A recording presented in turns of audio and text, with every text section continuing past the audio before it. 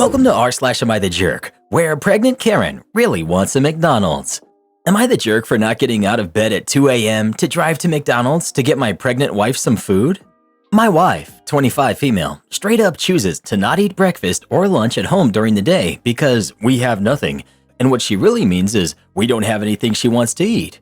I, 32 male, always make dinner after working all day while she's currently not working. I struggle to get her to find something that she wants. She either has no clue and wants me to choose for her, and when I do choose, she doesn't want it. Or when she does suggest something, she'll just pick around it and not eat much of it or straight up not eat it. So then, she wants me to wake up at midnight, 2 a.m., 4 a.m., and go to McDonald's or the gas station to get her food or snacks. I basically always tell her no. I tell her that the snacks she wants we should buy at the store, or that she should actually eat some breakfast, some lunch, or some dinner so she's not starving in the middle of the night. I'm never mean about it, and I always keep a calm and soft tone. Am I the jerk? I don't want people to think I'm being vindictive and not getting up for the food and snacks, but she was an instructional assistant at our daughter's elementary school, and after fall break, she just didn't go back. She up and quit and didn't even tell me. Before the break, she told me that she wanted to quit because she's now pregnant and she wanted to buy supplies and start her own nail business. This all started because after her first check with health insurance, she was only bringing home $500 each week. So instead of canceling my portion of the insurance, which she absolutely could have, and I told her to take me off her insurance, she decided to quit. I said the nail business was a great idea and said she should wait 2 to 3 months after she's practiced, figured out how to do it, and brought in a small amount of clients. But she up and quit without even telling me or us agreeing on it. By the way, we're also only 9 weeks pregnant. I've been pregnant 5 times, and I can't stand it when anyone uses pregnancy as an excuse for all kinds of trashy and entitled behavior. Not the jerk. Am I the jerk because I pay for a maid to clean the house before I come home? I work out of town, and my wife stays home with our 2 teens. When I'm home, I take care of the housework to give my wife a break. The kids are supposed to help around the house in return for me paying for their phones and stuff. My wife chooses not to enforce that while I'm gone. Our income is split thusly. We pay all our bills, including the kids' phones. We set aside money for retirement, vacations, emergencies, etc. What's left over is split evenly between her and I, so we each have money for fun things separately. For the last 8 months or so, she's made very little effort to keep the house clean while I'm gone. But she gets very upset if I just let it stay messy when I'm home. She says that the kids are too busy with extracurricular activities and their jobs to help, and that she gets overwhelmed. She does not work. The kids are in high school. I bought them a car and I pay for everything except fuel.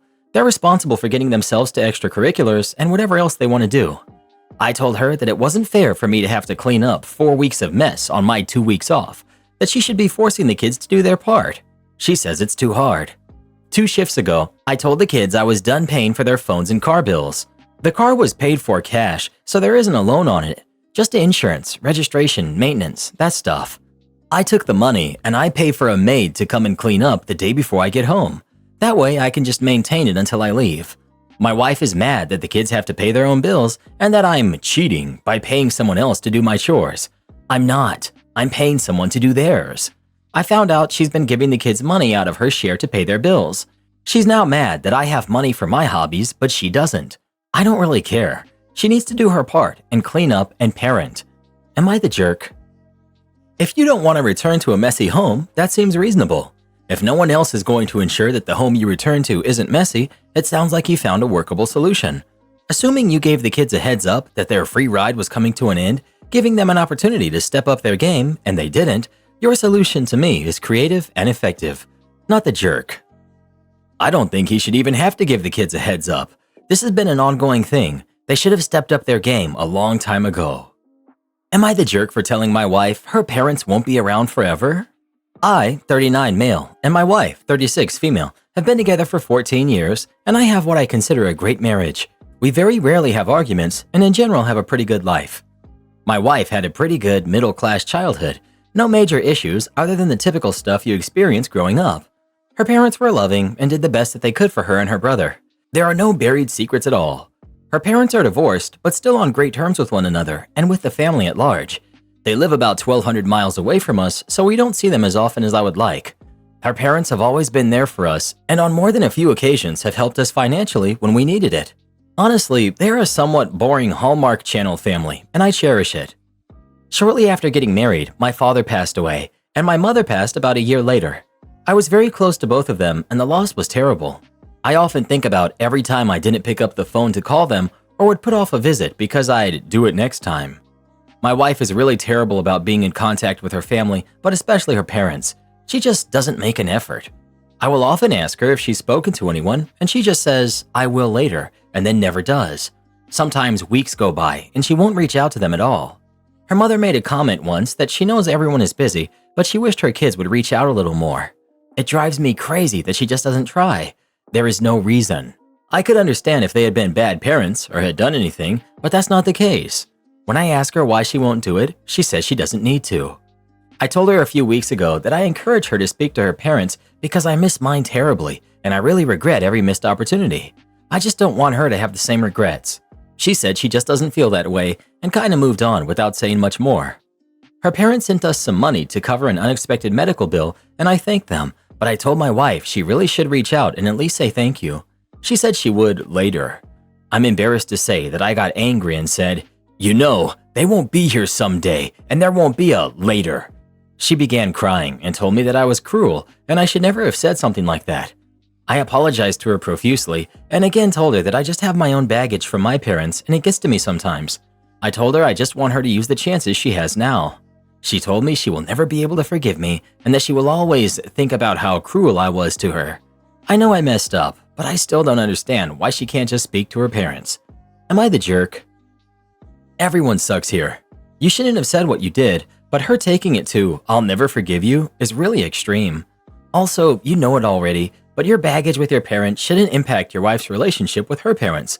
She can choose to be as close or not to them as she wants, and if she winds up having regrets, that's on her. You could just start by giving her parents regular calls. It sounds like they're nice people. Not the jerk. She couldn't even call and say thank you for the assistance? Checking in occasionally is nice, but not calling and thanking them for their recent help is classless. And flipping it on you, saying you're the jerk for saying they won't be around forever? She's the jerk. My partner of 8 years lied about his real age by a lot. Back in 2016, I met and fell in love with a guy. I'll call him Max. Max and I hit it off immediately, and our relationship started very quickly. I was 21, almost 22 at that time. In the first week or two of seeing him, I asked how old he was. He's the kind of person who'd look like he could be literally any age. It was hard to tell, which is why I asked. He avoided the question at first and then asked me, "How old do I look?" I guessed somewhere around 28 to 30. He smiled and said yes, that was right. I pushed for the exact age, and he admitted he was actually 36. He asked me if that was okay with me. My age gap allowance had been 7 to 10 years. A 15-year age gap was confronting. But I really liked him, and we got along really great, so I told him it was okay for me, though that would be the maximum age gap I'd be comfortable with. We went on to be in a long-term loving relationship for 7 years. Currently, 2024, we're now going through a very long, drawn-out, heartbreaking breakup. It's complicated. I don't have time to get into all the details here. He thinks I don't express my emotions well, and I think he's manipulative and simply doesn't like it when I ever have a negative emotion. We have to remain living together for now, separate bedrooms and bathrooms. About a week ago, he left to go on a much-needed trip, and I've been loving having the house to myself. But today, I stumbled upon the truth. I'm not going to get into how I came upon it, but it was by accident. I came upon his birth date written on an official document. He had always been super secretive of documents and made sure I never really saw them. Y'all, the way my jaw hit the floor when I read his birth year, 1970. He's literally 24 years older than me. He's older than my mother. I literally am flabbergasted. I don't even know. I just feel disgusting lately. This man lied to me just to get me and then continued to lie, like he was never going to tell me the truth. He wasn't 36 when he met me. He was 46, and I was 22, barely out of home. I'm questioning reality right now. Like, what other secrets have I missed? Did he have a family? Is he a criminal? Like, what the heck? I feel totally blindsided and disillusioned, like I'm living in the Truman Show or something crazy. I feel like this can't possibly be real, but it is. I'll start looking at housing alternatives. I really just want to kick him out. I've emailed my therapist already, so don't worry. I'm going to wait until he's back home to confront him about it. How would you confront him? Has anyone else ever been in this situation before? What did you do? And what happened when you confronted them? He's currently 54, whereas I thought he was 44, and he was 46 when we met. Honestly, to answer your question, I would not confront him. The relationship is over. You have nothing to gain from this. He might become dangerous. As you said, who is he really? If he went through 8 years of lying about this, it might be because he's hiding way more. Tell people you trust about this as a backup. Leave as soon as you can. Above all, stay safe. Don't confront. Just pack up and leave. When you're safely out, text him that you know his real age and you never want him to contact you again and block him. Let your employer know what's going on in case he shows up at work. I wouldn't say anything until his next birthday and simply text him, "Happy 55th birthday." Horrible advice in this thread. Please don't listen to internet strangers who think everyone is the devil and can't understand context. You had what seems like an otherwise successful relationship. Unless there are specifics you can tie to him lying about his age and how it might have been a source of problems in that 8 years, I just move on. You're already breaking up, and it's unlikely he's any more dangerous if you don't already think he is through breaking up. You can mention to him that you know, but just move on and be clear it doesn't matter at this point. If for some reason you really need to retroactively rethink some of your relationship, sit down and hash it out for closure. Am I the jerk for refusing to let my mother-in-law redecorate our nursery? So I, 26 female, am currently 32 weeks pregnant with mine and my husband Felix's, who's 27, first baby. Things have been going well, and one of the great things is that Felix is a builder, and so everything with the nursery went pretty smoothly.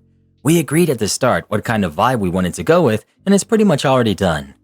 My mother-in-law has always been a bit of a nightmare, but she's been better since the news that I'm pregnant, though not without issues. For example, she told me that I should lose some weight and that it wasn't healthy for me or the baby, even though she knows I used to struggle with this.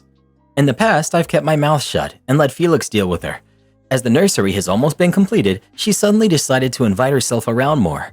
I work from home currently. She comes in on the regular, asks me when I'm going to have lunch, and, "Oh, could you just pop me something in too?"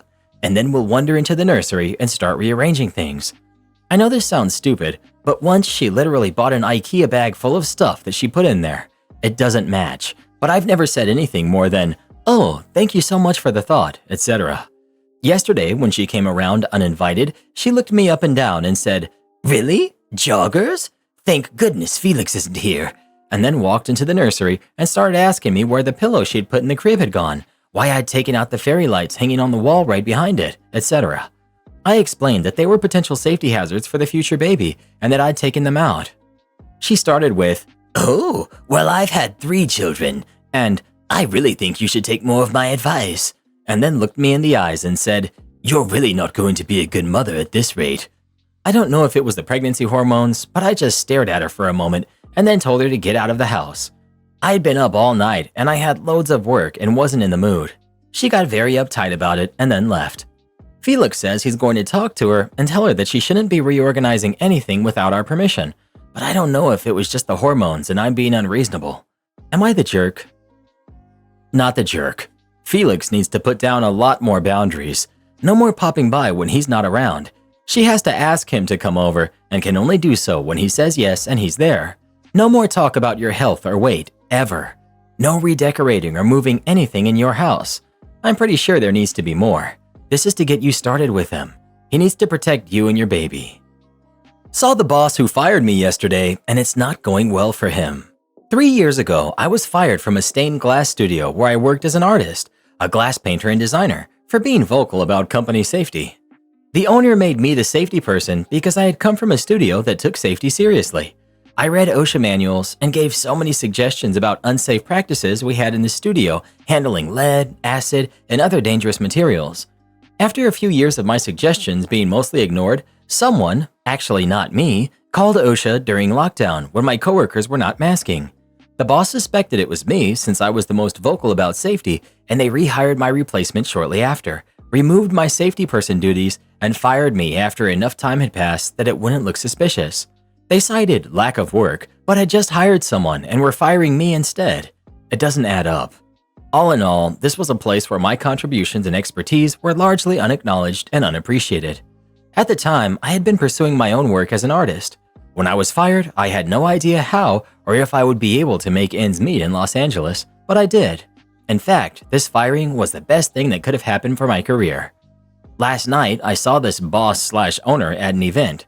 The studio is doing so poorly that he had to cut everyone's hours to 2 days a week. Many people are looking for new jobs. He said, "I heard you had a show." And yes, I actually have a solo show with a major gallery, more than $30,000 in savings, and so much work on the horizon, I'm booked through 2026. I said, "Yes, things are going really well," and I flashed him a huge smile. Success is truly the best revenge. Edit. The number one comment I'm getting is, who tells someone how much they have in savings? I didn't. I only said that part in quotes. The other information is for you to know, to help you understand where I'm coming from. Honestly, I'm appalled at how many people lack basic reading comprehension skills, but here we are. Also, obviously, this boss didn't tell me how bad the studio is doing. I learned that from former coworkers I saw at the event. The crazy thing is, he literally cut hours that day, so everyone was still quite upset. Again, all that was said is in quotes. Entitled mother demands I pay her mortgage. So a bit of background. My mom and dad have been divorced for some time now, which leaves my mom as a single parent to me. Since I started working, I've had to pay board and rent to my mom, which of course I have no issues with. However, everyone I've spoken to, work moms, friends, etc., thinks I pay way too much. Since I got my first full-time job, I've had to pay £400 per month to my mom to live at home.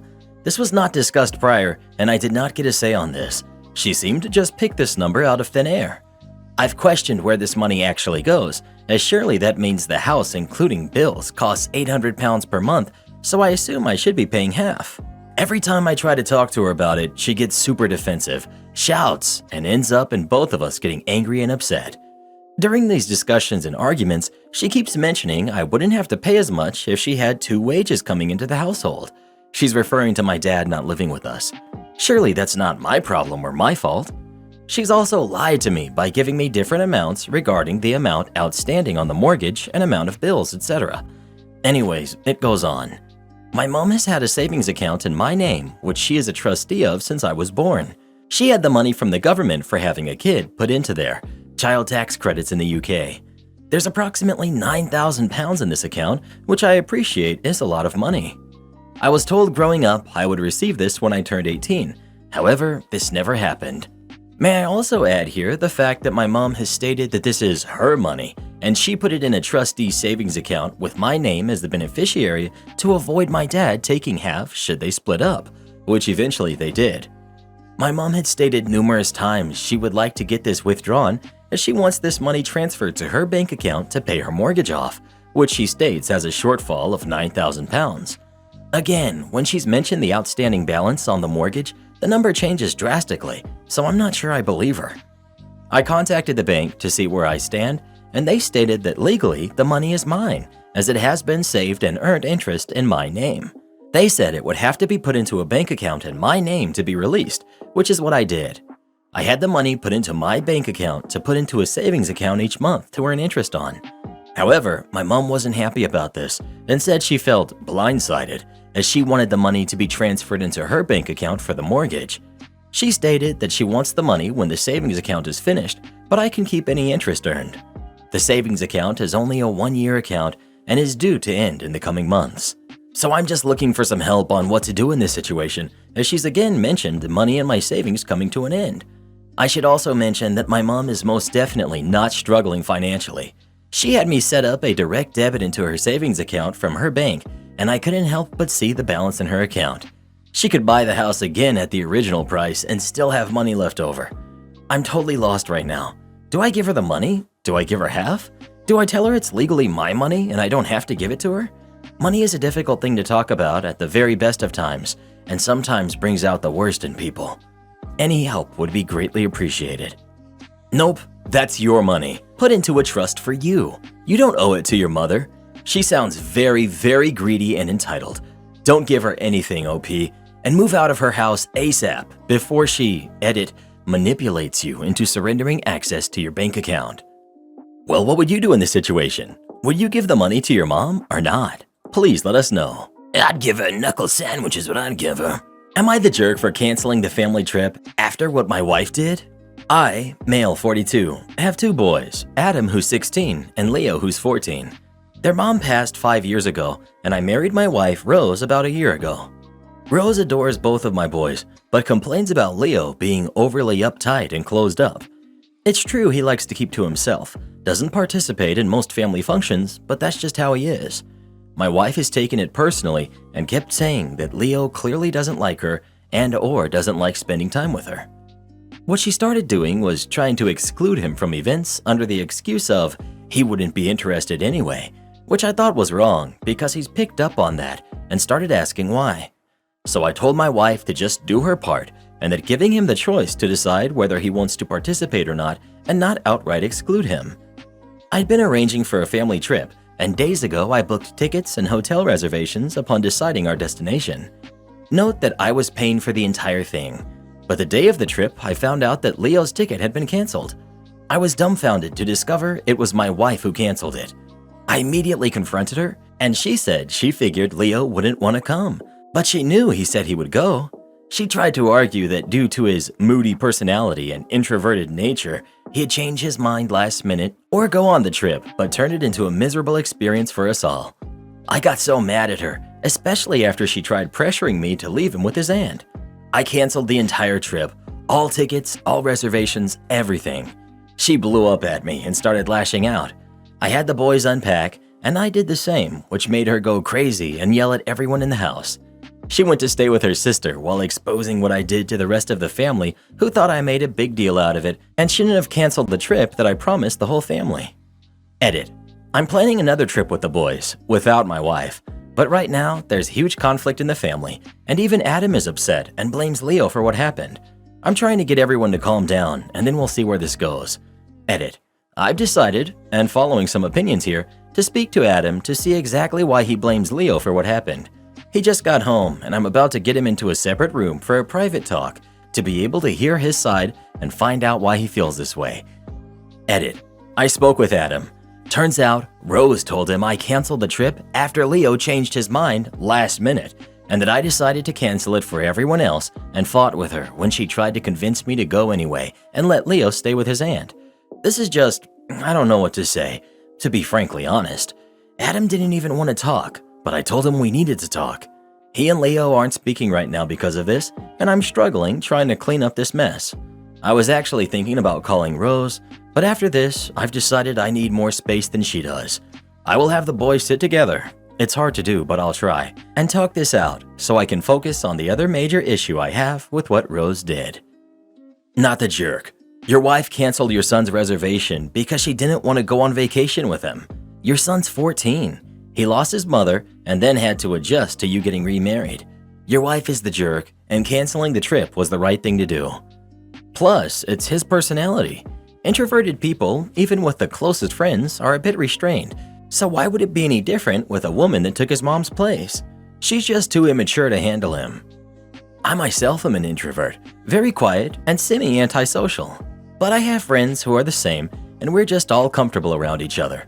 Rose has a total misconception that all kids are just always outgoing and chipper or whatever goes on in her head. And the fact Leo immediately picked up on her completely isolating him with a lame excuse proves it was a bad influence.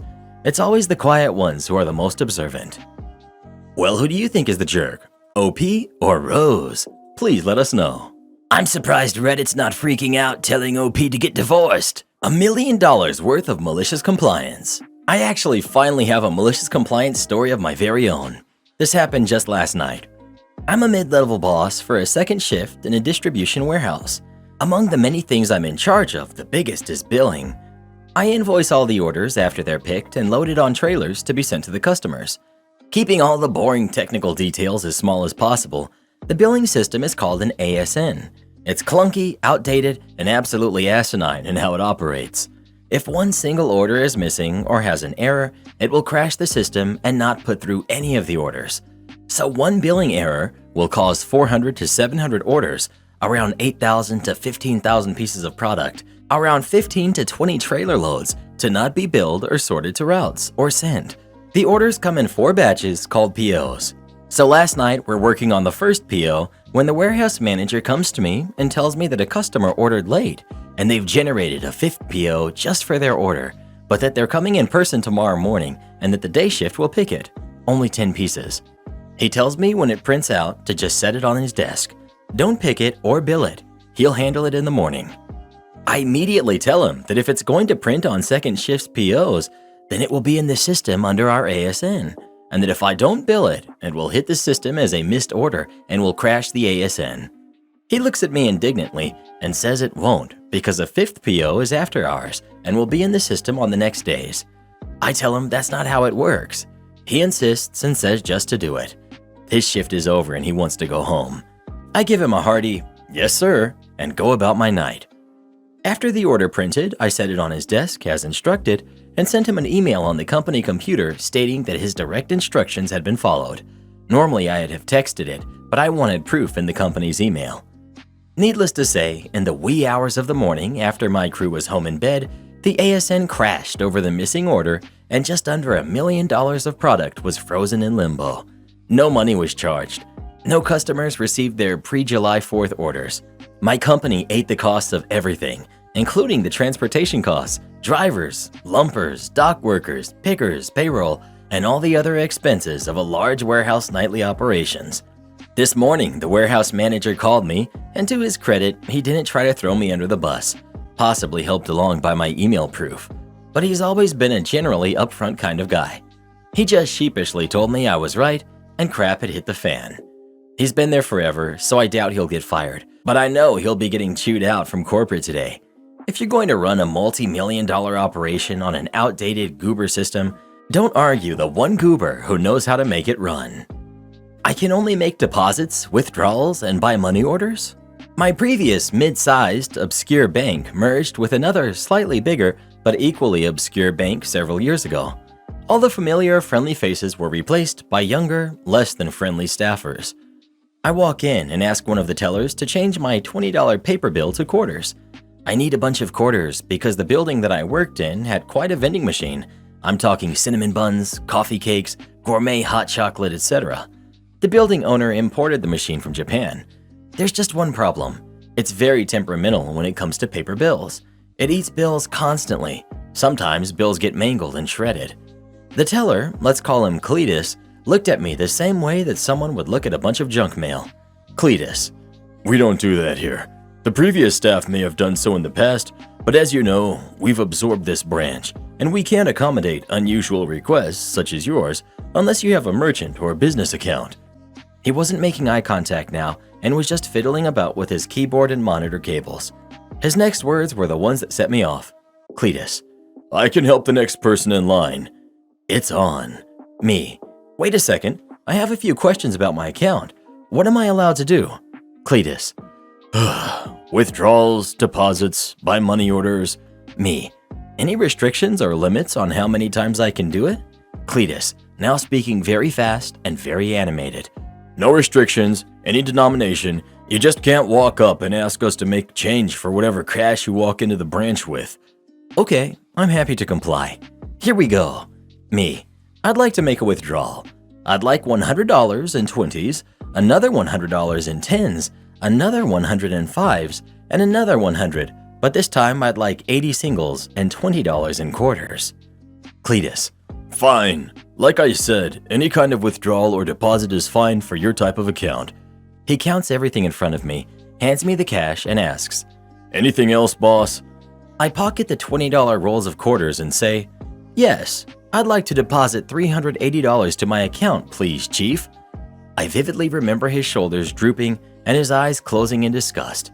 Needless to say, I closed my account the next time that I stopped by.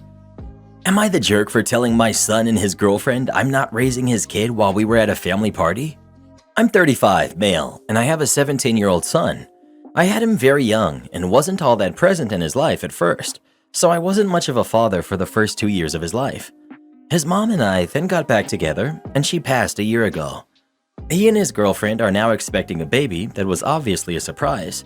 His girlfriend moved in with us. They're both still in school and plan to go to college. When they told me about the baby, my son said that since I work from home, they can still go to school and get their degrees while I take care of the baby. I told them many times that I will not be raising their kid, and they need jobs. They can do part-time jobs with school and get 2 jobs over the summer to save up some money. They're both mad about it, but we didn't discuss it anymore. We all went to my brother's birthday party and the whole family was there.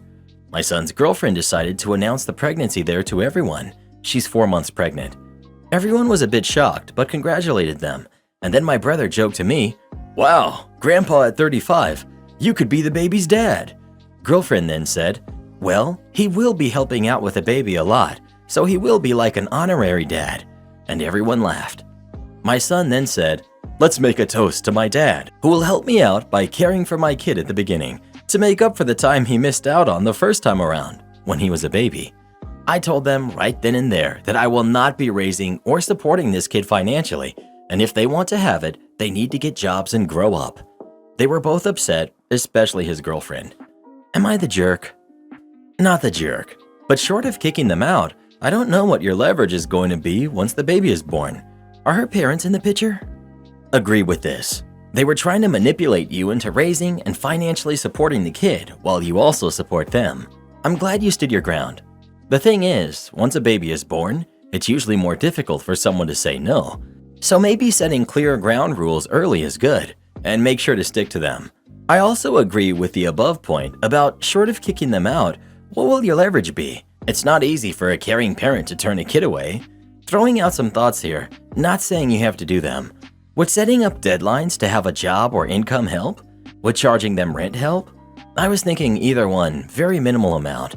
Definitely nowhere near what market rates are, but to give a little push to earn an income. Or two, charge a minimal rental, but that amount is going into something like a jar at home that can be used towards baby formula, diapers, etc.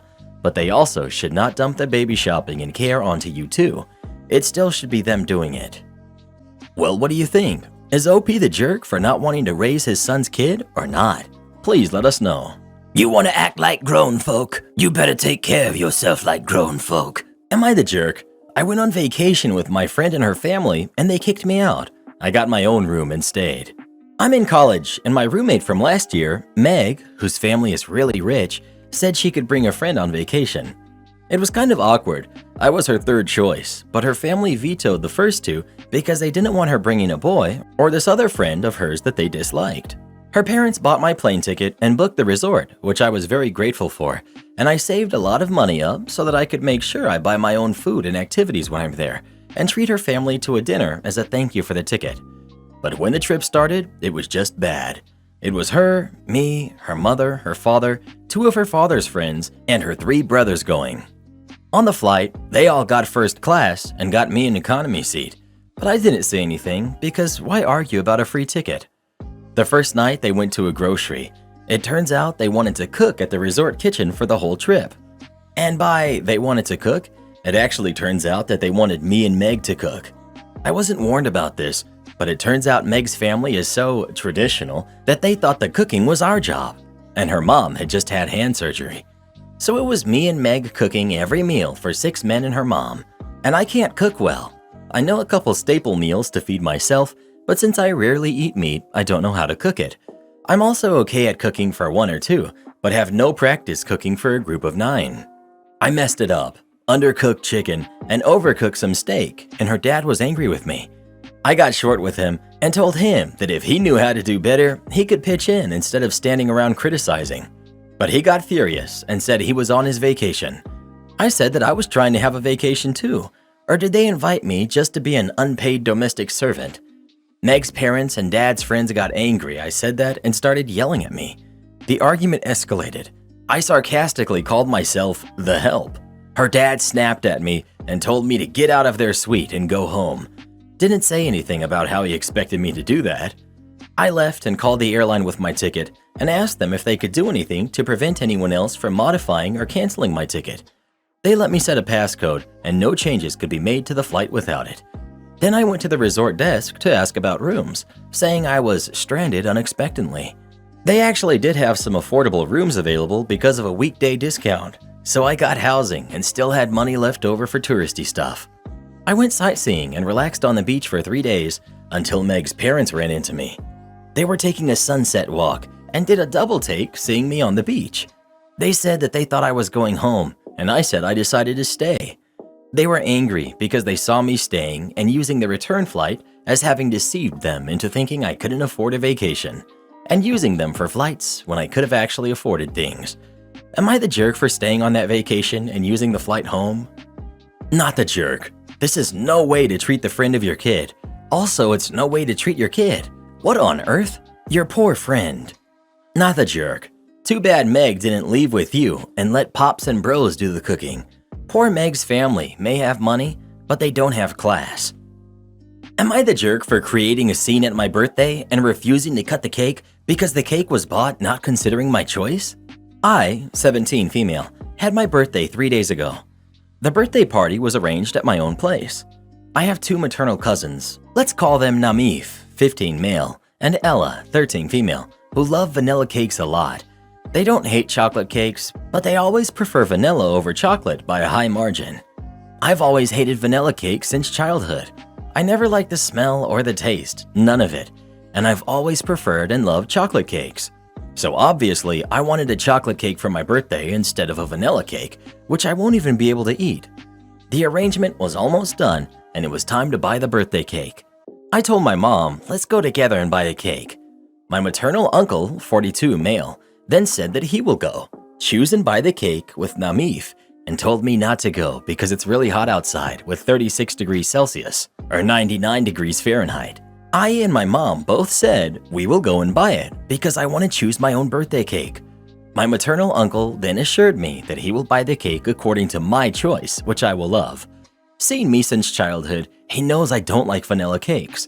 Again, my mom reminded him not to buy a vanilla cake and to buy chocolate cake instead. I also told him to buy chocolate cake. Then after a while, my maternal uncle came back with the cake. I opened the box with interest and curiosity and saw it was a big vanilla cake. I looked at him with a confused face and he said, "I bought it because Namif loved it and chose the cake for you." Then I said nothing and went to my room. My mom came after me and I told her that I will not celebrate my birthday and I won't cut the cake. Hearing this, my maternal uncle came and started saying, "Elders should always sacrifice for their youngers. You're Namif's elder sister, and you can't sacrifice just a cake for him." It's like the 1,000th time I'm hearing this. "You should sacrifice for your youngers" thing from him. Hearing this, I got even more mad and said, "Okay then, I should as well sacrifice cutting the cake and let him, my brother, cut the cake." My point was, why the heck am I supposed to sacrifice at my own birthday? Not to mention I'm celebrating my birthday after 4 years. Then I started saying how I felt and how their mentality sucks and said I won't cut the cake. Then my maternal aunt started saying I'm the jerk, I'm childish and selfish, and they won't ever attend my birthday. Am I the jerk? Update.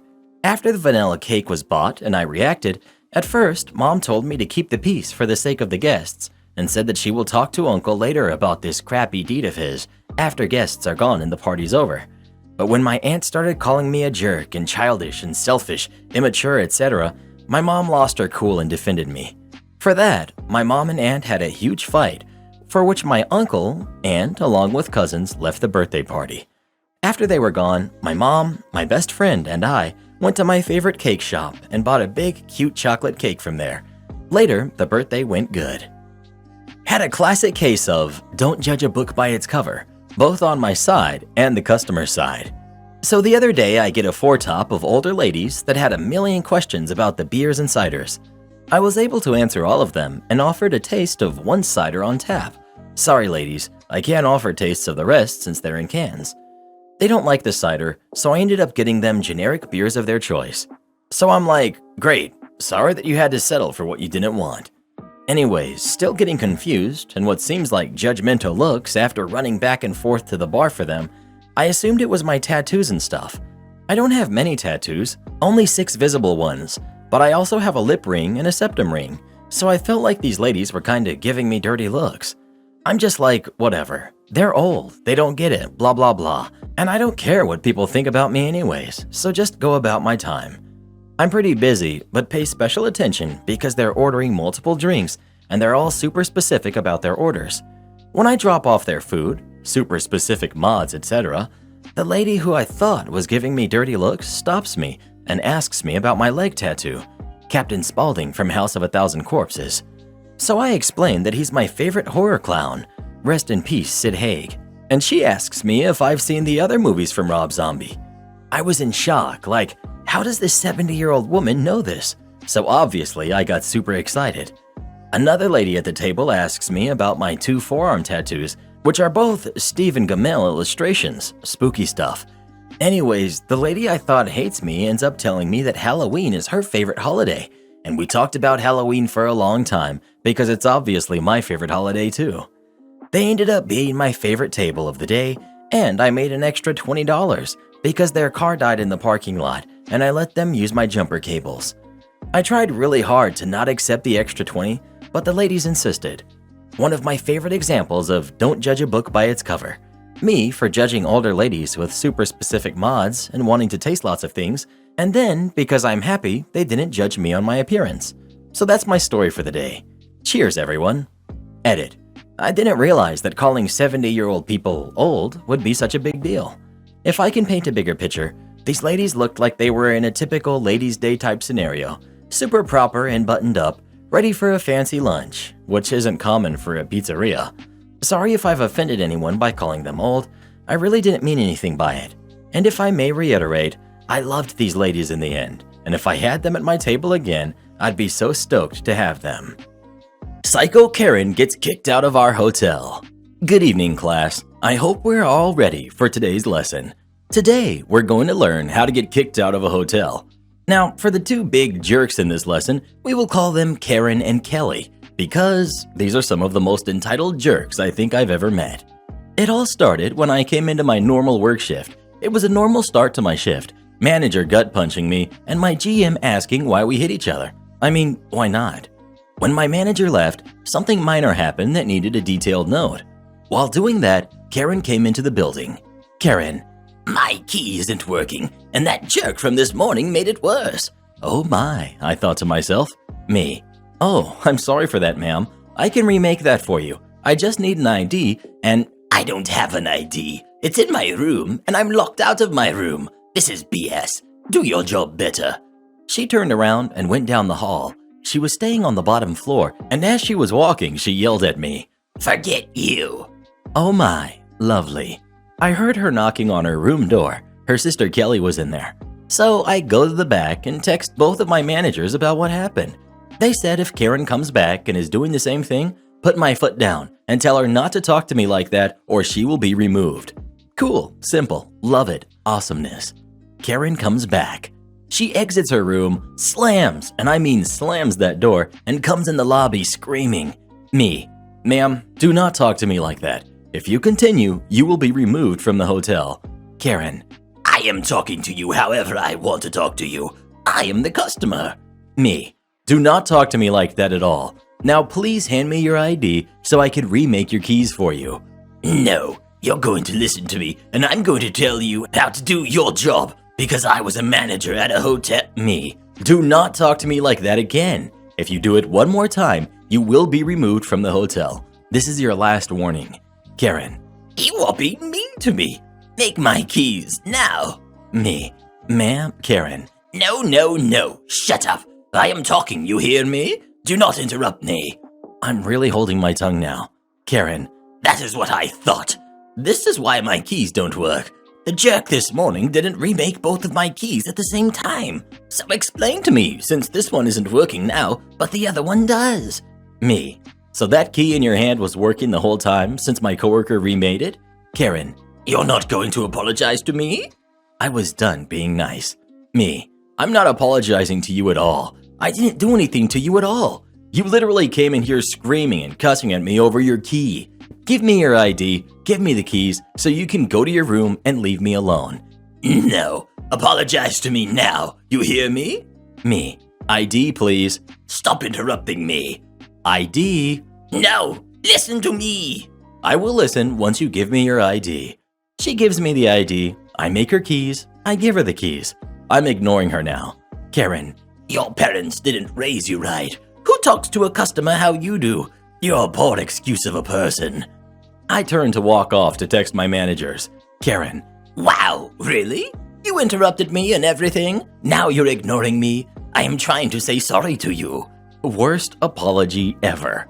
She kept yelling at me from the front desk. I was texting my managers about everything. It got to the point I turned the corner and said, "Go to your room now. I'm not talking to you at all." Karen gets angry and starts cussing and yelling more and goes to her room and slams the door. GM calls me. Me. Meow Hotel, how can I help you? GM. Transfer me to that room now. Me. Okie dokie. Not sure what happened after that, but my manager called me next. Manager. What exactly did you say to that woman? Me. I told her to stop talking to me how she is. Told her if she doesn't stop, she will be removed from the hotel. I kept asking for ID, and she kept screaming like a 5-year-old. Manager. You said nothing inappropriate to her? Me. No, why? Manager. She said she recorded you and that she has evidence of you getting violent and saying inappropriate things to her. Dumbfounded, I tried really hard not to giggle. Me. She just dug her own grave. Manager. Yeah, it sounds like it. Transfer me to the room. I transferred. 10 minutes later, I get a call from our customer service complaint line. Kelly in the room called them. The woman who was dealing with the case said, she said you attacked her sister over the counter and said very inappropriate things to her. I told the lady to give me a case management number and pass it on to the managers. This is in their hands now. I texted it to them and told them what the casewoman said. GM calls me back and said, I want them out now. Heck no, I am pulling up the security cameras. I transferred her to the room. Manager called me next and was ranting about how she should have kicked out that woman earlier this morning. This wasn't the first issue with her, I guess. GM calls me back and said they have 15 minutes to get out. She told them about the cameras. She said Karen started yelling and cussing at her and sometimes was just screaming, which I could hear down the hallway. GM told them if they come to the desk to talk to me, GM was currently watching the cameras, watching them leave.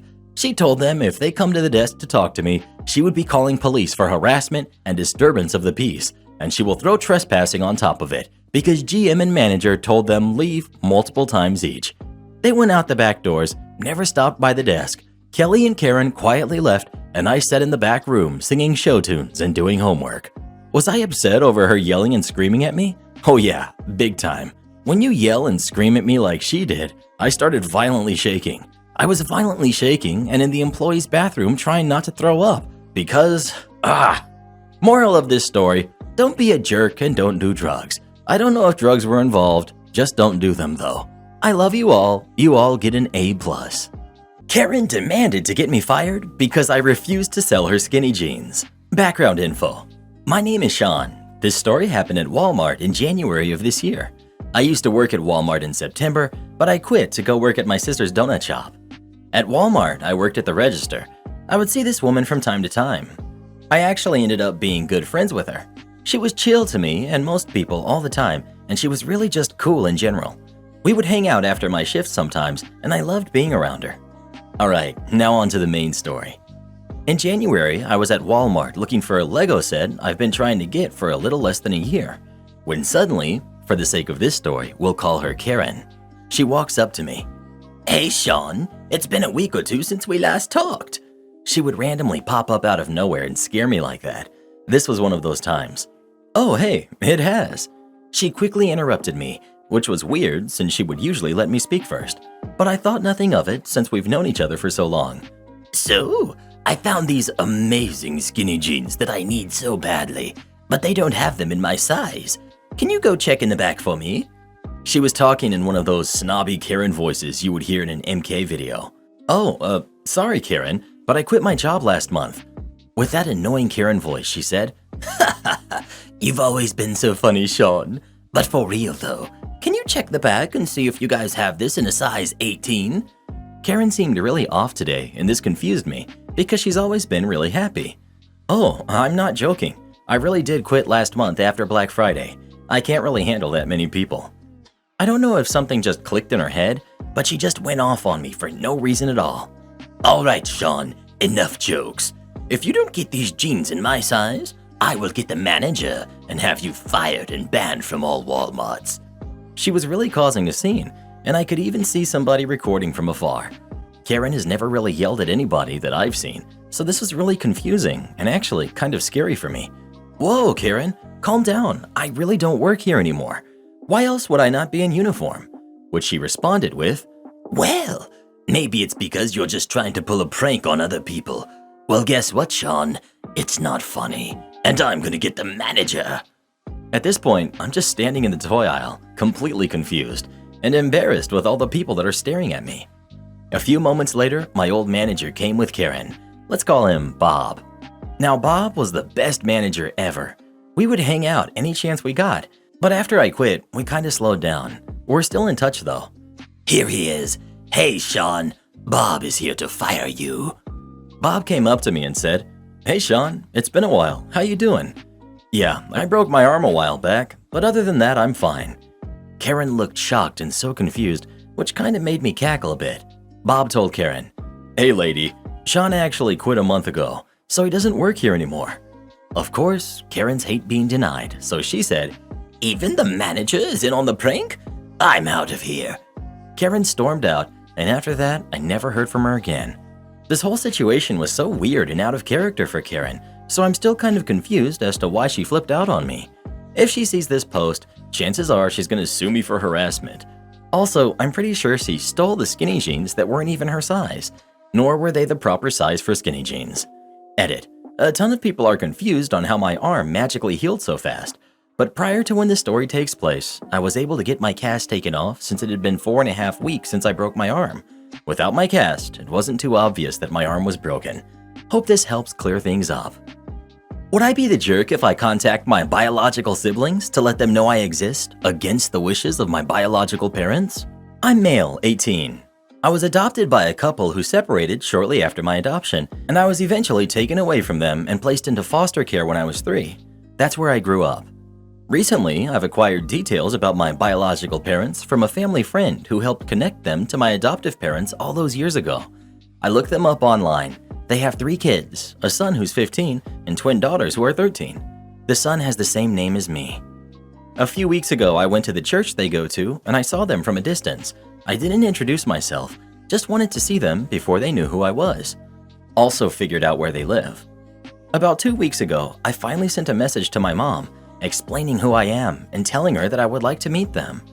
She saw the message that day but didn't reply for a whole week, and then just sent a very short message telling me they're not interested in getting to know more about me or having me in their lives, to not contact her or her family ever again. I sent a message to my dad then, and he said we can have a phone call. We had that call last week. He didn't even let me tell him anything about myself.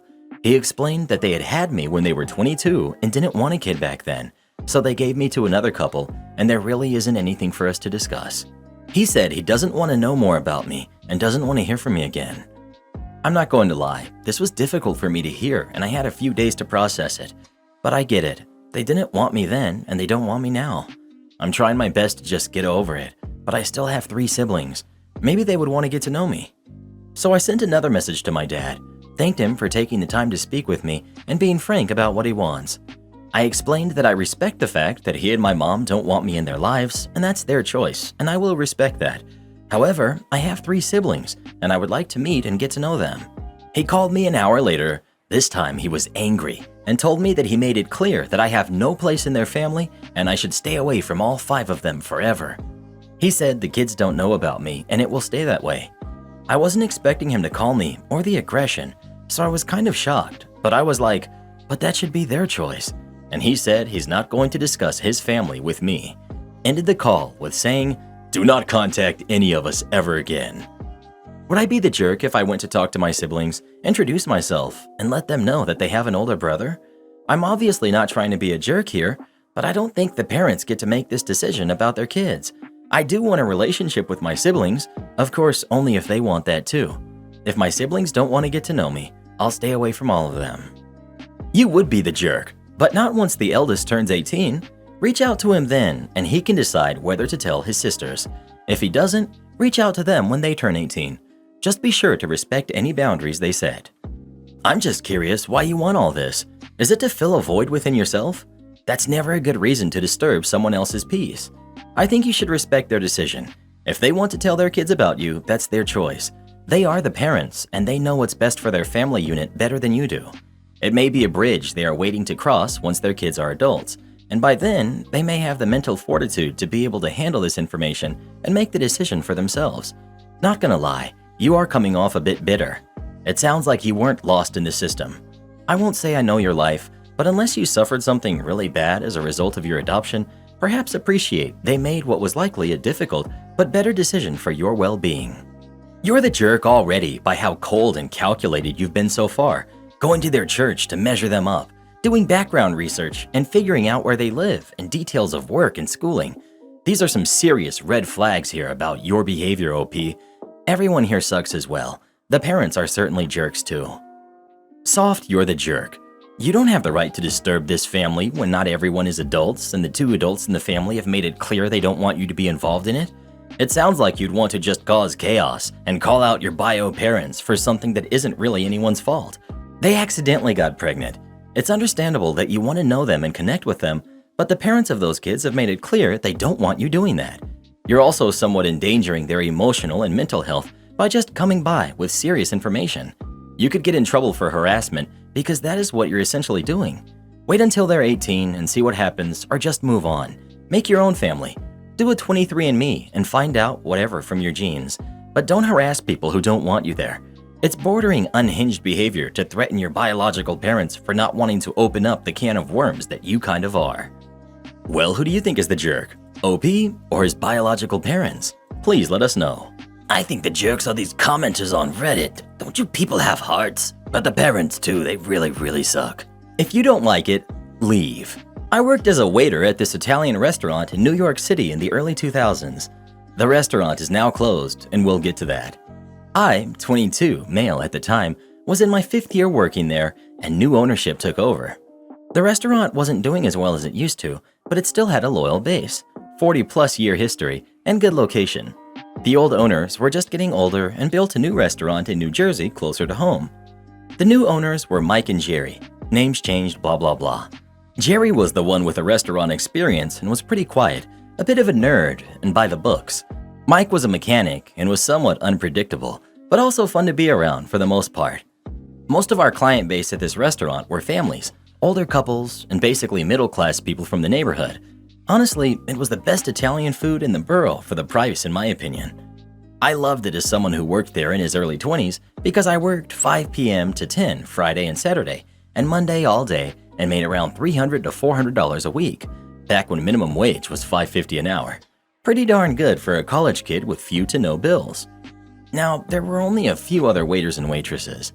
James, who left because he became a teacher, Tom, who left because he became a fireman, Will, who was about to leave to become a court officer or something, Erica, a cute new girl, Agnes, older housewife who worked there for 25 plus years, Jill, another older and beloved waitress who worked 25 plus years there, and me, that's it. So we had new owners and some key spots needed filling. We were on a skeleton crew and I was picking up extra shifts, as was Erica. Most of these waiters who were leaving were there for like 6 plus years. The customers liked seeing the same faces. Well, Mike and Jerry, the new owners, decided they wanted all young waiters and waitresses, so they fire Agnes and Jill. The customers were jolted and unhappy. Now, context aside, Erica and I were working a party of about 22 people. It was the last table of the night. When the bill was settled and Erica and I cleaned up, we asked Jerry for the tip.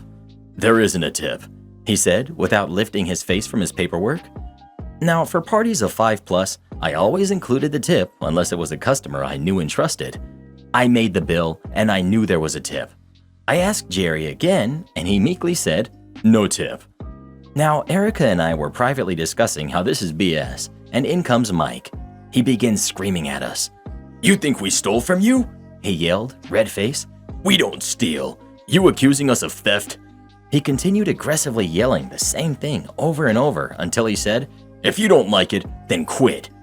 He then stormed off. Now, I should mention that my best friends all moved to California months before this, and I had plans of moving there with them next month. I didn't give my 2 weeks notice yet because it was 4 weeks out. I told Erica this. "Yeah, forget this place," she said. As we were packing up to leave, Jerry came over and gave us our tip with no explanation. Weird. Then Mike calmly said, "So, see you tomorrow?" "No," I said calmly. "I quit." "Me too," Erica said. "Okay," Mike said, deadpan. Well, it wasn't okay. They now had no waiters in a restaurant that needed at least 4 to 5 to function. Even if you pulled someone off the street, they don't know the system, the menu, the customer base, the wine list, etc. They were done for. They called me incessantly for days afterwards, begging me to come back. I considered it because I could use more money before my big trip to San Diego, but forget them. They even called me throughout the summer asking if I could come in. "Sorry, I'm 2,000 miles away," I said. I'm not sure if they believed me, but I was gone. The restaurant only lasted a few more months, and it saddens me because I loved the place. But if you buy an old Italian restaurant with a built-in clientele, don't scare them off by making stupid changes. Now, if I stayed there, would the restaurant have been saved? No, I doubt it. But a lot of customers would have had better dining experiences those last few months instead of the 15-year-old busboys being their new waiters. Am I the jerk for using my husband's car to get to work after he tricked me into going to his family's barbecue party? I, 33 female, am a nurse. I have a very, very busy schedule. It's been absolutely crazy the past couple of years. My husband, male 36, works an office job, and because he's a family-oriented type of guy, he always hangs out with his family. His family live on a ranch in the middle of literally nowhere. It's a hassle to go there, and due to my work nature, I don't go to most of their functions. I do, however, make sure to attend the big ones. Last week, his family wanted to host a barbecue party. He wanted me to go with him so badly since all his brothers were bringing their wives and since they mocked him for coming alone in the past. I said sorry, but I had a shift to cover. He begged, suggested I swap shifts with other nurses who are my friends, and even called them all to beg them to cover for me. I grew irritated and told him to stop it. He sulked for a whole day, but then he dropped it. In the morning, and hours before my shift, I discovered that my car's tires were out of air. My husband offered to drive me to the hospital at 4 p.m. and I agreed. I got ready and we got in the car, but instead of taking me to the hospital, he drove me straight to his family's ranch. I was dumbfounded and angry after he said he tricked me into attending this barbecue and that I had to suck it up and set this shift out. I was so mad I didn't even know what to say. We got to the ranch and I sat outside fuming. I waited and saw I still had time to make it to the hospital if I figured out a way to get there. I watched my husband go inside, leaving his keychain next to me, right where he was sitting.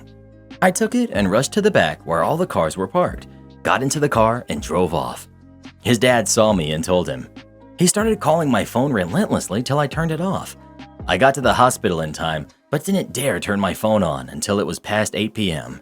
I opened it and saw tons of angry messages from him, losing it on me, calling me horrible and a manipulator. I got on the phone with him and he yelled about the awful stunt I pulled and bailing from the party and making him look bad in front of his family. He then calmed down and said he now knows that work is more important to me and that he won't ever trust me after I basically stole his car and ran with it. We've been on terrible terms since then. His family are also mad, but I haven't spoken to them about it yet, nor calcified anything. Am I the jerk for what I did? I was desperate and worried that messing my shift might cost me my job. Not the jerk. You do know that he was the one that messed with your tires, right? Right. I read that the tires were out of air, and I was like, yeah, sure. Not the jerk. I wonder where he'll take you next time without your permission. Not the jerk. I'm sorry, he called you manipulative? The person that lied to your face to get you to do what he wants you to? On top of this, he prioritizes his leisure time over your career. Don't you dare apologize to him. Feel free to leave him. Well, who do you think is the jerk? OP or her husband? Please let us know. I just want to know why you pronounce barbecue like that. Am I the jerk for refusing to hide my engagement and uninviting my dad to my wedding? I, 33 female, just got engaged to my boyfriend, now fiance, 33 male, of 4 years. My stepsister, 35 female, stepmother's daughter, is on the slower side mentally, but I don't know exactly what her diagnosis is because her stepmother / my dad's wife is in denial about it all while coddling her at the same time. My stepsister is not dangerous, but she can behave awkwardly and inappropriately and just makes people uncomfortable. She's always had a crush on my boyfriend, now fiance, and has gotten angry whenever we acted like a normal couple. She cries and throws tantrums for hours upon hours over it, so we have been low contact with my father as a result. I called my dad to let him know that we got engaged, and he's wanting me to hide it for a while, to not tell anyone at the 4th of July party we were supposed to go to this weekend, to not put it on social media, and to come to the party without my ring until my stepsister can get used to it. After my dad gently breaks it to her, and he said not to act too close with him at the party, Mind you, we don't do PDA, we just act like a normal couple. I asked him how long he expected us to keep up the charade for, and he said in a very annoyed tone, "I don't know, just give us time to break it to her." And I told him, under these conditions, that we would be declining the invitation to the party and all other family events until we're allowed to act like a normal couple. And I absolutely will not hide it on social media. I will put it up just as any other newly engaged couple and let the chips fall where they may. And I said if he's not going to be 100% supportive of my engagement and marriage, then he does not need to come to my wedding. That I'm not going to disrespect my fiancé by acting ashamed of him in public. And I told him in order for us to resume contact, he needs to be publicly supportive of my relationship, not just secretly or under the radar. My stepmother picked up the other line and joined us on the phone. She said I'm being selfish, that I know how hard my stepsister has it, that she'll never have what I do, and I should be understanding and considerate. And my dad basically agreed with her. Although it's none of my business, my stepmom clearly wears the pants in the relationship, so to speak, and my dad will always acquiesce to her. I told them that since they're ashamed of us, that they will never have to worry about justifying our existence to anyone ever again, because we will not be coming around, and they will not be invited to my wedding unless they have an attitude makeover. Let me act like any other normal couple and are 100% supportive of my upcoming marriage, and hung up. My dad's side of the family says I'm being insensitive, that my stepsister has it really hard and will never have what I have, and I need to be gentle with her. I told them if they want to handle her with kid gloves, that's their prerogative, but I'm going to live my life how I choose, and they have absolutely no right to tell me what I can and can't put on my social media. Am I the jerk? Not the jerk at all. So she's in denial about her clear instability and won't treat her or even acknowledge it, but expects you to change your life and your excitement so they don't have to deal with the consequences of not getting her help? BS. Great choice overall. Not the jerk. Not the jerk. They're being unfair to you and your stepsister.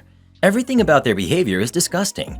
If her issues are so severe you have to act like your partner is a stranger to prevent hour-long tantrums, she needs serious intervention.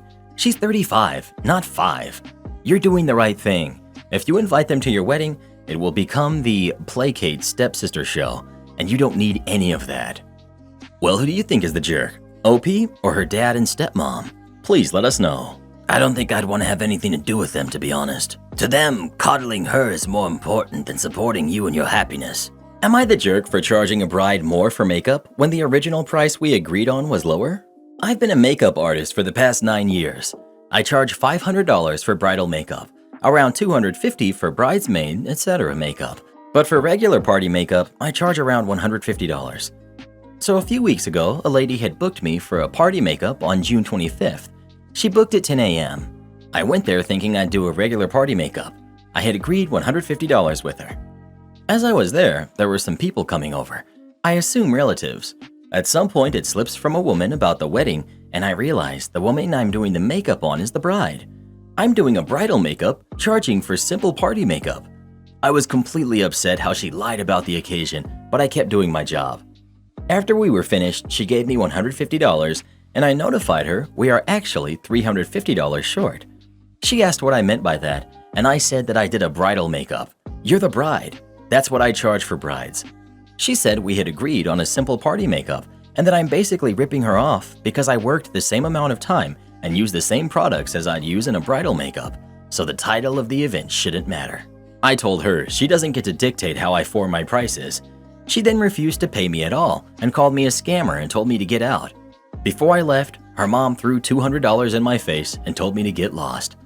I was telling what happened to my friends, and they all sided with the bride and said that unless I used more expensive products and I did extra labor, then I'm not justified in charging her more, and since she requested a party makeup, I should just charge her for that. Am I the jerk? She did not ask for bridal treatment and didn't do a makeup test run. You used the same products you would use on a simple party makeup and attempted to upcharge her $350 for what exactly? Just because she's the bride and you want to squeeze more money out of her? If you used different products or it took way longer, then sure, I could see the upcharge. But you didn't, and it didn't. So yes, you're the jerk. Edit. To those saying OP did nothing wrong, OP stated the only difference in the makeup is setting spray. Unless that spray was made by the gods themselves, it is not worth the $350 upcharge. Edit 2. If anyone can justify why you would charge her more for no extras, Other than a setting spray, when all she asked for was simply party makeup and didn't demand or ask for more than that, just because she's a bride, then okay. You're the jerk. Once you found out, you should have told her the prices for bridal makeup. And seeing how everything you use for party makeup and bridal makeup is the same, other than the setting spray, she was right to call you a scammer. A $350 difference for a couple of sprays to set the makeup, that spray better be made of God's tears. You're the jerk. As a fellow makeup artist, there's absolutely no reason I can see for that massive price disparity. She asked for party makeup. Don't give her anything special beyond that. It was your choice to use the more expensive product, not hers. But even if it wasn't, an extra $350? Come on. You're the jerk in this situation, and you're the jerk in business. She asked for party makeup. You gave her party makeup. She didn't ask for anything extra, and you didn't provide anything extra. So what difference does it make? And after reading your response to other comments, you're the jerk for charging your customers an extra $350 for different setting spray. That's daylight robbery. Well, who do you think is the jerk? OP or her customer? Please let us know. I would have finished the job, taken the payment, and just not worked for them again. It's a Wrangler. During my time selling cars, I sold a lot of Jeep Wranglers. For those who don't know, the Wrangler is purpose-built to go off-roading and really isn't that great of an everyday SUV. My customers who bought a Wrangler and knew what they were getting were happy. My customers who didn't know what they were getting and bought a Wrangler hated it. Had a guy come in with a BMW X5 to trade in on a Wrangler. I took him on a test drive. I explained the cons of a Wrangler. It's a rough ride, gets horrible gas mileage, doesn't hold in the heat or the cool air very well. It's bumpy, even though it's big, how it's designed can make for a cramped driving, and it has a lot of quirks, and that's how it's built. It's meant to be that way. This was a Sport S 4-door automatic hardtop with a few features like heated seats, and we sold it to him for about $45,000. I remember him asking me questions like, "Are these seats power?" "No, they aren't." Or, "Are the seats cooled?" I go, "No, they aren't." I remember him asking me about features it didn't have a lot. I even remember asking him, "Are you sure you really want to trade in your X5 for a Wrangler?" Well, he did. Over the course of the next several weeks, he would complain to me, "Wind noise is really loud." Me, "It's a Wrangler." "It doesn't keep the heat in very well." "It's a Wrangler." "Its gas mileage is horrible." "It's a Wrangler." "It's really bumpy." "It's a Wrangler." I finally said, "Would you like your BMW back?" He said, "You will unwind the deal?" I said, "No, but you could trade your Wrangler into us and we can sell you your BMW back." He said, "All right." He came in, we offered him $40,000 for his Wrangler, and we sold him his BMW back for $1,000 more than we paid him for it. When we gave him $40,000 for his Wrangler, he was surprised because he expected our number to be lower, and he asked, "Why are you giving me $40,000? I said, "It's a Wrangler," and he smiled. Yes, he basically spent $6,000 to what amounts to renting a Wrangler for 6 weeks. What do you think about Wranglers? Do you like them or not? Please let us know. I always thought they were kind of cool and kind of used to want one, but after reading this story, I think I'll pass. Karen's stepdaughter demands I pay her credit card debt. I have been remarried to my amazing new wife for about 6 years now. She has moved in with me along with her now 23-year-old daughter. After my most recent divorce, I have saved money aside so that I can put my son through college. He has just turned 18 now. My stepdaughter, unfortunately, has had difficulties managing her money responsibly. She has gone on shopping sprees during lockdown using the CARE Act stimulus checks from the government to buy herself Louis Vuitton bags and red-bottom heels. We understand that she has put herself in a difficult position. That's why we are considering bailing her out just once to help her. My wife says that we should use the money from my son's college fund to bail her out. I refuse to because I've saved that money specifically for my son. My wife is upset as she thinks that we should operate as a team and treat each kid as if they were our own. Am I the jerk in this situation? Edit. Thank you for all of the responses. I didn't realize this post was going to blow up. I have decided I will not be providing my stepdaughter any funds out of my son's college tuition. My wife and I have scheduled counseling to discuss further steps. Rest assured, my stepdaughter will have to learn to cover this herself, will not be responsible, and will not punish my son because of poor spending on her side. Again, thank you for all of the replies. Reject my idea, then praise the dumb idea from the boss's daughter? So, back when I was a university student, I got hired for a summer vacation position at a dog training school to design and maintain their website. It was kind of one of those scammy sorts of certifications that would never land anyone a job anywhere, but it was a thing, and the school was actually fairly popular. Now, this was back in the day before MySpace, where GeoCities websites were our own little touch on the internet. If you are young enough to never have had the pleasure of visiting a GeoCities site, here are a few of the common themes. Like the Dawson's Creek theme? Not for long, because your inner ear canal is going to be eviscerated on half the ones you visit with "So open up your morning light" being shouted at you. All the fonts, all of them, from Comic Sans to Times New Roman, you're going to see them all. Wait, all those fonts are visually appealing. Better make a giant slurry of colors in the background to balance it out. And let's top all of that off with some low-res, low-FPS GIFs. Utter perfection. Anyway, I was an actually competent web designer, and it was clear that their official website was made by a not-so-competent web designer. It was basically a GeoCities site, hosted off GeoCities, which somehow made it worse. That's kind of why they hired me. A lot of their graduating customers in the final survey called the homepage a total mess. The daughter of the owner of the company had designed it, and she was not happy that people disapproved of her work.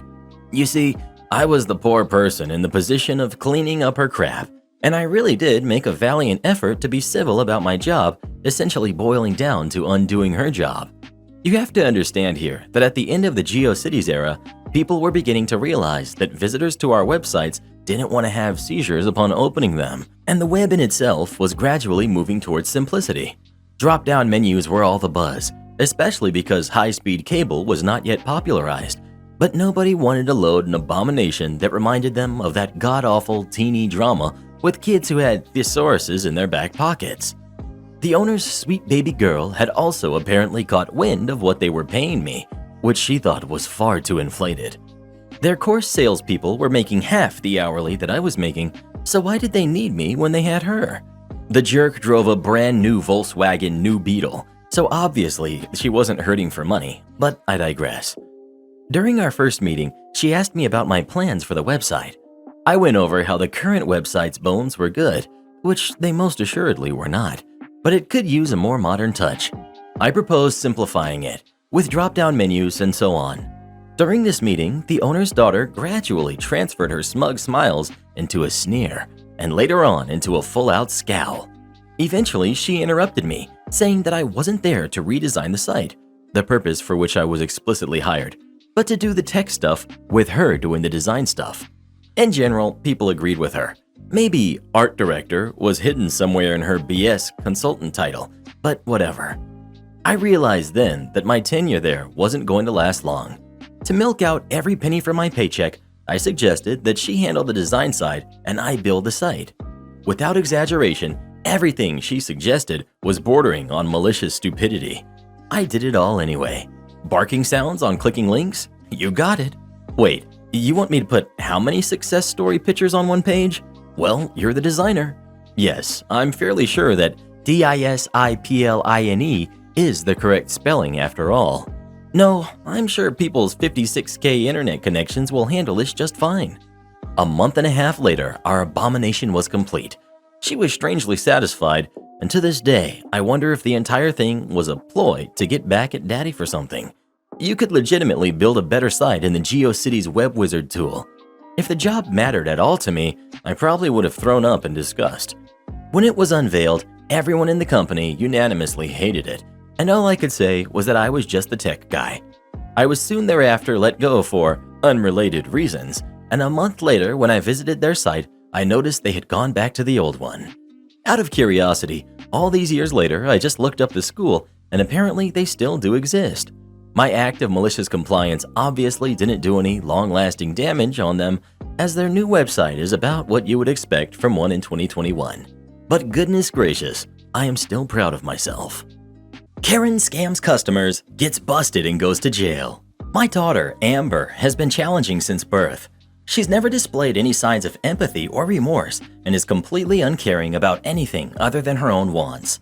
We did everything we could when she was growing up. Therapy, specialists, and regular contact with experts in her disorder. Amber studied well, but drifted away from us as soon as she got her first job. She kept in touch, but rarely visited. Amber ran a scheme which targeted several elderly, disabled, and vulnerable people and tricked them into giving away money. A few of them ended up passing with nothing left, and Amber got some heavy criminal charges as a result. Amber was found guilty at trial, and ahead of her sentencing next month, the judge denied her bail because she won't be getting anything other than prison time. I visited her yesterday to see how she was coping and to see if she needed anything. Amber excitedly told me that some friends and people who used to work for her had brought her clothes to wear to court. She said she planned to go to her sentencing in red pants and a tailored suit. I was completely shocked. Obviously, she should wear something smart to court, but a tailored suit and designer shoes looks like she's some big businesswoman, and it's sending all the wrong messages and doesn't exactly suggest she's humble or remorseful. Amber's argument was that she's looking at a long sentence no matter what, and so she might as well go out with style. I was sickened, and I made it clear that if she shows up dressed to the nines, she won't be getting any support from me when she's in there or when she comes out. I said she'll never see me again, but she didn't particularly care. My husband sees my point, but he says that I know who and what our daughter is. He says we all know she isn't capable of remorse and that it shouldn't be fair to withdraw support because of that. I'm well aware of that, but she at least has to try.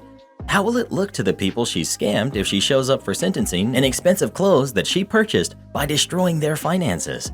The least she can do is look humble and look like she knows what she did was wrong. My husband thinks withholding support is too far. I disagree. She's my daughter and I will always love her, but her crime was horrific, and if she doesn't regret it, the very least she can do is try to look like she does to give comfort to the people she hurt. If she shows up to court in expensive clothes, she will never see or hear from me again. Am I the jerk? The fact it's her clothes that make you want to cut her off and not her behavior is really odd. Well, what do you think? Is OP the jerk or does she have a point? Please let us know. What she wears when she goes to court is the least of these people's worries. Am I the jerk for wanting my husband to cancel his trip? My husband, who's 27, has been planning a trip for about 4 years with some close friends. The trip kept being postponed due to some of his friends having family issues, financial issues, and unfortunate world events. My husband is finally going to be able to leave within 2 months. The issue I, 21 female, have with that is that I'm pregnant and he's leaving near my due date. This is my first baby and I don't want to go through childbirth alone. I don't have family other than my husband. My dad has passed and my mom is mentally ill. I just want his support throughout the process, but he's making me feel really bad for asking him to postpone just his trip so that he can be here for his daughter and I. He told me that it's honestly not that big of a deal. He said when he was at the hospital for his son from a previous relationship that the birth only took an hour and that the nurses were very supportive. I also don't want to care for his son after I come home from the hospital alone. He plans on being away for a month and has sole custody. His son goes to his mom's every other weekend, but that's all. Sometimes his mom won't even show up. He hasn't made any plans on where his son is going to go after I come home from the hospital. His sister agreed to take him while I'm in the hospital, but she can't do any longer than that, as she has a full-time job and doesn't want to take too much time off work. He told me I'll be able to handle everything by myself and begged me to drop the issue because he's been planning this for so long and he's really excited to go. He even offered to pay me for all the hardships and told me that women take care of their kids after coming home from the hospital all the time. I do understand that this wasn't exactly planned, and I feel awful about the whole situation. A huge part of me wants to just drop the issue and find a way to deal with everything by myself. I mean, his friends are calling me a jerk and saying that I'm spoiling everyone's fun. Am I the jerk here? Not the jerk. He offered to pay you for all the hardships? Red flags. I never overreact on these posts, but wow. Due to extremely unfortunate work circumstances out of our control, my husband had to be in China for a month after my daughter was born. We live in the Bay Area. I had a 2-year-old at the time, and I also had a C-section. It was beyond incredibly difficult. I couldn't lift my baby. I couldn't drive. I had no help, no family around. It was horrible. Not the jerk. Pack him a nice suitcase and tell him to not come back. Any man who tells his wife that childbirth isn't a big deal and that it doesn't matter if he's there or not is not a man worth having in the delivery room anyways. Well, who do you think is the jerk? OP or her husband? Please let us know. Sometimes these stories just break my heart, to be honest. Part-timers can't carry phones? Fine, calls won't be answered. I worked at a grocery store for 4 years. At the time, I was 3 years into this job. I was working part-time while going to school. I was working in the frozen department, which most people did not want to do. I had a coworker who we'll call Karen. She was full-time and older than me. She was awful, and everyone who knew her in-store couldn't stand her. Our manager and upper managers hated her and never wanted to deal with her. Each department had a minimum of 2 phones. One was a wired phone on our desks, and the other was a mobile phone with a clip. If our manager was in, he would have it. If not, the first person would grab it and pass it on when they left or took lunch. This was standard procedure until one day, I had held the phone as I was the first one in and had been answering calls as they had come in. Karen enters in an hour after me. She clocks in and comes up to me. "OP, I need the phone," she yelled at me with her hand outreached. "Okay, do you need to make a call?" I asked, wondering what she needed this early. "No, I'm supposed to have the phone," she demands, her hand still out. So I give it to her, confused.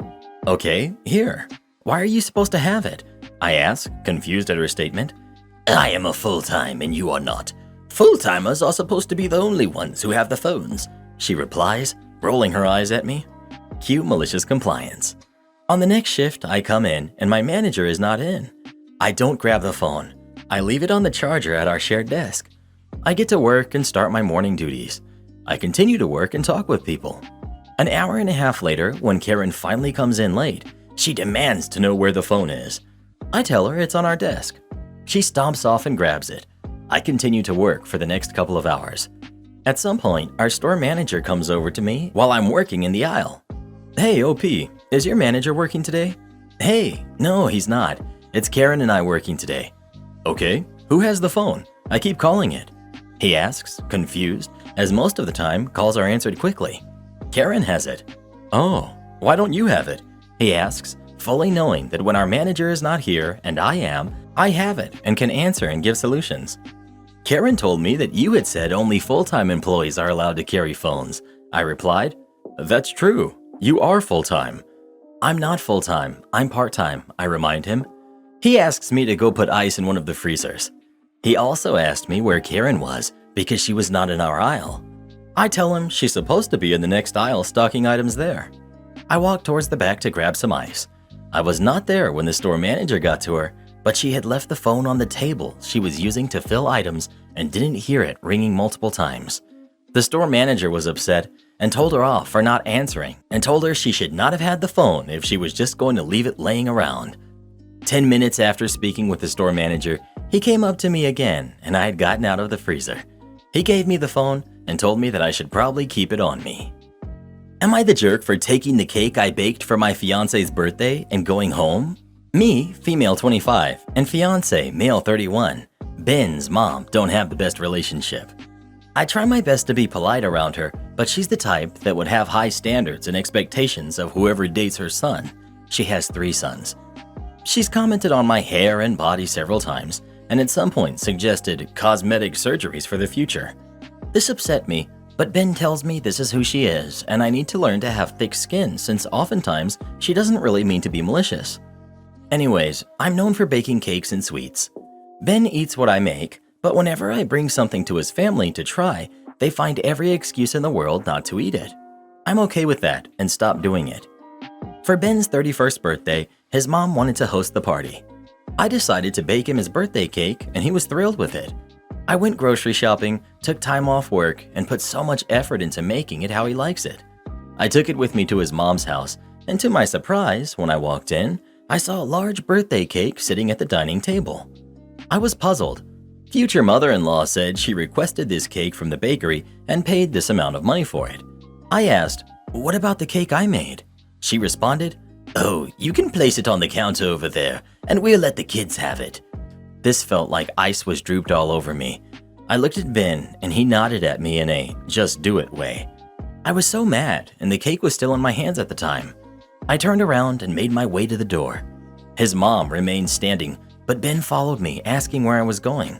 I told him that he didn't need my cake, and by extension, me, since my efforts were so easily dismissed and disrespected. He said I was overreacting, and that his mom paid so much for that cake, and it was only fair that he accept. He begged me to go back inside and do him this favor by basically just going with the flow, but I decided to go home. He got mad and started saying I was being unreasonable and stirring up drama over nothing. I went home and he didn't get back until 11 p.m. He was so upset, he said he and his family didn't appreciate the childish behavior I displayed and ruining his party and disrespecting his mom like that. Said I turned this into a huge deal and should have acted more mature instead of walking out with the cake. Am I the jerk for taking the cake and walking out? Not the jerk. Please don't marry this man.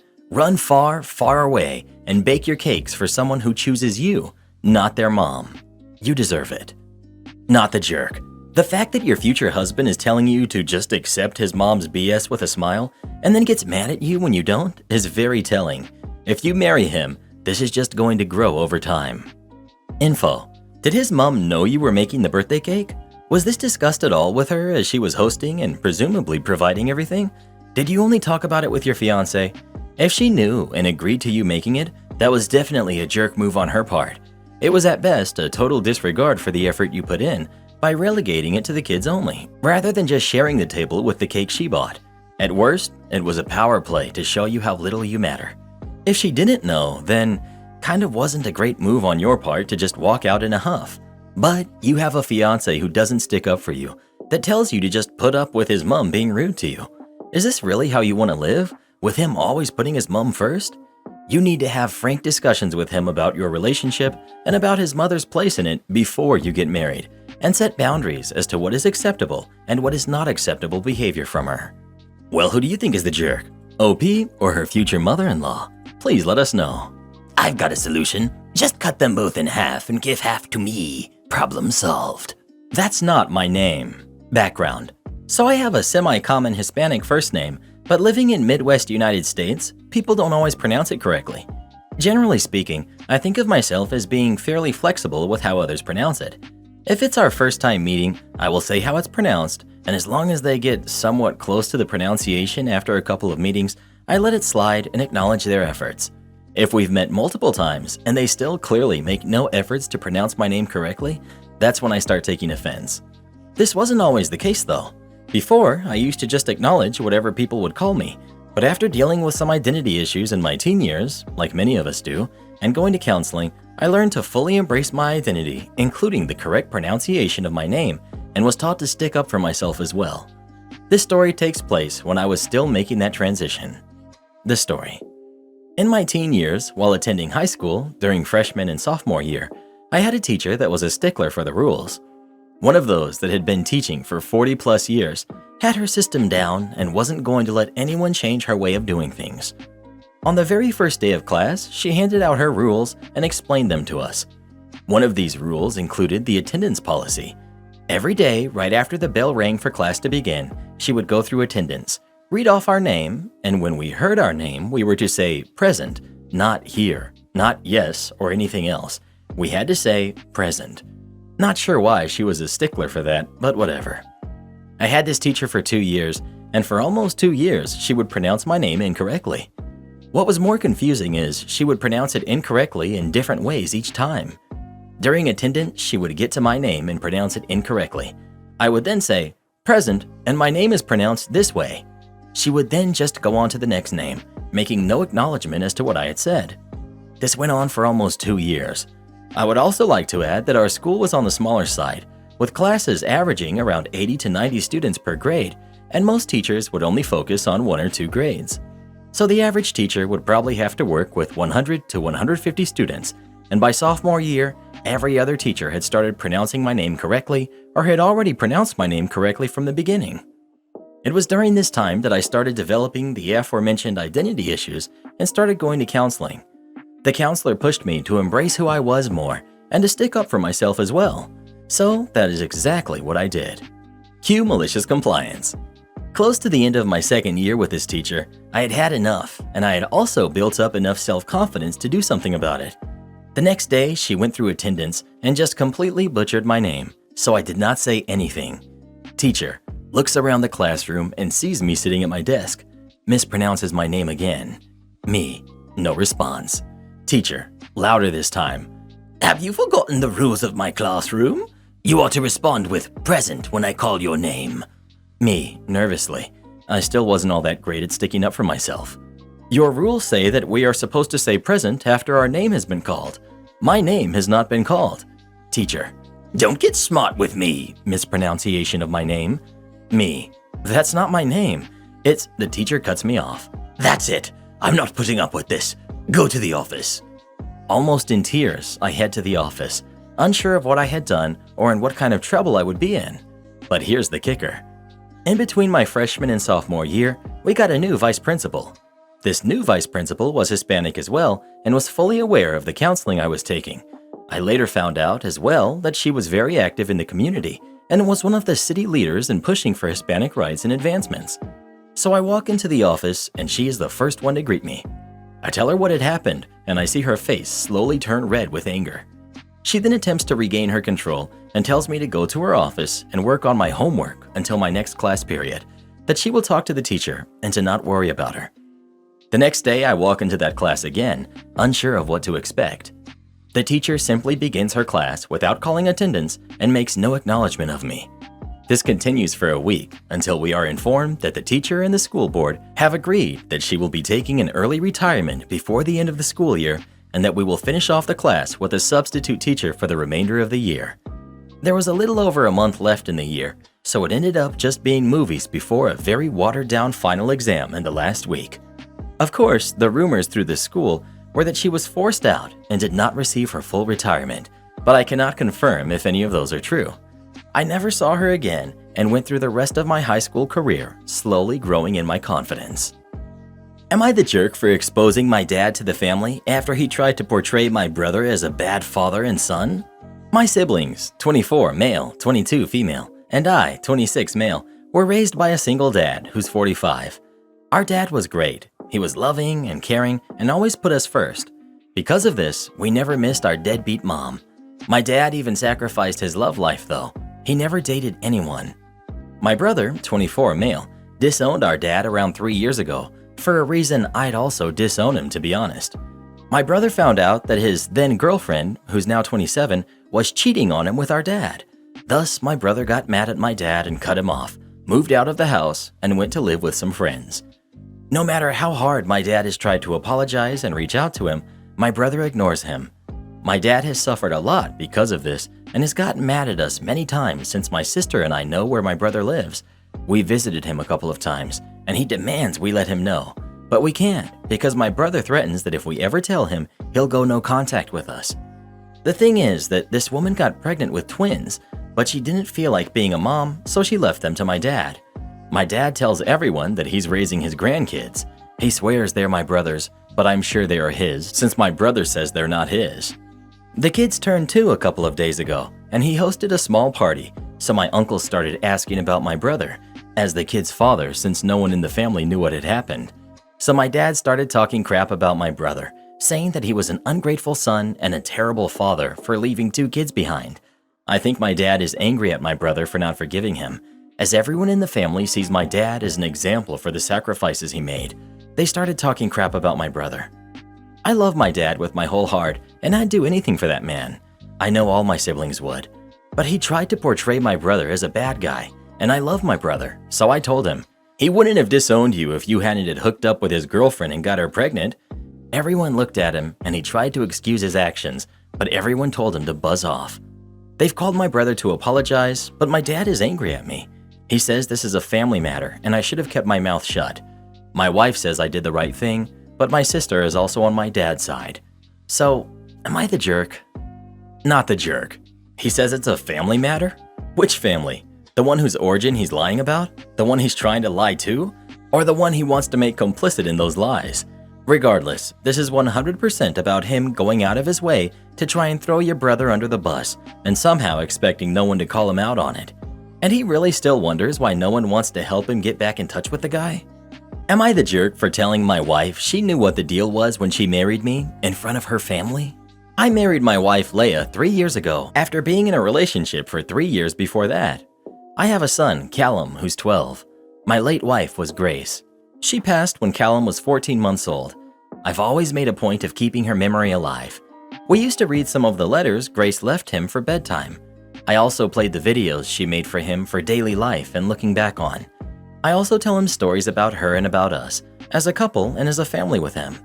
He has an attachment to her memory and to her through everything she left for him.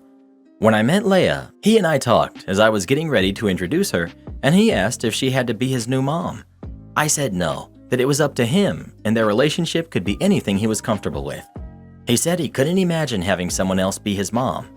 We talked about it more times as this relationship progressed, and I was open with Leia that she was marrying me, but she was not becoming a mom. She said she was okay with that, but she did want more kids. I agreed to that. We did not expect her to be infertile and unable to have a kid biologically. Ever since that, she has been less okay with not being Callum's mom. She has told me it should be back on the table, despite me telling her Callum's feelings have not changed. So she decided to bring it up in front of her family, saying that she was being his mom but not getting the love or title, that I was making her feel less loved than Grace. Her family started ganging up on me, saying that they had been hearing about it for 3 years now and how Callum deserved a mom and to be healthy enough to embrace a new mom, and that Leia deserves to be a mom and to be credited for raising Callum. They said she was doing most of the parenting, which I strongly disagreed with. I'm not some guy who married to pawn his kid off on someone. I actively parent my son and do more than Leia, both because I don't agree with dumping all the parenting on my spouse. It was the same when Grace was alive. Because I want to be there for my son, and because Callum comes to me more than Leia. She agreed that she should be doing more as the mother of the household, that I'm being a terrible husband. I asked her what she wanted me to do. To tell Callum that his feelings and clearly established boundaries don't matter and he needs to cater to hers? I've been her shoulder to lean on throughout her finding out she's infertile, throughout any step-parenting struggle she's had. But she really upset me by handling the conversation the way she did, and I told her that she knew what the deal was when she married me, and I had been clear with her what her role would be and that we were not looking for Callum to have a new mom. Leia was upset. I don't think she was that devastated when she found out she couldn't have kids and her family were upset at me. I do feel bad for snapping like I did, but I'm also mad at her for putting me in the position that she did. Am I the jerk? Not the jerk, but this is way above Reddit's pay grade. You need a family counselor. Not the jerk. You're right, she knew what the deal was when you married. It's unfortunate that she's infertile, but that doesn't mean she entirely gets to disregard Callum's feelings. That's no way to treat someone who she wants to mother. You're doing great. Would I be the jerk if I tell my boyfriend to not go to Vegas for his birthday? Yeah, it sounds bad from the title, I know. My 31 female boyfriend, 33, his birthday is on Friday. For over a month now, I've been planning a surprise party for him. I reserved an area at a local brewery, invited all of his friends, all that jazz. His friend Tom is invited, but can't make it because he'll be out of town for work. I talked with Tom specifically about the party when I began planning it. He knows about it. Yesterday, my boyfriend tells me that Tom invited him to Vegas for his birthday weekend because he'll be there for work and has a free room. I was a little upset. Tom knows I'm planning this. I reached out to him and asked if he could reschedule because I'm still doing this party, which again, he knows. He's on the Facebook event chain and a group message about it. He said he had tried to get him to fly out the day after his birthday so the party can still go on. My boyfriend, however, wants to leave Friday because he already took the day off for his birthday. I don't want to ruin the surprise, but I don't want him to go either. I've put a lot of planning into this, and it would be pretty bad to have to cancel it at the last minute. I'm so angry at Tom for doing this, knowing full well that I've planned something. My boyfriend knows I'm upset about something, but I think he thinks it's just about him not spending his birthday with me. If I hadn't planned this, then I'd say go have fun in Vegas. I don't care, but this is super annoying to me. I want to ask him not to go without somehow blowing the surprise, but I don't want to come off as that girlfriend, and I feel like it would cause a disagreement. My friend said I should just let it go and cancel the party, but that's so frustrating that Tom just selfishly bowls over something nice that I was trying to do. Would I be the jerk for asking him not to go? Update. Thank you all for the advice. As many of you suggested, I talked to my boyfriend. He could tell I was upset about something. I told him, I know you can tell I'm upset, but I want you to know it's 100% not about you. The reason I'm a little irritated about you potentially going to Vegas is because I've been planning something for you that was supposed to be a surprise. I'm feeling annoyed because Tom actually knows about it because I asked him a question about it a few weeks ago. And I also reminded him last night that I was still planning this after you told me of your potential Vegas plans. I want you to have fun on your birthday, so if Vegas is what you really want to do, then I get it. But I'm only upset right now because I'm confused about why Tom even suggested the trip because he knew that I had something going on. He reacted really well and said that it was totally okay, and that realistically, he probably wouldn't have gone anyways because it was so last minute. I'm truly bummed that I had to ruin the fact that there was a surprise at all. I had wanted it to be just like a casual beer at a local brewery, and then surprise, surprise, all of your friends are here too. But I didn't say what the plan was, just that I'd made one. Still trying to figure out if or how I can tell Tom I think he's a jerk in a mature way. That'll take some thought. Not the jerk, but you might want to inform your boyfriend about what you have planned, and even if it means ruining the surprise, because it seems like Tom is going out of his way to ruin the party for you. Has Tom had any issues with you before now? OP: yes, often. He's also hit on me before, which I've told my boyfriend and he just laughs it off like, that's Tom being Tom. I think it's gross and weird. He often asks my boyfriend out to drinks and then changes the plans while they're out to have my boyfriend come with him while he meets up with girls from dating apps so my boyfriend can run interference, his words, on her friends. Like boundaries do not exist to him. Everything you'd ever need to know is on the front. Staying at an upscale hotel in Denver for work. Had about 30 minutes to spend, so I browsed the gift shop. Saw a junior-sized John Elway jersey. Son is a huge Broncos fan. They're all folded very neatly inside clear bags, the kind that have adhesive in the flap so one could reseal. I ask if I could open one up to check the merchandise. The clerk, Karen, says very sternly, "We only carry high-quality, officially licensed, authentic products." Me: "Sure, but do you know if..." Karen cuts me off. "Size, jersey number, and player name are printed on the sticker on the front side of the packaging." Me: "Sure, but I still would like to know if..." Again, she cuts me off. "You can open the packaging after you have completed your purchase." This time, her eyes got big and her forehead veins were popping out. Okay, I'm happy to comply. I took junior mediums of an Elway, Manning, Terrell Davis, Champ Bailey, and Russell Wilson. Pay for it at the register, open everything up, check the insides, shake my head, and say to Karen, "I'm sorry, I'd like to return all these." Karen: "What's wrong with them?" Me: "Nothing, they look perfectly fine, but not what I'm looking for." "You read the stickers on the front of the packaging, right?" Sure I did, but it doesn't say whether or not the numbers and letters are stitched or stuck via ironed-on adhesive. These are all iron-ons. I'm looking for stitched. "You could have asked me." I attempted to twice, but you cut me off both times. Her forehead veins were popping off again as she was processing the refund. "Well, if I'm not there at 9, why don't you break in and start without me?" A few years ago in rural Australia, there was a small empty government office building, and Gary, a government department manager. The building had been vacant for about 8 months while committee after committee tried to decide what they were going to do with it. Gary was the manager of the infrastructure department, which was responsible for the upkeep and any modifications to the building. Gary was not an efficient manager. One of his favorite sayings was, "Shoot me an email," which was strange because outwardly he didn't seem to ever read them. He also had this knack of never being on time for an appointment. Not many construction industry people I spoke with seemed to take joy in dealing directly with Gary. Where we could, we'd go through everyone else in the department to get stuff done.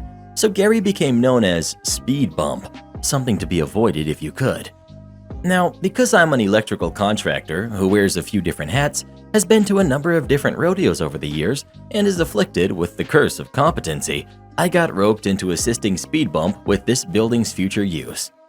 He asked for a 9 a.m. meeting at his office one day to discuss the building. Arriving at the outer reception 10 minutes early, I asked Jen, the receptionist, to let him know I was there. Jen comes back to me and says, "Gary's running late. He said to wait for him." About 30 minutes later, I asked Jen to remind him I was waiting. After a couple of phone calls, Jen says, "I can't get through to him in his office or on mobile. His office thinks he's left the building. No one knows where he is." I guess a reasonable person would have just called it quits and left at that point, or called or emailed him, or left a message with Jen or something. But I was sick of Gary's crap. I'd learned ages ago that one way to help people with their timekeeping skills was through their wallet. So I went out to my work vehicle, got my laptop and a bottle of water, then went back into the reception area and set up camp in a corner. I had planned an office day anyway, to work on quotations and project planning, so Gary could pay me to do it. My charge-out rate at the time was $110 an hour. 7.5 hours of very productive, spite-fueled work later, I called Gary on his mobile, got message bank, and left a message saying I waited for him and maybe we could reschedule. The next meeting was arranged for 2 days later, on site at the empty building at 9 a.m. During the phone call to arrange this, I lightly mocked Speed Bump by asking if he meant 9 a.m. human time or Gary time. He may have thought we had built some kind of convivial rapport and was just being funny when he said, "Well, if I'm not there at 9, why don't you break in and start without me?" I was on site 10 minutes early and waited until 9:05 to put the battery in my angle grinder. The stainless steel security mesh over the window made a satisfying sound being cut. After duct taping the whole window, the hammer tapping the glass edges was less satisfying. The best sound that day, after gaining entry, was the security system siren. I was outside having a smoke with the security response guard when Gary turned up. The wind kinda left his complainy sails when I shrugged and said, "Well, you did say." I'd like to close this tale by saying that Gary learned from my interactions with him. But as you'll probably know, speed bumps don't change. You either have to just go around them, deal with them, or remove them. And Gary just continued being a speed bump for some time to come. I didn't cop any serious crap over the 7.5 hour invoice or the damage. However, Gary did delegate one of his staff to work directly with me a lot more after this. It was a small win, but you have to savor those, I reckon. Mom takes down the HOA from the inside. My neighborhood does not have an HOA, at least not anymore. When my parents first moved in, my older sibling was maybe 2 years old, and I was a little glowworm. There was an HOA back then. They took money from the neighborhood in exchange for their services. At first, and for quite a while, my parents just kind of shrugged it off. The HOA shoveled the snow off the streets in the winter and dealt with trash collection, so they were doing something worthwhile, right? Ha! No. The city controlled the snow plows and the garbage trucks, not the HOA. But still, there was the illusion of effort. And besides, one summer they decided to contact a company to plant new trees all over the neighborhood. The fact that the company was owned by the son of the head of the HOA was totally coincidental. The trees were the beginning of the end for the HOA. Why? Well, my grandma on my dad's side was visiting when they came around to plant the trees. My grandma, who is a certified master gardener, and so she stared through the windows of our house as the guys planting the trees just dropped the saplings on the grass, still with their roots inside the bag they came in. No holes dug, no holes cut, just a bagged sapling lying on the grass like a pathetic and sad stick. The saplings laid there all night. No one came back to actually do their job and plant them. My master gardener grandma mentioned offhand that those saplings weren't going to make it unless they got in the soil. And something clicked in my mom's head. She was paying the HOA money, actual money, every month, while both she and my dad worked, taking care of 2 kids, sending us to daycare and preschool, and arranging babysitters and feeding us. And the HOA was just going to pull this crap instead of doing what she's paying them for? No way. So she showed up to the head of the HOA's house and basically demanded that the trees be planted properly like she's apparently paying them for. The head of the HOA, so excited for someone actually caring about the neighborhood, made their second mistake. They asked if Mom wanted to join the HOA. She agreed. The trees were planted, but most didn't make it. My grandma was right. First things first, Mom showed up to the next HOA meeting. There were like 5 people there. No wonder they asked Mom to join. They desperately needed the people. So Mom looked at the collection of people who weren't even paying money to the HOA like the rest of the neighborhood. All the contractors the HOA called in were close relatives of other HOA members and weren't paid by the HOA. After all, they're family. So my mom started digging. She spent pretty much a full summer taking down the HOA before she had to go back to teaching in the fall. With me carted along after her and my sibling old enough to be in school or daycare, she dug through the years of paperwork detailing the HOA's financial situation, and she found something extremely enlightening. The HOA didn't actually do anything. Well, they didn't do anything to benefit the community. Everything they claimed to do was either covered by the individual homeowner or by the city itself. So they were collecting money from all the neighborhood residents under false pretenses, and actually, they weren't even supposed to be in our neighborhood. Their association zone was a whole different neighborhood. So what is a working mother of 2 kids to do while her husband is off at work and she's off for the summer? She goes door to door with pamphlets. Me and my sibling in a stroller as she weaves her way through the neighborhood blocks. Pamphlets explaining the situation and how to stop paying for services you'll never get. Pamphlets that are, of course, written in both English and Spanish. And naturally, she got a lawyer and an accountant. It put a major dent in her pocket, but if it meant the entire neighborhood wasn't exploited for money each month, it was worth every penny.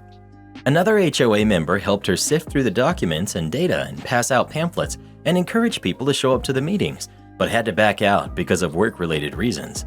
My mom rolled up to the courthouse, flanked by the lawyer and accountant, her kids safe at home with her husband, and had more than enough evidence to get the HOA kicked out of our neighborhood, expose the fraudsters for the frauds they were, and make sure that no HOA would ever push their luck in our neighborhood. It's been almost 19 years now, and no one's even tried making another HOA in our neighborhood. Am I the jerk for not letting my sister-in-law wear my wedding dress to prom? I, 25 female, got married to my husband, 24 male, a year ago. He has a sister who's 16. I went a little non-traditional with my dress. I got a big light yellow dress and a beautiful top with lace. The dress was gorgeous and of course very expensive. This was definitely my dream dress. His family isn't particularly well off, but they're certainly not poor or lower income. So when they told me at a family dinner that they were having trouble finding an affordable dress for her, I was a little surprised, but I gave suggestions like looking on eBay, Goodwill's website, etc. In my younger days, I did pageants, and we always resold the dress after at a good discount. They told me they looked but didn't find anything they like. I told them I hope the dress would come up soon. 2 weeks passed, and we get invited to dinner again at their house. We show up, and immediately his sister starts moping. I assume she had a bad day at school and sit down to eat. Then my mother-in-law explained to me she was upset because prom was in 3 days and she still had no dress.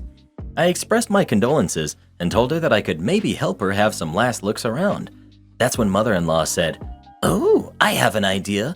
OP, why don't you let sister-in-law wear your yellow dress? I could probably get it tailored in time." My sister-in-law immediately perked up, and I felt like I was ambushed. I looked to my husband, but he just shrugged. I politely told them I was sorry, but the dress was very special to me, and also sister-in-law and I are quite different sizes. It would fall off of her. Mother-in-law then told me she knows a wonderful seamstress who could make it fit, which really upset me. I asked her, what if I ever want to try it on again? It wouldn't fit me. Even if I lost weight, I would never fit in a dress tailored to fit her. Sister-in-law ended up busting into tears. I'm not sure if it was because of me saying no or me talking about our bodies. My husband and I ended up leaving early. He was very upset with me for not sharing the dress, but said ultimately it was my decision. His family, on the other hand, was livid with me. They went radio silent until I saw a post of sister-in-law on Facebook in a beautiful blue dress. I commented saying I'm glad she got a dress, she looked great, and I hope that she had a good time. And I got a comment back asking me for my portion of the dress. They're now saying my husband and I are responsible for either reselling the dress or getting them half back since I have experience with that, or help pay for half. I told them that was ridiculous, but my husband told me to just do it. I told him I'm not going to be pushed over, and he ended up leaving for 3 days to his mom's. Now I'm no longer invited to family dinners or functions, and they only have nasty things to say about me, saying I almost ruined her prom night. Am I the jerk? Should I have just let her wear my dress? Or at the very least, help them sell it? At this point, since my husband isn't even on my side, I don't know. Edit. Tried to talk to mother-in-law after getting some confidence from these comments. Basically, she brushed it all off. Still demanded I do what she told me to either sell it or help pay for it, because I'm family, and that's what family does. But also said she would have looked much better in it than I did, and that I just didn't let her have the dress out of jealousy. I'm honestly speechless right now. Not the jerk at all. Even if it wasn't your wedding dress, it's still your dress, and you have no obligation to even loan it out, much less give it away permanently. It makes sense to feel weird because no one is on your side, but it's only this one-sided because it's entirely his family and they clearly have issues. If his solution to them being upset is just give them what they want, and his solution to himself being upset is run away to mom's for 3 days, these are some serious red flags, and you might reconsider your future plans with this dude. Exactly. They are super entitled and set this up from the beginning. To expect someone to give you their item simply because you want it is absurd. That your husband doesn't stand up for you is also absurd. Staying with mommy dearest and giving you the silent treatment until you give in to their bullying. OP, you've only wasted a year on this mama's boy and his ridiculous family. I'd cut your losses now rather than looking back in 10 years and knowing this was the first sign that you should have run. Well, what would you do in this situation? Would you let sister-in-law borrow your dress or not? Please let us know. Never stay with someone who's too weak to stick up for you when it comes to their entitled family. Am I the jerk for telling the stepfather who raised me that he's not my dad? My mom married my stepfather when I was 1. He had a 1-year-old son, and then they had a daughter a year later together. My stepbrother and I are 16 now, and our half-sister is 14. Stepfather is the only father figure I know, and I've always called him dad. My actual dad is not in my life. Growing up, I always noticed that he treated me differently. He never mistreated me, but he was always more interested in his own kids than me. In fact, he always showed very little interest in me. I've always felt like a second-class family member. My mom treats my stepbrother exactly like me, but my stepfather doesn't do the same for me. Anyway, this last couple of years have been difficult because stepfather started doing stuff with my siblings, like going on trips, going fishing or hiking, bonding moments as he calls it, and he's never taken me with them despite me asking to go. Initially, he always said maybe next time until I called him out last week and he took me aside and explained that this is for him and his kids. I'm not his kid like they are. He said he loves me, but it's different. He can't dilute the experience by bringing me as well, but he said my mom can spend bonding moments with me and my sister if she wants to as well, and that it would be good for us to have that only for us. This conversation happened on Friday before they went off for a weekend trip.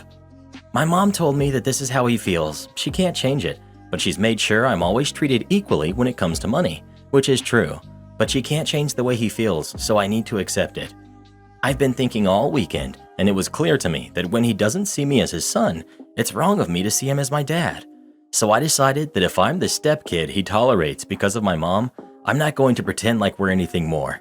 I decided to stop calling him dad and go by his first name. So on Sunday night, after they returned, I said, "Hi, Tom." He was surprised but didn't say anything. At dinner, he asked me what that was about, and I explained that I don't want to dilute the experience he has with his real kids by calling him dad when clearly I'm not his son. It's something that should be kept for his actual kids. I was told to go to my room by my mom. Later, she came to me and said this has hurt him and I should apologize. I said I'm just following his lead and treating him exactly like how he wants to be treated by his actions. And if he's hurt, then he should look in the mirror because that's his actions. My mom told me in the end that this is the man who raised me all my life and I need to apologize and show remorse. She says he's 95% of the way for being a dad to me.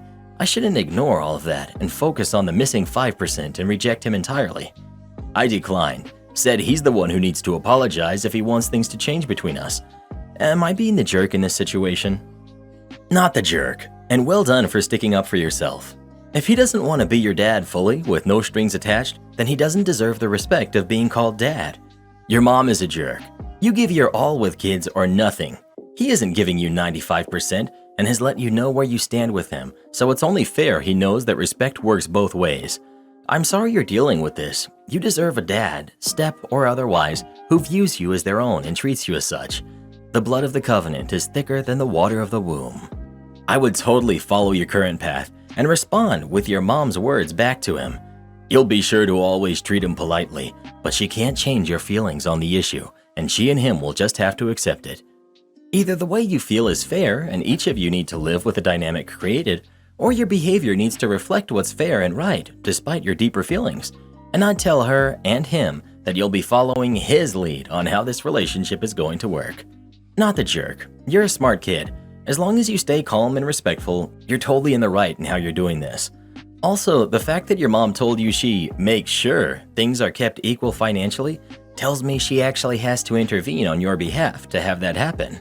If your mom keeps pushing you, I would very calmly reply by saying, I understand why it bothers you to see his feelings hurt, but I wonder if you've given any thought to how it makes you feel when you see my feelings hurt and why your response to those things is different. Not the jerk. Both your mother and Tom are the jerks. Explain to your mother that this is not just how Tom feels, this is how he acts. If he were a true dad, then he would have the same bonding experiences with you as the others. By letting Tom treat you like this, she's also treating you badly. I'm sure you're going to get a lot of support. Show her this thread and suggest therapy so that she truly understands how damaging this situation is for you and how she is a horrible mother for letting this occur. Well, who do you think is the jerk? OP or Tom? Please let us know. I always knew Tom was a jerk. Remember how he'd always chase Jerry? Am I the jerk for refusing to return a bag that I bought with my money? I, 19 female, work at a thrift store 3 days a week. It's quite a big one, and a lot of people in my area come and shop there. Every product is labeled in accordance to a color-coded system, and the color changes every week. Furthermore, there is a section in the store that sells the more expensive donations, mostly brands. These products are usually sold at a higher price. I'm a very low-level employee, and my job is to place the products on the shelves and on the poles. Because of that, I see what is about to be sold in advance. However, I can't buy anything that's labeled with the color of the week. So for example, if this week's color is red, I have to wait until the next week to buy anything with the label in red. Now, I usually work on weekends plus a random day of the week. 2 weeks ago, it fell on a Tuesday. That meant that we had just started a new color, yellow. As I was putting bags on the shelf, I realized that one of them was from a very expensive fashion brand. At first glance, you wouldn't be able to recognize it, but because I spend too much time on Pinterest, I immediately started panicking. This bag that usually retails for a few thousand, for sale at a thrift store for $12.99? I was going to faint. Unfortunately for me, because it was labeled in yellow, I couldn't have it. Because it's not the first time this sort of thing happens, I calmed down, put the bag back in its place, and continued my job. As I was going on with my day, I kept going back to the same section, praying that no one had taken it. At the end of my shift, I saw that it was still there, and I decided that, if no one had bought it, I would. 4 days later, I came back to start my day, and I see that the bag is still there, but it was now further back on the shelf, behind some other ones. I don't touch anything. I kept doing my job. Did the same on Sunday. Last Monday, I woke up and went there to shop. As soon as I entered the store, I went to the bag section and took the bag, beeline to checkout, and bought it. I was so excited. I guess some of my excitement was showing because my coworker asked me why I was smiling. Me and this coworker usually get along well, and I explained to her the situation. She smiled and told me that she was happy for me. Last Saturday, while on my shift, my boss called me into his office to talk. He was with one of my managers, and they went on to tell me that I had acted inappropriately by not notifying them of the price of the bag. They asked that I return it so that they would put it back on sale, this time at a much higher price. I told them no, because I followed the policy. They weren't happy, but they couldn't force me. Yesterday when I got to work, my coworkers kept on making remarks, and my managers had this unhappy look on their faces. I explained the story to my friend, and she said that even if it's my bag, it's not fair that I kept the information for myself. So Reddit, am I the jerk? Not the jerk. Policy was followed. Not your fault they didn't check it properly. I worked at a thrift store with a similar system, and OP is definitely not the jerk. We know we have to wait to give customers a chance, and she did. It's the responsibility of the pricers to look this stuff up. They aren't even upset about the customers not getting a chance from the sounds of it. They're just upset they didn't charge more, which makes no sense. If OP was the only one wanting it for $13, why is anyone gonna buy it for more? Not the jerk, OP. They're just being greedy. Well, who do you think is the jerk? OP or her boss? Please let us know. A lesson to be learned. Be as friendly as you want with your coworkers, but never ever trust them. Only help the people that actually come to church? No problem. Background. I'm a pastor at a small church in the Southeast United States. We have a benevolence fund that church members contribute to, and it's designated to help people in need, such as help with power bills, water bills, rent, etc. At the time this took place, we had about $6,000 in that fund, and we had about as much money coming in as we had going out, so the amount was more or less staying steady over a period of several months. The elder who was in charge of declaring who got help and who didn't somehow got the idea that we were going to run out of this fund if we were not careful. Not likely. Therefore, he came to me and said, "Pastor, I think we need to restrict our benevolence help to those that physically come to the church, not just those that call in via the telephone." He and I debated this back and forth. There was no issue about people calling in being less likely to be legitimate cases. He was just simply trying to reduce expenditures. His line of reasoning was that at some point, one of our members might need some help for something big, and we needed to make sure that we had plenty of money on hand if and when they needed it. My position was that 1. This money was given with the expectation that we use it to help as many people as possible and not just sit on most of it, and 2. We had a really long ways to go before we spent so much that we didn't have any left in reserve. I acquiesced to his suggestion. However, when people started calling in saying that they needed help with something, I told them, okay, here's what I need you to do. Bring your bill and a photo ID to the church between such and such hours, and someone will at least talk to you. I can't promise anything more than that, but someone will at least sit down with you. Never had a single one object to coming in, and they would usually show up shortly thereafter. The church secretary, who agreed with me on this one, overheard me telling this to someone and started laughing, knowing exactly what I was doing. A few weeks later, the elder mentioned to me, "You know, we're getting a lot more people coming directly to the church instead of calling in. Word must have gotten out about how we are doing this." I just replied, "Yep, it must have," and then I would just smile and move on. The elder passed on about 4 years ago, and I don't think he ever clued in as to what I was doing. Am I the jerk for refusing to let my future baby half-sibling live in the same room as me? I'm 17, female, and my mom and stepfather recently got pregnant.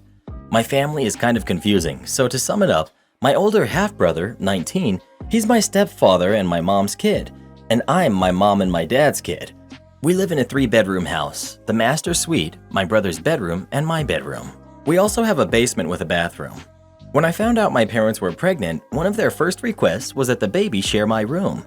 I immediately declined because they wanted a newborn not to sleep in their room, but in mine, while I was finishing my last year of high school and preparing for college. I said no, and the baby should sleep in their room, and when it was old enough to have its own room, I will already have moved out. One of my friends is kinda rich, and her parents are gonna buy her an apartment for college, and she told me that I could stay there for cheap. They got really mad at me and told me how much stress they would have after having the baby. Now, I understand pregnancy is hard and all, but I really don't want to have to listen to a baby crying, have them run into my room when I'm sleeping, doing homework, etc. I told them that I thought it would be easier if the baby stayed in their room, or if I moved to the basement, but that would be a little annoying as our basement isn't really room fit. Like, I don't know how to describe it, but I wouldn't want to live there. I understand I might be a little rude because my parents won't have their baby till February. They're like 2 months pregnant or something. I don't know. They just said the due date is in February. But I feel like that's going to be an incredibly stressful time, even for just the 4-ish months I'm staying here. You know, with the school ending, college entrance exams, waiting to see if I got in, etc. All the works. And on a more personal note, I can't stand babies. They weird me out. I'm thinking I could be in the wrong because their room is more cluttered than mine, and they could have a problem making space. And my parents have their ideas, you know? So I could just be biased. So, am I in the wrong? Not the jerk. Babies cry a lot in the night, and it's not your responsibility. You will not be able to sleep the whole night if the baby moves into your room. Stressful for the actual parents to have their baby in their room, but it's fine if they make the daughter have the baby in their room? Wow. Not the jerk. It's their kid, and if they don't want to deal with a newborn baby crying at night, they shouldn't have had another baby. Not expect their daughter to do it for them. Also, how is your older brother your stepfather's kid? Did your mom and stepfather break up for a bit? Your mom had you, and then your mom and stepfather got back together? OP. My mother cheated on my father with my stepfather and then hid my brother from him for 2 years. And then when she was pregnant with me, she thought it was my stepfather's kid, so she broke up with my dad and married my stepfather, but then paternity test and all showed that I was my dad's kid. Am I the jerk for refusing to let my boyfriend have my bank account info to make a purchase? I, female 31, have been with my boyfriend, male 37, for 8 months. He has 3 kids and he's a single dad. We're on pretty good terms regarding almost everything. When it comes to money and spending, we take turns to invite each other out weekly. We don't live together, obviously. Several times, he had me pay for his kids' purchases. I didn't make a big issue out of it for the sole reason that these purchases were relatively small. All I had to pay was $30 to $60. The other day, he called me while I was at work and sounded like he was in a hurry. He said he just found the gaming device he's been looking for so long and wanted to buy it for his oldest son. I asked, what's this have to do with me? And he told me he was short on money and needed $300. He asked me to lend him the $300, and I hesitated but agreed. He asked for my bank account info so he could pull the money, but I refused and told him to wait for me until I get there. He insisted and said he would handle it. All I had to do was just send him my bank account info after I end the call with him. His insistence made me uncomfortable, so I still said no and told him to either wait or I won't pay. He got mad at me, saying he didn't get why I was acting like this. He got so loud I had to hang up. I found him sitting outside after I got home. He was waiting for me and was extremely upset. He asked why I didn't just send him the account info so he could pull the money we agreed on. I told him I don't feel comfortable letting anyone have my personal info, especially when it comes to finances. He got offended and said, "I'm not just anyone, I'm your partner." Then went on a rant about how he ended up not buying the gaming device after looking for it for so long, and now his kid is mad at him and it's my fault. We had a fight, then he left and told me I'd better have an apology for him and his son next time I call his phone. I haven't called yet, but I feel like I acted stupidly and irrationally. I think I should have just given him the info he asked for. I don't know if I made the right decision. Oh no. You've been with him for only 8 months and he's already demanding that you lend him money and give him your bank account info? Sounds to me like those small purchases he got you to do for his kid's stuff were his way of softening you up so he could later on request a big purchase and you'd be used to it, so wouldn't hesitate. You didn't act irrationally, he did. If he can't afford it, he needs to wait until he can. I wouldn't give my own mother my bank account details, and she wouldn't ask either, let alone a partner I've been with for less than a year. A year is where the honeymoon period starts to wear off, where the person starts revealing their true colors and all their flaws.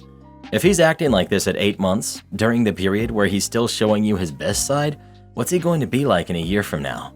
What's he going to be demanding then? What's he going to be telling you that you need to buy right now? So again, no. He should be apologizing to you. He acted appallingly. Not the jerk. Not the jerk. This has red flags written all over it. The request to pay for his kids, red flag. Demanding money, red flag. The demand for your account info, red flag. The anger when you told him no, demanding for an apology, the waiting outside your house, the gaslighting, only 8 months into the relationship asking for money. With Zelle, Venmo, etc., there's no need to give anyone your account info. Please do not do this. It's how people get all of their money stolen. You don't owe him anything. If you gave him the money, you may never see it again, or the request will get bigger. $300 for a game is not an emergency. Rethink this relationship. It will only get worse. Dear Tyler, for context, I work at a pizzeria that uses a coal brick oven. It has to be stoked and sometimes mistakes happen. Your fiance made me cry.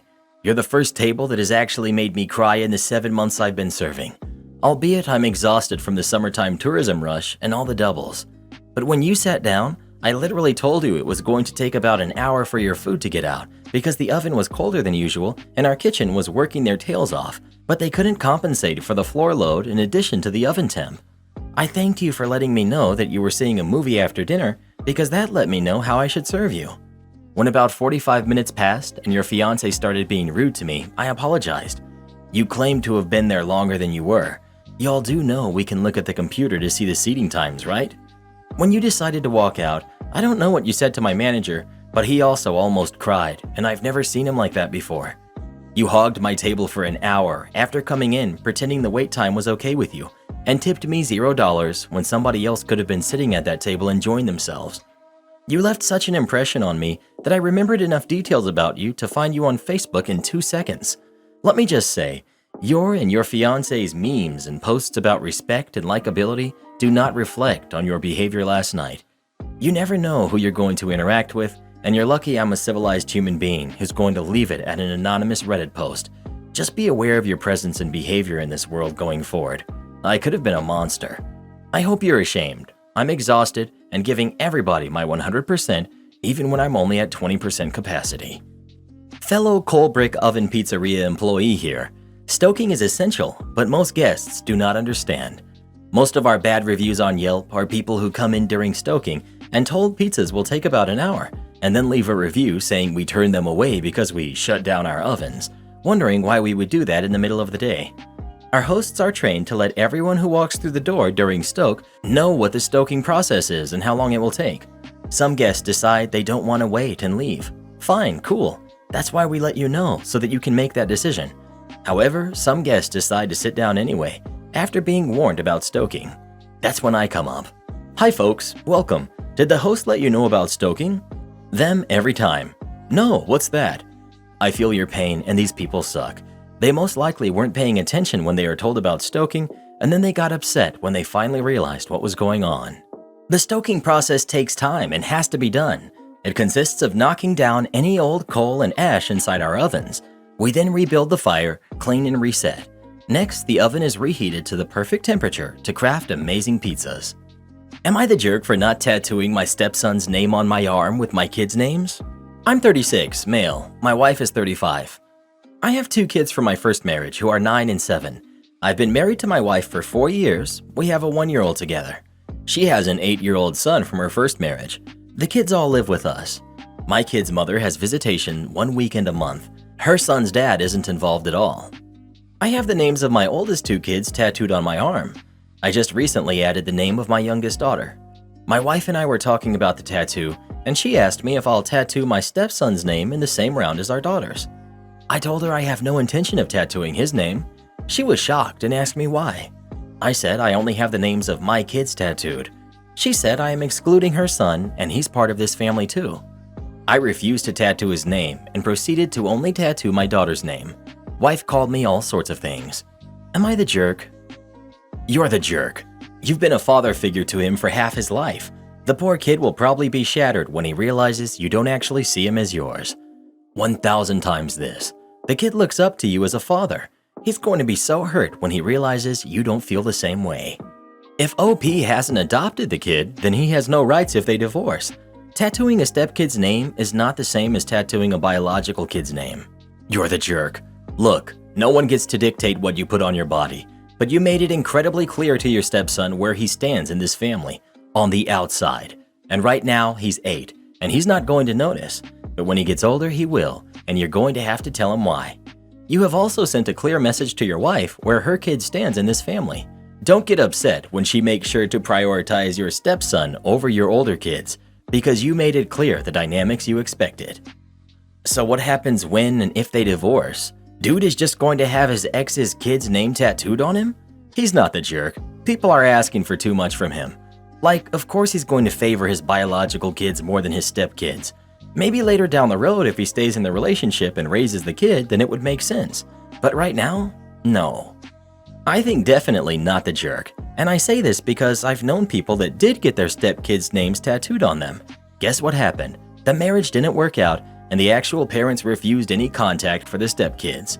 Not saying that this will happen to OP, but for me, this is the equivalent of tattooing your significant other's name on you. You just don't do it. I will say that a nice alternative is to make the stepson feel included would be to get a tattoo that doesn't have his name, but represents him somehow. Then he's included without having his name, and it's different from the others, so it would be even more special. Well, who do you think is the jerk? OP or his wife? Please let us know. I've been thinking about getting a teardrop tattoo myself. Skirt. Karen girlfriend controls which friends I can hang out with. So, kind of a weird situation. I, 26 male, have an awesome girlfriend, Kendall, who's also 26. We've been together for 3 years and I plan to marry her. We have a great friend group that includes a lot of my high school friends and their girlfriends. We typically meet up twice a week and I live for these hangouts. Kendall has some social anxiety, so sometimes it isn't the easiest getting her out of her shell. But for the most part, she really does try and my friends love her. So the whole situation revolves around my good friend Mandy, who's 26. Me and Mandy were friends since high school and went to the same college and became best friends. She is a main character in our friend group. At first, Mandy and Kendall were great friends, but one night Mandy joked with Kendall that they were Eskimo sisters. Kendall asked what she meant by that. The truth being that one night 5 years ago while in college, me and Mandy hooked up at a party. We hardly even remember this and think it's literally hilarious now. We make jokes about it. When Kendall found out, she had a panic attack and we had to leave. We talked it over and I said that I didn't feel like it was really all that relevant. We're just friends now. Kendall said she was fine and thought that it was just shocking. I reassured her that it was a drunken night 5 years ago and it meant nothing. Ever since, it's been a pattern. We will go out with my friends, Kendall will see Mandy, panic attack ensues, and we have to leave. It has happened 5 or 6 times now, to the point where my friends ask why we just leave randomly. Kendall isn't a jealous person at all. She's very confident in herself and never displays jealous tendencies. But for some reason, when she sees Mandy, she breaks into a panic attack. but she keeps wanting to hang out with the friend group and prove it doesn't bother her, so she keeps wanting to hang out. But when she does, panic attack, then we leave. So I've gotten tired of this. I want to see my friends. So we had a trivia night recently, and I told Kendall that I was hanging out with my work friends, not my high school friend group. She said she would hang out at home then. So me and a coworker met up with my friend group and we did a trivia night. Unfortunately, one of my friends put up a story of all of us and Kendall saw. When I got home, she was furious that I excluded her from a friend group hangout. I said that I felt like she was isolating me from my friends with her issues and I wanted to see them for a full night, not 30 minutes. She said she can't control her panic attacks, but she is working on them, and me excluding her because of them was a jerk move. Am I the jerk? Hold on, I have another question. Why the heck did Mandy all of a sudden bring up this joke after you've been with your girlfriend for 3 years and I'm assuming having these hangouts the majority of that time? Suspect. So why did Mandy feel the need to tell your girlfriend about a drunken night from 5 years ago if it meant nothing to the both of you? You're the jerk, but especially Mandy. Not the jerk. Look, anytime a guy on Reddit expresses concern about his girlfriend and her guy friends or ex-boyfriends, everyone here calls him insecure, red flags, and that she should leave. It's just one of the double standards we see here every day.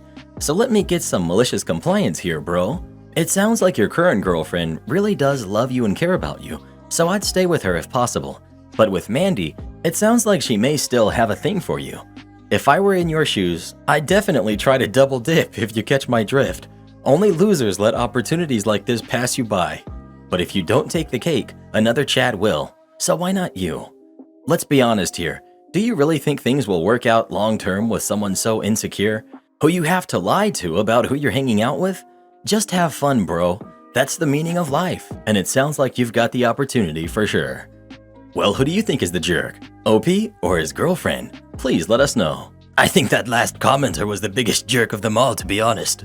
You must clock out at 1:30 a.m. Okay. Hi, first-time poster, long-time lurker. Also, English is not my first language and I'm on mobile. This story happened today, literally an hour ago. It's not the biggest malicious compliance ever, but I'm kind of an anxious doormat and I'm proud of myself. So some background. I, 28 female, work a part-time job in a well-known fast food chain. Dear American readers, I live in Europe. If something doesn't make sense to you, you know why. While I try to finish my master's degree. I usually work evenings and nights and close the cafe area from 1 to 3 times a week. The cafe takes a lot of time to close, as 1, it's a lot of work per se. Dishes to wash, machines to clean up, refrigerated counter to clean and stock, etc. 2, my coworkers usually leave a mess and don't really clean up after themselves. And 3, I also have to work the front and we've been painstakingly understaffed for months. So it's quite common for me to stay another 20 to 30 minutes after my shift is over, even more time if needed. I take pride in doing my job and I hate leaving a mess for the opening shift to deal with. Some of them are my friends and I generally respect the vast majority of my workers. Things started to go south some months ago. We are understaffed and being asked to work longer shifts and overtime for the well-being of the company. Yeah, they really said that. Sometimes it happens that someone has to work more than 10-hour-long shifts because no one can cover their role / we have a sudden influx of clients. It's illegal, by the way. To avoid paying us more, they're using in a not very legal way our paid leaves and vacation days. Not illegal either. It's more of a gray area, but they're not supposed to do it the way that they are doing it. Week schedule is put out with just 1/2 day's notice. We are not allowed to ask for weekends, and looks like they're mobbing some coworkers in order for them to leave. Onto the story. As I've said, I really like my coworkers and I need money. So I was kind of fine working more hours and keeping up with maintenance and extraordinary cleaning. This pace has been damaging my mental and physical health. I have a couple of conditions that are not in check anymore. Moreover, I've always thought that the store manager and I were kind of friendly. Until Sunday, when I've learned from a manager that this gentleman wrote in the manager's WA group that people closing the cafe are not supposed to stay after the end of their shift, and if they can't close properly, they need to quickly wipe with a cloth in the last 30 minutes. Needless to say, he was talking about me and another colleague, the only ones left who can actually close the cafe and clean it enough to be in line with company policies, as we are the ones that usually stay late to properly do our jobs. The other girl that takes ages and does a poor job and is kind of a snitch was completely ignored. I have GAD and MDD. I still rely a lot on my performance to evaluate my worth. Let's say I didn't take it kindly. I felt hurt and I've spent the last few days thinking about it. Tonight, closing shift. Me. So, store manager said that I have to leave at 1:30 a.m., right? Shift manager. Yup. Me. I'm not required to do the extra stuff no one else will do? Shift manager. Still don't get why you're doing it in the first place. But no, you are not. Just clean it up enough to not look like a landfill and stock the counter. Me. Basic cleaning and resupplying? Yup. Me. Copy that. The shift runs smoothly, few clients now and then, no need to rush. At 12:45 a.m., the cafe is in okay conditions. It will probably pass a health inspection, but we are far from corporate standards. They dictated even how sugar should be displayed, or my usual closing ones. At 1:10 a.m., I enter the office and sit down, scrolling on my phone. Shift manager. What's up? Me. I'm done. You can go home. You don't need to stay. Me. It's 1:10 a.m. So? So he said 1:30 a.m. I've got another 20 minutes left on my shift. I mean, he didn't say that we can leave early and save the company some money. He said I need to leave at 1:30 a.m. Shift manager. Know what? I'd really like some company. And after all, he said 1:30 a.m. He's the store manager. I'm not supposed to contradict him. I clocked out at 1:30 a.m. as requested. Is something going to change? I don't think so. I don't think they really care enough to notice, not during their power struggle and whatnot. Maybe, just maybe, they will realize something is wrong and try to change it, but I wouldn't bet on that. More likely, we're going to have a new store manager, the 5th one in less than a year and a half. But it feels good being paid for scrolling Reddit and smoking instead of keeping up with the extraordinary maintenance the management can't bother to do or require the closing staff to do and being unappreciated. After all, I was required to clock out at 1:30 a.m. Edit. I wanted to thank you for all the attention I received. I didn't expect it. Compared to other posts, it's a lame story and the useful advice.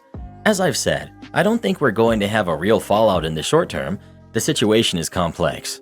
My first little malicious compliance is just a small drop in the ocean, but if something happens or changes, I'll update you. For everyone concerned about my health, I'm taking steps to take care of it. I've started working less and saying no when asked to come in during my days off or every single time some colleague can't show up for their shift. Rest assured, my top priority is my master's degree. Am I the jerk for throwing away the food my wife put in the freezer? I, 39 male, have been married to my wife, who's 32, for 4 years. We usually get along just fine. One of the issues that we've had since our relationship began has been about our freezer. Simply put, my wife stuffs the freezer full of food constantly. There is absolutely zero space for me to put anything in there. At first, I tried to solve this by buying the fridge with the biggest freezer we could find. I dropped nearly $4,000 on it. She interpreted this as an invitation to buy more frozen food so she could play microwave dinner Tetris with the freezer. Every single nook and cranny is stuffed full. She still buys frozen foods and somehow finds a way to fit them in. The worst part is when I buy a frozen pizza or freeze something for meal prep. She asks me at least 3 to 4 times a day when I'm going to take it out of the freezer. She essentially nags me until I remove the food from the freezer so she can put something she won't be touching for 6 months in its place. Last weekend, I finally snapped and bought an inexpensive single-door deep freezer. I put it in the basement near the washer and dryer and put a couple of my own things in there, mostly some frozen veggies and a few burritos. I didn't really mention it to my wife because she wasn't home when I brought it in. When my wife got home later in the day, she went downstairs to do laundry and discovered my freezer. She excitedly ran upstairs to tell me that the upstairs one is full and she can actually fit more food in there now. I responded that under no circumstances is she to touch the freezer because it's mine. Not a single ice cube should be put in there. Then I told her to not even ask because I knew she had mentioned 3 to 4 times a day that she needs more freezer room. She sulked and tried to debate the issue, but I was able to placate her. A couple of days later, I went down to the basement to get something from my freezer, and there I found it about 70% full of microwave dinners. Upon checking the freezer in the kitchen, I found that it too was still completely full. I calmly went downstairs with a large garbage bag, threw everything into it, and then tossed it into our trash bin. Then I found a padlock I had lying around and locked it up with a chain. Later that day, my wife brought more frozen food to put into the new freezer. But when she got downstairs, she noticed the lock and flipped her lid. She told me I was being controlling. When I told her there's no way she will ever use that freezer again, she threw something like a tantrum and left for her mom's house. She came back later that day and told me I had 24 hours to unlock the freezer. Nothing really happened after those 24 hours, but now she's completely ignoring everything I say. I think my actions were justifiable, but was I wrong here? Not the jerk, but the bigger issue is what is behind this. Is this restricted to the freezer, or is she controlling and/or a hoarder in general? Either way, she's not being rational. Ask her at what point, at how many freezers would she stop and think it's okay for you to have your own freezer space that she can't use? How many months of frozen food does she actually need? Can she tell you how long it will take her to get through what she already has? What was her thought process when she bought more to put in the new freezer? Was it that she needed the food, or that she needed to fill the space? You're unlikely to get rational answers to these questions, but asking them might open a space in her mind where she can see, even a little, that she's being irrational and needs to deal with her issues. Well, who do you think is the jerk? OP or his wife? Please let us know. I've got a solution. Give some of those microwave dinners to me. Any Salisbury steak ones? Am I the jerk for bringing eggs to a vegan wedding? I realize from the title I probably immediately sound like the jerk, but hear me out. So my 21 female brother, who's 26, got married last weekend. He and my new sister-in-law, who's 26, had known each other for a few years now, and naturally, I was invited to the wedding. She had been vegan since she was 12 and had also converted my brother in recent years, so they decided to make the wedding vegan. Basically, this meant that all the catering was vegan food, even the alcohol, and they used petals from their garden instead of plastic confetti and things like that to make the wedding as eco-friendly as possible. I have no problem with any of this, and I think it's great. Anyway, the problem is this. The issue I often have with eating anything anywhere is that I have multiple allergies: peanuts, soy, sesame, and a mild shellfish allergy as well. The first three I named are very serious and have landed me in the hospital in the past because of cross-contamination, so I'm really weary. I talked to my brother about if there would be anything safe for me to eat at the event, but because they're using a local neighborhood ladies' business as the catering service instead of something professional, I did not feel comfortable enough that there was absolutely zero chance of me having a reaction, especially because the allergies were ingredients in many of the dishes. It felt too risky, so I said I'd bring my own food, and he agreed that that was the best option. I've done this with plenty of such events in the past, and it's never been a problem. The wedding day arrives, and it comes time to eat. Everyone is digging into the food, and I pull out my Tupperware quite happily, and I dig in when I see the bride staring at me with horror on her face. I had bought a homemade sort of salad box, which had 2 eggs on top, and she literally just stared at me in disgust the entire time we ate without saying anything. After the meal's finished, she pulled me to the side and said I ruined her meal and her appetite, and ruined her day, and that I'm clearly a selfish person because I can't even go one meal without animal secretions in a vegan wedding, and that it was seriously disrespectful because the fact it was a vegan wedding was the main focus. In my eyes, I brought my own food because they weren't able to provide me with something which was safe to eat, and it's not like I brought in a steak. I had 2 eggs and a big salad, and she must have been specifically staring at my food to even realize they were there. However, I'm beginning to wonder if I'm the jerk, because my brother also said it was in poor taste and I should have brought something else. So, what are your thoughts? Am I the jerk? Not the jerk. While I understand having dietary restrictions and it being her day, you have unavoidable dietary restrictions in that you are severely allergic to some foods, some of which were listed in the ingredients. You talked it out and got permission to bring your own food. You did your due diligence. From there, it's the responsibility of your brother to mention to his new wife what is going on. Not the jerk, not remotely. Sorry, but the focus of her wedding was veganism? Not that she was making a commitment to the person she loves? She's a jerk for that comment alone. But you're not the jerk. If they were unable to cater for you, they have no right to take offense of what you made yourself. Well, who do you think is the jerk? OP or her sister-in-law? Please let us know.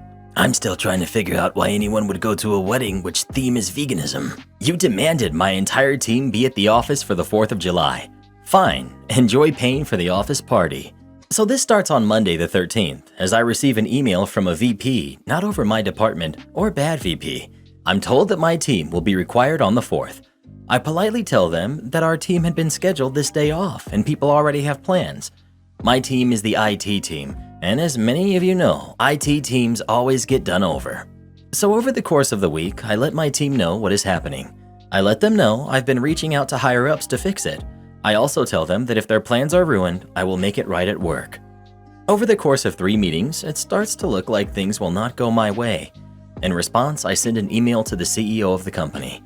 All of my higher-ups know I was going to do this and said I should do this as he is very family-oriented and that he would not allow anyone to work on a national holiday.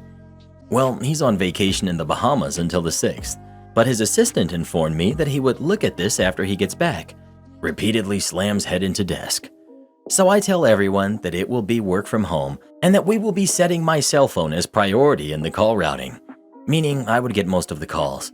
To be honest, I was expecting almost 0 calls, especially since I was asked to send out a notification that IT support would cover the 4th of July. I never sent that email out. A day later, I was given another outrage. I was told in an email that my employees would be required to be at the office and no one was allowed to work from home. They would be checking the door badge-ins to verify we were at the office. I asked why in an email, and they said that they wanted to make sure no one was playing video games at work.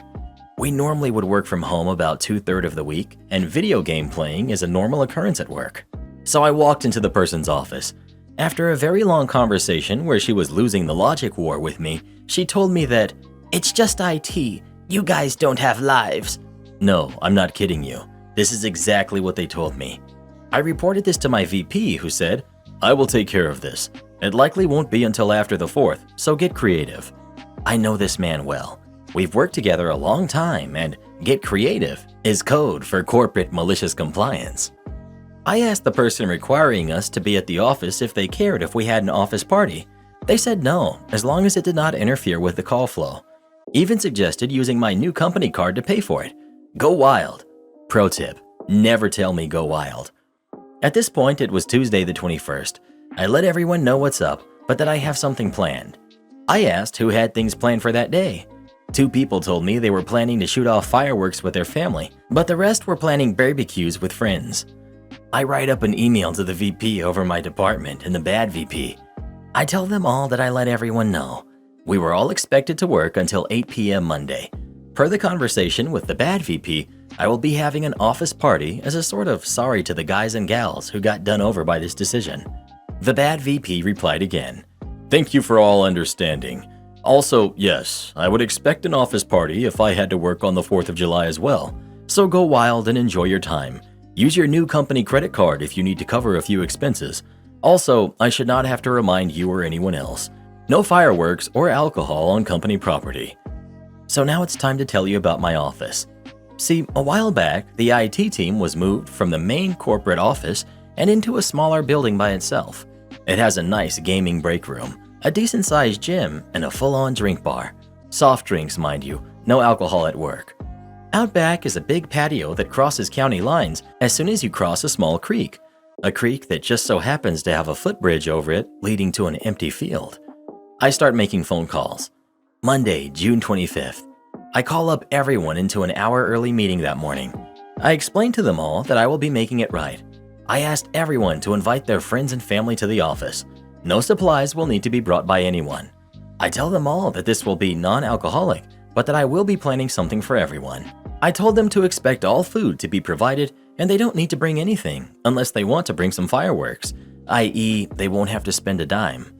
The 4th comes and the entire day we did absolutely no work. No tickets, no calls came in. Well, 7 calls did come in, but from the same person, the bad VP. She was calling to make sure we were manning the phones. All of us were playing video games or watching movies. 6 p.m. rolls around and everyone was told that the food was ready. People were expecting hot dogs, hamburgers, maybe a bratwurst or 2. What they got was a full-on barbecue feast with pizza and other foods. There was smoked brisket, spare ribs, smoked sausage, smoked turkey, both kinds of tater salad, coleslaw, green beans, and bacon and onion, potatoes au gratin, pizza from 2 different places, excellent hamburgers and bratwurst hot dogs. On the dessert side was cake, very good cookies, 4 different kinds of pies, and about 2 pounds of fudge. Families and friends started showing up at around 6 to 6:15ish.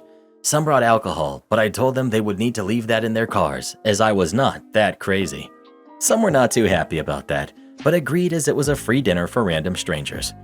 So, let me set the scene for you. I'm out there with all calls routed to my cell phone and everyone just having a good time. We have a ton of people there just enjoying the fun night, chatting about random stuff, eating the food, and occasionally lighting off some sparklers or throwing firecrackers into the stream. It's not stocked and only 1 foot deep. My VP, not the bad VP mind you, showed up with his family and brought some water balloons for the kids and man-children. Around 8:30ish it gets dark and people want to shoot off more than the simple sparklers and firecrackers we'd been using. The VP over the IT department had everyone cross the footbridge over the county line in off-company property mind you, and we set up a big wooden board using it as our launch pad. We fired off what we had for an hour or two and sort of just hung out for a little while. At around this time, people were tired and ready to head home. I told people to take home leftovers within reason. We all clocked out at 8 and no one left until about 10:30. The bad VP did call once more while we were out back at the party. It was 7:50 and she called asking for a status update. My exact words were, "Well, you were the only one to call us today. The rest of us are on the back patio enjoying the 4th of July shindig." She simply acted like my boss and said, As long as no alcohol or fireworks are on company property, I do not care. We ate roughly half of the food catered. The rest was taken home. A small group volunteered to stay behind to clean up, including my VP. We had a fun conversation about how this will make waves with the bosses, but he said he had my back and asked me how much this cost. I just gave him a sideways look, which made him laugh. Tuesday morning, I submitted the expense report to my VP. This email would inevitably make its way over to the bad VP and up the chain to the CIO of the company. It would be a bad idea to give out the exact cost of the party, mind you, but I can tell you that because of this 4th of July party, new rules were put into place. Any expenses of over $4,000 or more must be approved by the direct supervisor, VP over the department, and the full expense report must be sent to the financial department for review after the fact. Hint, the party cost over $6,000. The barbecue was the most expensive part. I did not order from a low or mid-tier place. The place I ordered from has consistently been on the top 10 in the DFW listing for the last 30 years.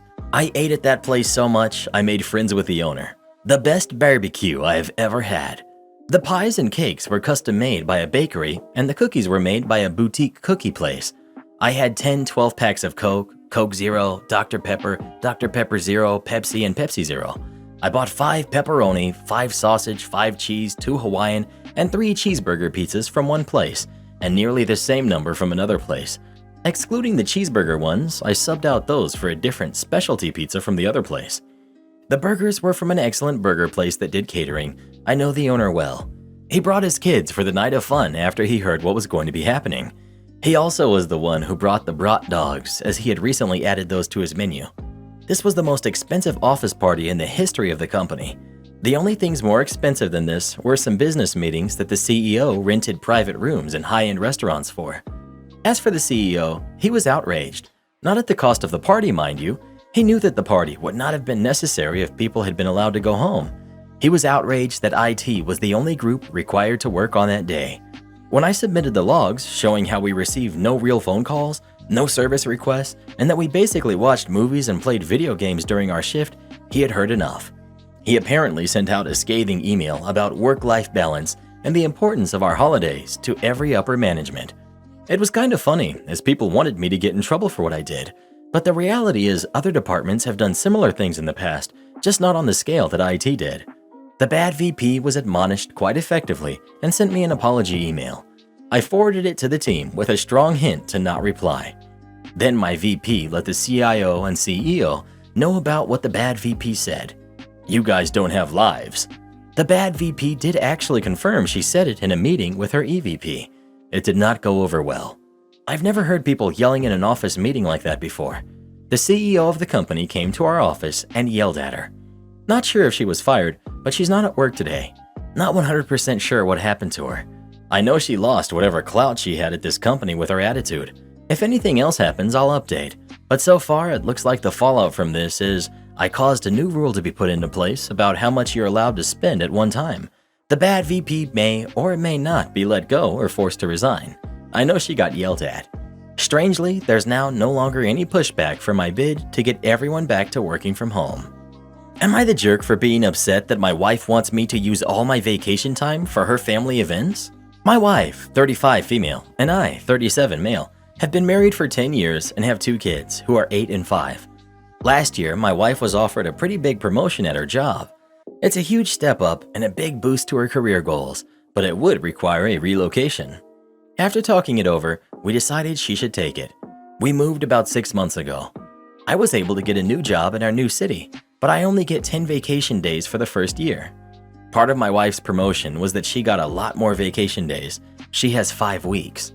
She's already used a couple of weeks of her vacation time for trips with her friends or sisters. I've stayed home with the kids while she's on these trips. She also took the kids on a trip while I stayed at home. She still has over 2 weeks of vacation time left. We've started discussing our holiday plans for this coming winter, and she wants to go visit her parents for an extended visit. She wants to take time off around Christmas and New Year's and stay with them for 2 weeks. That's all well and good, but that's pretty much all of my vacation time. I told her that I don't want to use all of my vacation time just to go and see her family.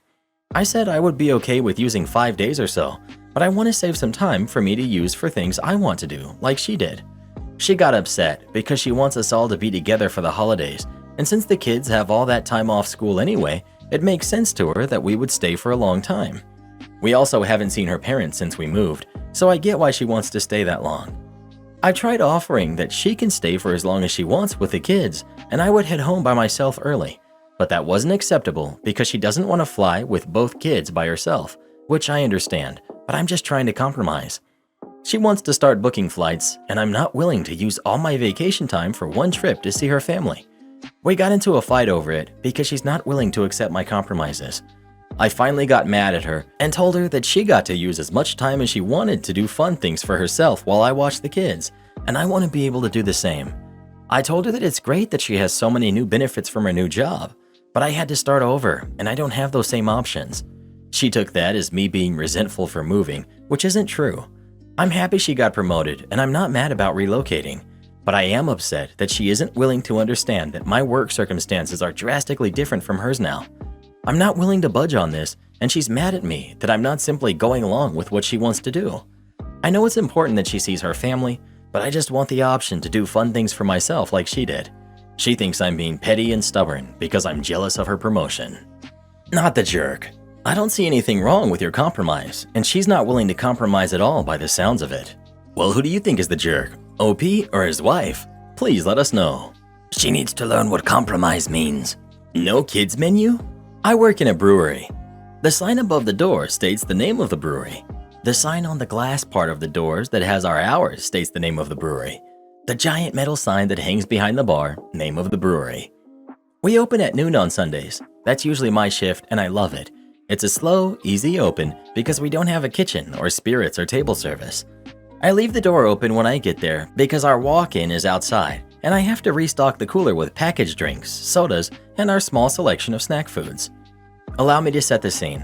The lights are all off, the music is absolutely ear-bleedingly loud, and I'm counting the drawer. Lady walks in 30 minutes before we open with 2 kids. I'd guess they were around 4 years old. She is furious. This music is entirely too loud and not appropriate for my girls. I'd agree. It will be at an appropriate level and on a different station when we open at noon. Can't you do that now? You know what? Fine, I can. So I do, and I go back to counting the drawer. Excuse me, where should we sit? Anywhere you'd like, ma'am, but I'm afraid I still have to finish opening and won't be able to get to y'all for at least 15 to 20 minutes. Is there no one else here? At this point, I make a very obviously snarky look around before I answered, "Sure doesn't look like it." Fine, just give me a coffee and 2 milks. Ma'am, this is a brewery. I don't have any of that. Fine, just let me see the menu and I'll decide. I point to the draft board and tell her that those are the draft selections, the chalkboard next to it with our wine selections and snacks, and I tell her we have Coke, Diet Coke, and Sprite in cans. My kids aren't allowed sugary soft drinks. Where's the kids' menu? We want breakfast. Ma'am, this is a brewery. We don't have kids' menus, milk, juice, or breakfast foods. The whole time that she had ignored every obvious clue and sign and thought that she was at a breakfast spot around the corner, which isn't even open on Sunday. Edit. Since many of you asked about why the breakfast place isn't open on Sunday, I asked one of my coworkers last night. It turns out that during lockdown, they had so many issues with people ignoring the protocols about seating and spacing with the church crowd on Sunday that they just closed to avoid the issue, and decided they liked being closed on Sunday so much that they never reopened. My Karen mother-in-law demands my leftovers, so I called her a freeloader. For context, I was raised that whenever you go to someone's house for an event, like a cookout or a holiday party, etc., you should always bring something such as a side or a dessert, or a bottle of wine for the hosts. If there are leftovers, they now belong to the hosts, and they can do whatever they want with them. Say it's your job to bring soda to a barbecue. Any leftover soda is now for the host. My husband's family expects me to host every holiday party and cookout and foot the bill too. So I'm usually hosting for 15 to 20 plus people. For Christmas, I had to buy a $100 ham and then make all the sides, desserts, provide the drinks, utensils, etc. My mother-in-law and most of her family would always show up empty-handed with their own to-go containers and never lift a finger to help prepare or clean up. I am the mother of 3 kids and I work a full-time job, and it's the kind of job where I work holidays and weekends. Money started getting tight with all the inflation, and I'm just beyond exhausted. So I've been asking for everyone to either bring a side or dessert or drinks, and I will provide the main dish as well as all the utensils, etc., to help with our budget and to save me some time. This last cookout we had, I supplied the main dishes and a side. My mother-in-law begrudgingly brought a watermelon and her famous to-go containers. As I was cleaning up, she made sure to grab the remainder of my watermelon and then started to fill her containers with our leftovers. When I asked her politely to please not take it because it was my kid's favorite and they will be having it for lunch tomorrow, she implied that I was rude and inconsiderate. I lost it and called her a freeloader and said she's welcome to host and provide for everyone at the next cookout then. So, am I the jerk? Info. Why do you continue to host these gatherings that you clearly hate hosting and are full of resentment about? Because her husband can't say no to mommy. I would bet my money on it. If I were OP, I would come down with something just before or the day of the next big get-together, so she doesn't have to be around food. If the husband can't say no to his family, let's see him do all the work. Let him take on an extra part-time job is more like it. I'm normally all for being a generous host, but in this case, I would not provide anything but cheap hot dogs and buns, tap water, and paper plates. Let everyone sign up for a dish on a spreadsheet and then see what happens. Or even better, if they just serve a big vat of baked beans and nothing else. That will put a stop to guests bringing only watermelon. Do lock up your fridge and pantry though for this social experiment. Well, who do you think is the jerk? OP or everybody else? Please let us know. I'd sneak a little something special in their food, but I'm evil.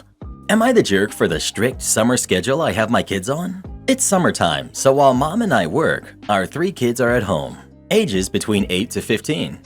We were talking with other parents about what our kids do during the day, and some friends were shocked that I was being so strict during summer break. Here's why. They have to do chores every day. Chores include daily, cleaning the bathroom, the bedrooms, playroom, and any dishes, basically picking up after themselves. Monday, wash, fold, put up their laundry. Tuesday, sweep and vacuum. Wednesday, mow and weed eat the lawn. Thursday, nothing extra. Friday, sweep and vacuum. Monday through Friday, they wake up and run 1 mile and have 15 minutes to do it. If they don't make it in 15 minutes, nothing happens. I'm just giving them a very achievable goal. Electronics are turned off at 12:30 until we get home from work around 4:30. We have a pool and they have so many toys. They have things to do that don't include electronics. They have to complete the chores by 4:30, so they spend the morning playing Xbox or watching TV, eating lunch. They then do chores and entertain themselves. I don't want my kids just sitting in front of a screen all day because it's not healthy. Being forced to use your imagination isn't a bad thing as far as I'm concerned. I want them to run because they all play sports and they get gassed out rather quickly. This is the first summer we've done the mile thing, and I'm hoping it helps once fall sports start. I'm just trying to equip my kids the best way I know how. Other parents have made comments about how summer break is all about relaxing and getting to take a break from responsibilities. All fun. I felt conflicted, so am I the jerk? Edit. This was the exact response I expected. I showed my kids this thread too. They said they spend 30 minutes on chores most days and 15 minutes running. The 15-year-old relaxes most of the day and said the only time he feels like a parent is when the younger two fight and he has to break them up. 90% of the day is spent playing and 10% is work. They don't swim unless they're all together. They are literally learning to clean up after themselves. If they make a mess, it's cleaned up. I'm glad so many of you are in the financial situation to afford nannies, summer camps, daycare, etc. But that ain't us. We work together. When mom and dad are home, we do chores too. And on weekends, we all play together. Sorry, but are you running an army unit or a family? And you're leaving them all home alone? This is horribly unfair to your 15-year-old. You can equip them by not forcing them to be in charge of each other, providing supervision in the form of summer activities, and allow them to be kids. You're the jerk. Edit. I just noticed your comment about the pool. You're leaving the 15-year-old in charge of everyone else and suggesting that they go swimming? Someone should call the authorities, and maybe it will be your 15-year-old. You're the jerk. Running a mile every weekday morning and the youngest is 8? I get that picking up after themselves, but wow, this is a little extreme. You're the jerk, because you're making your 15-year-old manage the house alone for 8+ hours a day. First of all, that's too much. If they need exercise, put them in a summer sports program. A forced run first thing in the morning sounds miserable, like the worst gym class ever. Yikes. Well, what do you think? Is OP the jerk or not? Please let us know. Let me get this straight. You're raising your kids to have a strict set of values? To be responsible and healthy and happy? You should have known the people on Reddit weren't going to like this. Your kids are going to grow up to be pretty much the opposite of them. I'm paying for the room, so I can scream in there if I want. A few weeks ago, I was working one of my night audits during the week. At my hotel, the weekdays are normally calm as it's only workers staying with us, so they're sleeping all night. We'll occasionally get some night owls, but now that it's summer, we're getting more interesting people at the hotel. And oh boy, it's annoying. Roughly around 12:30 to 1 a.m., I get a call at the front desk from one of the rooms. Guest: I'm on the 3rd floor and something is going on across the hall. Sounds like someone fighting. Me: oh, okay, sorry about that. I'll go check it out. I walk upstairs and immediately could tell where it was coming from. I walk up to the door and it sounds like an all-out war is happening right in the room. Bunch of inaudible yelling. I knock on the door loud enough so they could hear. A woman swings the door open quite aggressively. Me: hey, we're starting to get some noise complaints. I need you to… She cuts me off. I'm trying to get my daughter out of the bathroom. She locked herself in there. Me: okay, well, that's not my concern. I just need you to stop yelling because we're getting noise complaints. Guest, directed at her daughter. Get out of there. We're getting in trouble now. Me: ma'am, I really need you to stop yelling. Well, can you get my daughter out of the bathroom? Me: like I said, whatever's happening between you and your family is not my concern. I just need you to quiet down. Her daughter comes out of the bathroom in tears as I'm standing in the hallway, and the mom finally stops yelling, so I go back to the front desk. 5 minutes later, the mother leaves the hotel, and I can hear yet another screaming match in the parking lot. The yelling was echoing everywhere because they were so loud, this time between her and the husband. I didn't say anything because I'd rather them argue in the parking lot than the hotel. They both come storming in the lobby and aggressively stomp up the stairs. I swear, the stairs sounded like they were going to cave in. Mind you, it's now close to 1:30 a.m., so the hotel is very quiet besides them. Another 5 minutes pass and I hear the arguing start up again. I try calling their rooms, but of course they didn't answer. So I walk up to the room, knock on the door, and they answer. I try telling them to quiet down, and they're causing issues for the hotel. They try explaining their family drama to me, thinking I could resolve it. They kept going on about, well, can you get my daughter to listen? Can you get my husband to stop yelling at me? I'm a front desk agent, not Dr. Phil. After they finally quiet down, I get back to the front desk to watch Netflix. Around 2:30 a.m., after running my reports, the mother comes by the front desk, surprisingly calm at this point, asking for a new key card. I give her a new card, and this conversation is what annoyed me the most. Me: here's the new key. By the way, if I hear more screaming or yelling, the police will be contacted. I'm not going to remind you all night. Guest: excuse me? I'm paying for the room, so I can scream in there if I want. It's not your business. Me: it is my business because you're disrupting the hotel. So like I said, if I hear screaming one more time, the police will be contacted. The guest just angrily walked away, and I didn't hear anything from them the rest of the night. Don't get me wrong, I understand stuff happens and families will argue, But don't ask hotel staff to fix your personal issues and then get mad when you're told the police will be contacted because you're so loud. Your actions have consequences. Welcome to life. Am I the jerk for not letting my sister announce her pregnancy at my wedding? Me, 28, and my sister, 32, have never really gotten along that well. My parents were divorced, and so we never really spent much time together during our childhood. Once we got in our early 20s, though, that changed, and we actually got pretty close. Both of us were in serious relationships, and we would always talk about our dream weddings. Fast forward a few years, and my sister was finally getting married to her high school sweetheart. I've never seen her so happy, and I knew this was going to be one of her most cherished moments in life. That was until my jerk of an ex-boyfriend proposed to me at my sister's wedding. Needless to say, I absolutely had no idea. I rejected his proposal and ended up leaving him after a few weeks of him showing no signs of him being sorry at all. My sister was rightfully upset with the both of us because in her eyes, we had just took away her spotlight on a day she's been dreaming of for years. I felt so bad that I ended up giving her around half of what she paid for the wedding. A little much, I know, but when you have your whole family against you, you'll do anything for things to go back to normal. It took a couple of months, but our bond came back and I ended up meeting my now fiancé. Our wedding is in a couple of weeks, and my sister has been making jokes about announcing her pregnancy at my wedding. At first, the jokes were funny, and I thought they had no real threat to them. But after today, it was pretty clear she was not actually joking. My mom called me telling me that my sister said she was going to announce that she was pregnant during the speeches part of our wedding to get back at me for what I did during hers. I texted my sister saying that it was completely unfair to not just me, but especially to my fiancé, and neither of us were to blame for what my ex did. She won't hear me out, and I told her if she won't drop it, then she won't be allowed at my wedding. I guess she's been crying to all our brothers and saying I'm a jerk for not only ruining her wedding, but for not letting her get a tiny bit of revenge. I get it. It must be hard to have that happen at your wedding, but how should it be my fault?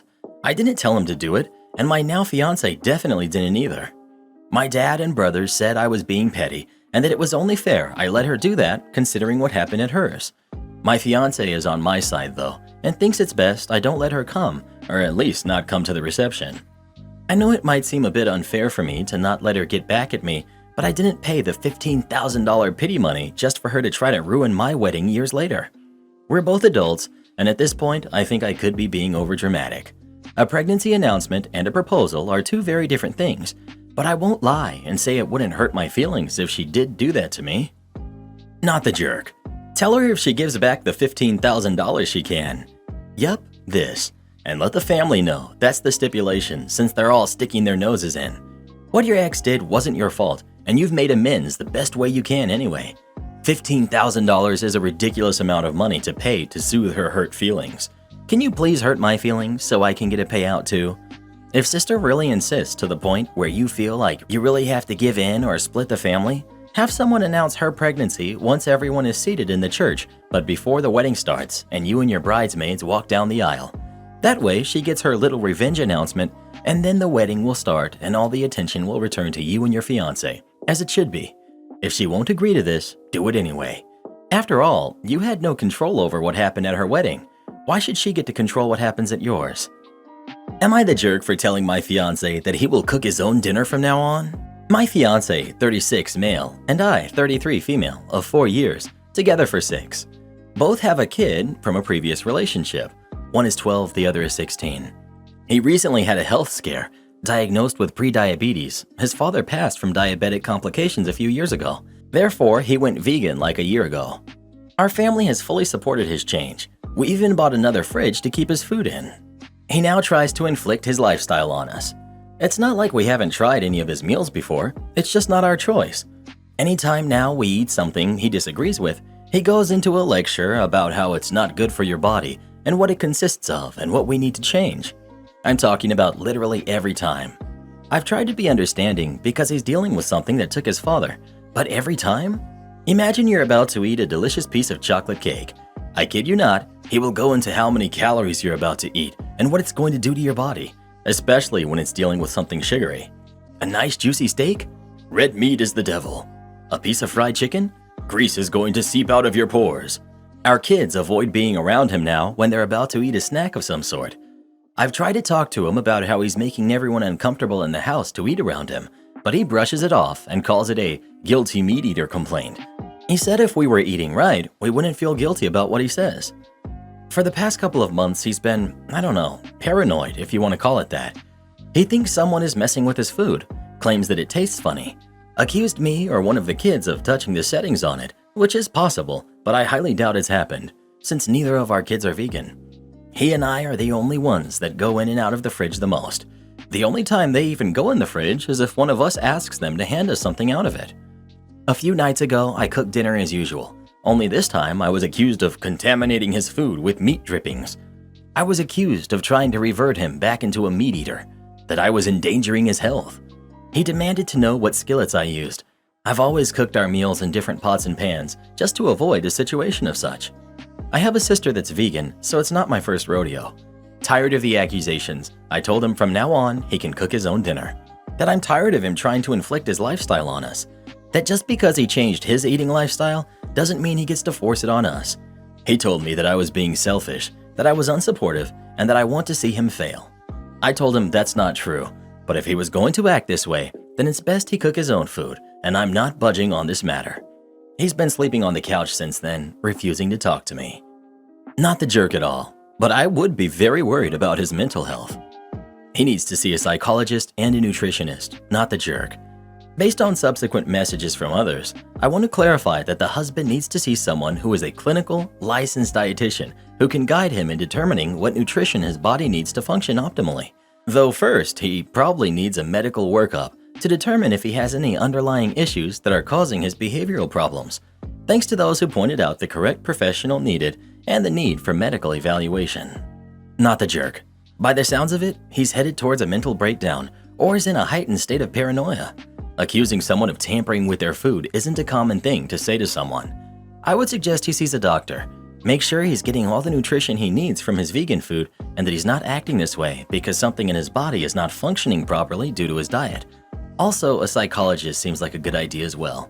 Maybe this paranoia is caused by some underlying emotional issue he's not talking about, and this is how it's coming out. All in all, it sounds like he needs the kind of help which you aren't able to provide. Coworker waited for hours after my shift so that I would give her a ride home, even after I said no.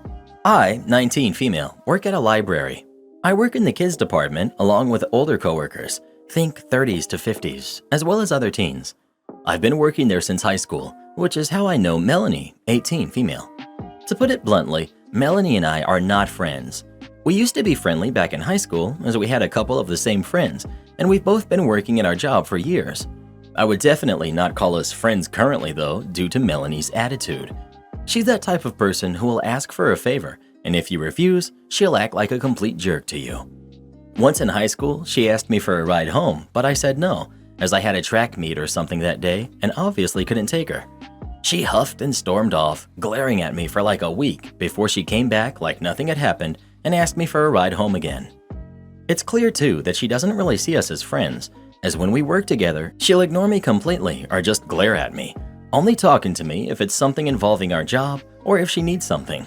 If she needs something from me, then suddenly we're best friends and she'll chat with me like nothing happened. So yeah, I don't really like her. To the main story. I came to work yesterday afternoon, like 2:30ish, and Melanie was there. Our shifts alternate slightly, where there's like an hour where the two of us are both working before she leaves and I continue my shift. I hadn't seen her since we graduated, so we spent a few minutes catching up. She then asked me if I could take her home after her shift ended. I was obviously confused, as I still had hours to go before I was done with mine, and I told her such. She then implied that I could use my break time to drive her, and I honestly laughed out loud because I thought she was joking. A. Our breaks are 15 minutes long. It would take 30 minutes to drive there and back from her home without traffic.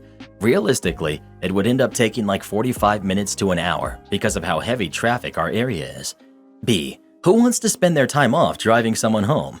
Melanie was shockingly not joking though, claiming that it would be doable and that she really needed the ride because she had to be home and her mom couldn't take her.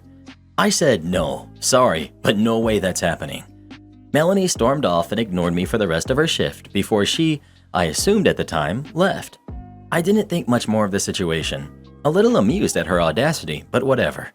Eventually, my time to leave comes, so I wave bye to my coworkers and head outside. That's when I see Melanie sitting outside on one of the benches. She immediately perked up after seeing me, running over while I just looked at her. You're leaving, right? Can you give me a ride? I was shocked. I flat out asked her if she had been waiting for practically 4 hours for me to leave even after I said no.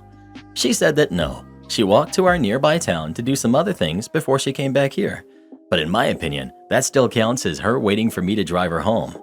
I was creeped out and honestly ticked off, since it felt to me like she was trapping me and playing the "you're leaving so you can take me too" card. It took everything in me to not yell or even book it to my car. I calmly told her that I had plans after work. No, I could not take her home. And honestly, it was insane that she would just wait around and assume I'd take her instead of getting the message and calling someone else. She just stared at me. I think she was shocked I actually stood up to her. With that, I walked to my car and drove off. I really hope she never tries to do that to me or to any of our other coworkers, to be honest.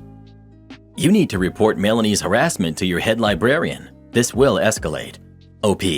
I will if anything gets worse. She's more of an all bark, no bite kind of person, so I doubt she'll do anything else besides complaining about me. It would still be a good idea to let your boss know, just in case. She may be all bark, but that doesn't mean that she can't keep barking until it may as well turn into a bite. And if she's willing to stay several hours after you implicitly told her no, then she's all too willing to go to the same lengths to get you in trouble for this slight against her.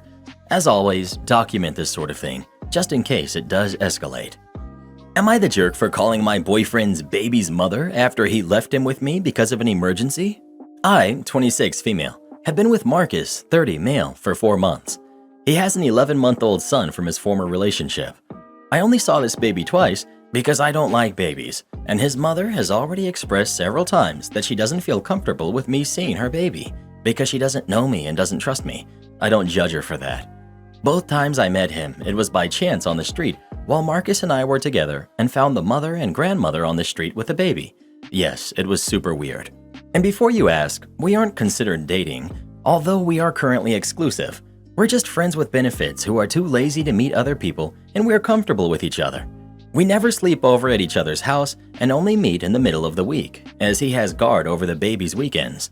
Saturday afternoon, Marcus showed up at my home with his son and said he needed help because there was an emergency in the family and he needed to go to the city where they live, and it would be impossible to go with the baby 2 hours away. The mother and maternal grandparents had traveled. He didn't even allow me to answer. He just gave me the baby and the bag with everything and left. I tried calling and texting, but he just told me to suck it up for a few hours, and then he would reward me because it was an emergency. I don't know how to take care of babies. I really don't feel comfortable, and he knows that very well. And after several times telling him to come back because I don't want to be responsible for taking care of the baby, he just hung up his phone. I thought about calling the police, but I decided to text the baby's mother on Instagram, telling her the situation. His godmother showed up not even 10 minutes later to pick him up. At night, Marcus came home yelling that I caused a huge mess since he asked for a favor because of an emergency, and I was the only one who accepted, the others couldn't, and that I caused an unnecessary problem with his custody since the mother would file a request for a review. Obviously, we're done. I would like an opinion from the outside. Some friends sided with me, others did not. Am I the jerk? Not the jerk. He didn't ask for your help. He just left his kid at your place. Sounds like his kid's mother has every reason to request a review of the custody agreement. Considering the mother got someone to get the kid immediately after you told her the situation, I doubt he exhausted all of his options before dumping his baby on you. I doubt he even asked the mother. Mother has every right to call in a review. To be honest, even if you didn't mind and were willing to help him out, he shouldn't be leaving his infant with you, someone he's been casually seeing for only a few months. And the gaslighting is unreal from him. Not the jerk, you dodged a huge bullet here. Bad partner, bad father. Complying with a resignation request. Recently, our OG manager, who was fantastic, just left. One of the biggest things he did for our team was to keep the higher-ups from meddling in our day-to-day lives. As long as we hit our targets, we could pretty much do as we please. Want to work from home 4 days a week? No stress. Want to go out on the road and meet clients face-to-face instead of meeting over Zoom or the phone? Be his guest. Feel like closing all your deals at 2 a.m. every night and not logging on until 3 p.m. the next day? Why not? Basically, do whatever, let him know, and hit the targets. It was all cool by him. You get the drift. Because of this, our team works very hard and constantly hit targets. With myself and a few others doing so well, we recently got promoted. Personally, I got the 2IC job to work with new manager, show him the ropes, train the new staff, etc. However, OG manager leaves as he can't take the stress from the higher-ups breathing down his neck about his management style. Even though we constantly make and exceed targets, they are unhappy as he's not doing it through their formula. About a week or so after OG manager leaves, the new manager and pretty much another sales team are hired. New manager is essentially just a yes man for the higher-ups. Our super awesome workspace goes downhill. We're required to be in the office 5 days a week, 9 to 5, given a set seating plan, and spend our time cold calling, not relationship building. We do this for a few weeks. The older reps who worked for OG manager aren't having the best time, as not only are we now dealing with this shocking environment, plus we have to train new staff and the new manager on the systems, the product, meaning we really have no time to sell. Then we have a meeting. New manager starts going on about the importance of the new system, as it will increase sales, which in turn will increase our commission. Now we get to the good part. The head office lady came down for this meeting. She doesn't have much day-to-day in the sales stuff. She's quiet until the end when she pipes up, saying how this company has room for growth, is willing to promote internally, uses me, and points out me and some of the older sales reps as examples. She then goes on to ask for the resignation of anyone who doesn't believe her way will work by 5 p.m. the next day. Me and the other sales reps who were there with OG manager simply comply with her request and hand our notice periods in at the end of the next day, leaving the company with a sales team that consists of a manager that doesn't know anything about the product or role and a totally fresh team of newbie starters who have no idea what they're doing, who will not get anywhere near the target for a long time. How I shut down my Karen cousin's business. This happened in 2019, but it recently came up. I, 21 female, live in Canada, and I was planning a trip to my native country in 2019. My cousin, 23 at the time, asked if I could bring some items back. She explained that her father's side of the family, unknown to me, was having a wedding, and that buying cultural clothes in our native country is much cheaper than buying it here in Canada. She asked for 6 dresses and agreed to pay me for the items, plus a little extra for my troubles. I agreed, mostly on the basis that it's for family. It was a pain. I had to compromise on my own clothing, shopping, etc. in order to make space for her stuff.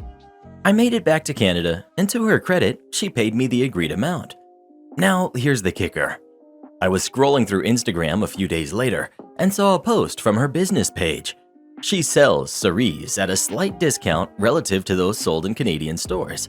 Sure enough, the next few images were the 6 dresses that I had hauled over from 14,000 kilometers away.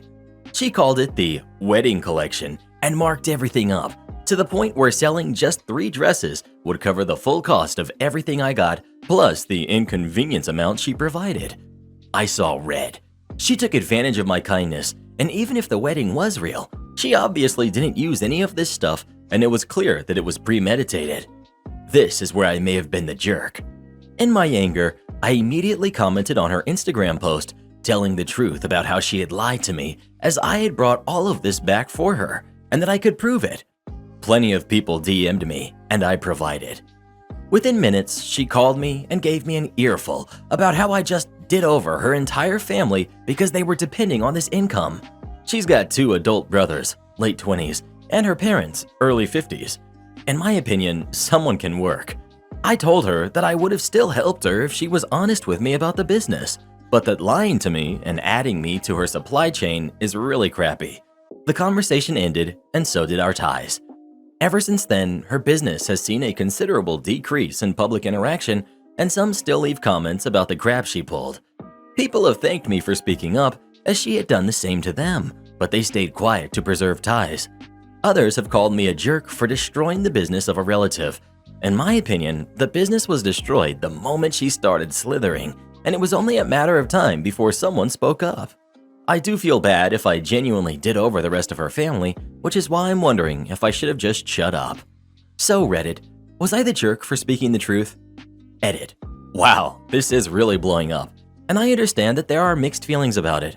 Don't worry, I recognize that I may have overshot my response to the situation.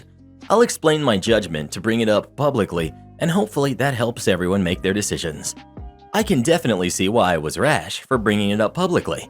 I do still think that, even though it was a jerk move on my part, dealing with it privately wouldn't have gone anywhere. If I had brought it up to her first, as from her natural character, there's a big chance she could have blocked me off of the only social media that her business is on, so I couldn't have spread the message to the poor souls buying these clothes. I feel like I got very lucky that she messed up and posted it to the page that I was following. If I had brought it up to her privately, she would have realized her mistake and been more cunning the way that she went about this in the future, like making sure she blocks the transporter from the page so they have no idea. I feel like I took this one mess up and didn't let go of the chance. Also, I think the whole she would have used it as a lesson learned thing would have only really applied if she was unknowingly doing something wrong and was willing to take criticism or learn from a situation. However, seeing that she has repeatedly lied to people, and she was 23 years old at the time as well, it was clear that she was doing this with malicious intent. As in, she knew she was lying. She knew that it was wrong and still went with it. That didn't sit right with me. Edit 2. A lot of people are asking why I didn't just say no. I've detailed this a bit more in the comments, but essentially there was a massive family expectation for me to help her out because of this supposed wedding. There was a lot of pressure and guilt tripping that resulted every time I tried to argue that I needed space in my luggage. Stuff like, "Oh, you can't do this for family because you need to shop so much, right? If you can't even do this for your cousin, imagine what happens when your parents get old. Guess they'll end up in a senior home because you can't make space for them either." It gets brutal, and this kind of stuff is deeply rooted in my culture. I know that there will be some people who don't understand this, and that's fine. Just hold the assumption that I had no other choice but to agree to help her. Well, who do you think is the jerk? OP or her cousin? Please let us know. Definitely the cousin. She should have been honest about this from the get-go, not lie and manipulate the way she did. I told my entitled daughter that if she wanted me to raise her baby, then she shouldn't have gotten pregnant. I'm 52, male. My daughter, Amanda, who's 27, and her husband, Chris, who's 25, got married a few months ago. Amanda has lived on her own since college, but still is in the general area.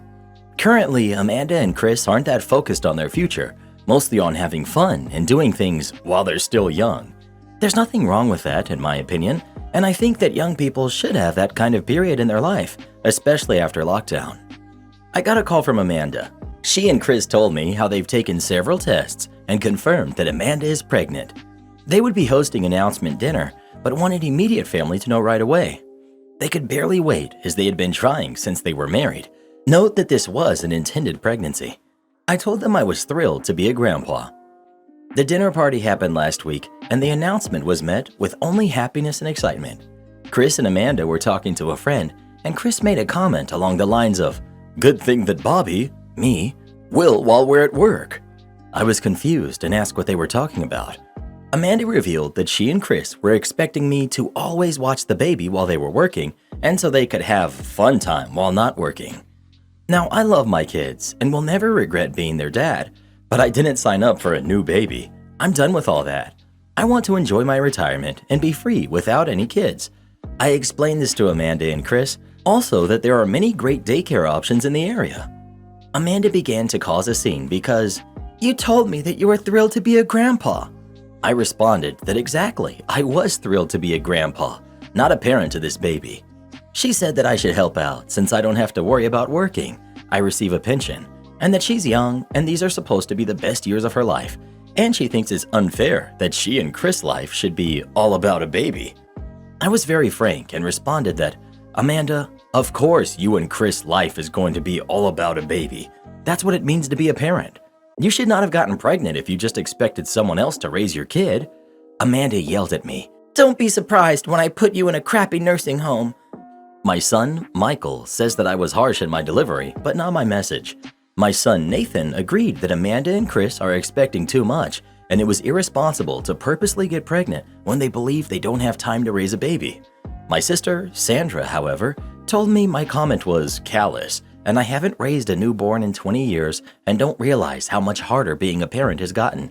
And I can agree to start providing at least 4 days of childcare per week, then go from there. Multiple family members are agreeing with Sandra, so I'm looking for some unbiased perspectives on here. Am I the jerk? Not the jerk. I have 17 grandbabies and have raised several of them. Helping and raising are two very distinctive different things. Enjoy your grandkid, but do not get wrapped up in the raising of him or her. Trust me, it doesn't stop at 4 days a week. Not the jerk. If you can't put your baby first, you're not ready to be a parent. I don't even think your delivery was callous. They intentionally got pregnant and planned on relying on a parent who has not even been consulted to raise their kid so that they can enjoy the best years of their life. This screams irresponsible, and she probably shouldn't be a parent if she's not ready to make her life about her own baby. I'm also sorry, but Sandra is just being an enabling lunatic. Child rearing has never been easy. Every generation has different struggles. If she feels so strongly that you refusing to be a parent all over again is making you a jerk, then maybe she can volunteer for the job of being a free babysitter, since she's willing to dump the responsibility on you. Tell your daughter you'll save the best years of your life for living as a grandpa. She won't have enough money to take care of her own kid, much less a nursing home. Your daughter seems to think she's a Kardashian. Oh wait, even they watch their own kids. You're not obligated to provide childcare for someone else's kid, period. Sandra suggesting you start at a minimum of 4 days per week of childcare is borderline delusional. Your daughter's response of threatening to put you in a crappy nursing home if you don't provide her with full-time unpaid childcare so she can enjoy being in her late 20s despite the fact that she's been actively trying to get pregnant for a while is more than a little out of touch. That suggests that she's either massively immature, entitled, or most probably both. Not the jerk. Well, who do you think is the jerk? OP or his daughter? Please let us know. People who try to put the responsibility of raising their kids onto others don't even deserve to have kids. My first boss and how he got the whole team every certification available. When I turned 14 years old, I got my first summer job and had one of the best bosses I'd ever had. I recently found out that, unfortunately, my mentor and someone I would consider a friend, John, passed away. Although it's been well over 20 years, I still use the lessons learned and the work ethic he passed on to me. Although at times it could be hard, he was more than fair and always did the right thing for those that worked for him. This is the story of John versus the new president. Before I get into this story, I need to give some background and context on John. John was the textbook all-American boy. John had attended a prestigious boarding school somewhere in New England and eventually attended Yale back in the late 50s and 60s, and was not only a scholar, but a three-sport athlete. He played football, he boxed, and he was the captain of the track and field team. Fast forward to when this story takes place, and John was still in phenomenal shape for a late 60s, early 70s man. John opted to move out to the country, start a family to follow his passion, which was teaching at the local high school and coaching high schoolers in various sports. Obviously, he was the high school football coach, taught track and field, he was an outstanding shot put athlete, and could run the mile and many other long distances. As a teacher, he had the summers off and became a lifeguard at the local town beach, eventually becoming the captain of the lifeguards. Over time, he developed standards for the town, county, state lifeguards to pass. He really transformed what was a ragtag style of lifeguards into a full-fledged official lifeguard corps, training academy, and set the standards for what is still used today. John was eventually hired to run the lifeguards and manage an entire private beach club instead of working for the town beach. One of the biggest challenges of this, since it was a private beach club, John now reported into a president of the beach club who oversaw how things were run. I started working for John as a helper on the beach and then eventually a lifeguard, and for the first couple of summers, things were great. The president of the beach club took pride in having the best staff and making sure that lifeguards were well paid, and to his credit, safety was the utmost priority. This private beach club certainly catered to the more wealthy clientele who wanted a nicer club instead of going to the public beach. Some of the advantages were the amenities, which were lockers, cabanas, private parking, a very nice restaurant that served great food and drinks. This was one of the few beach clubs that also had the ability to serve alcoholic beverages. One of the good things John had instituted was that any returning members of the staff from the previous summers automatically got a raise. This ensured that staff returned the next summer, avoiding a lot of retraining and, as you can imagine, growing pains with the new staff. What was even better was that if you returned multiple summers, you still got an additional raise. Most summers, this was $1 or $2.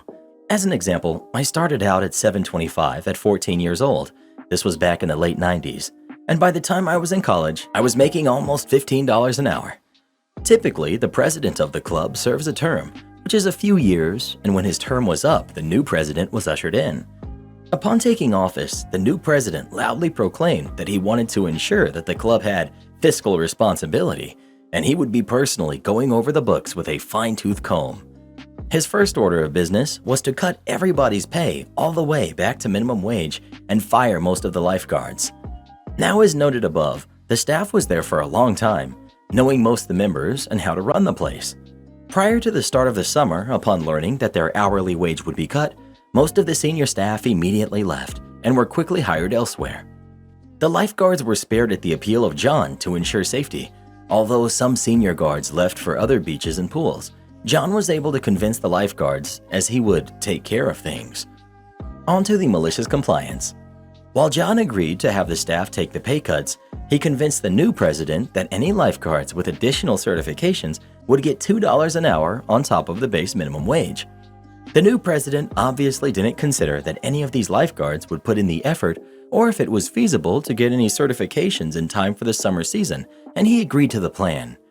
As you can imagine, John basically established the process and curriculum for becoming a lifeguard and personally trained, and hired most, if not all, of the trainers in the town and county. John was also a volunteer fireman and knew all the EMS personnel, and not surprisingly, had either taught them in school or hired them as lifeguards in their past lives. John quickly called in favors from every trainer and certifier across the country who were more than happy to repay all the favors John had done for them in the past.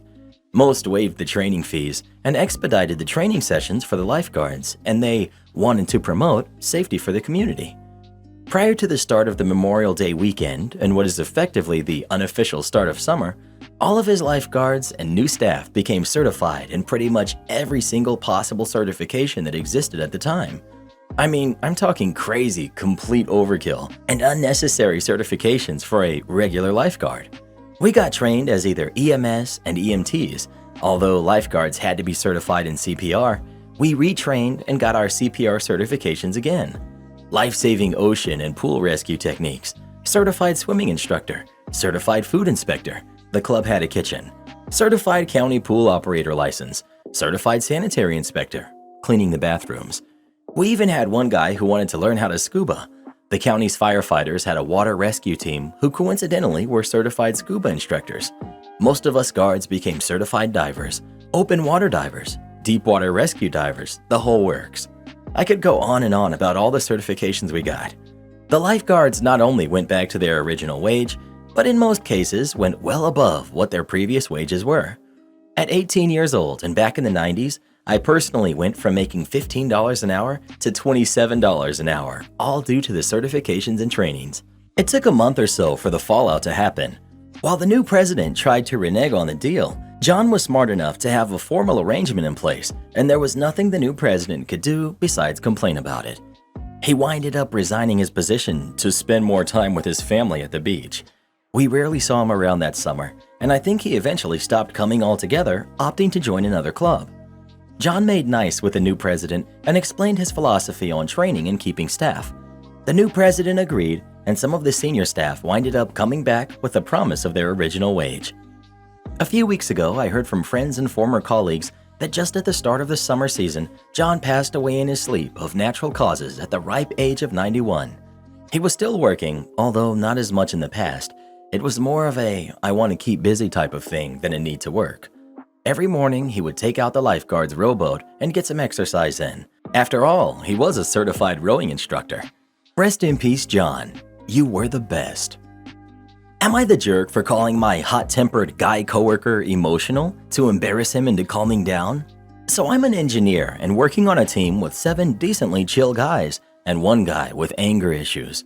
Like, he can't just have a respectful disagreement. He'll raise his voice and yell and get up close to your face. I can't stand it. So I started by just complaining to my boss about it, and he brushed it under the rug, saying he's just like that. And if I thought he was bad now, I should have seen him 10 years ago before he mellowed out.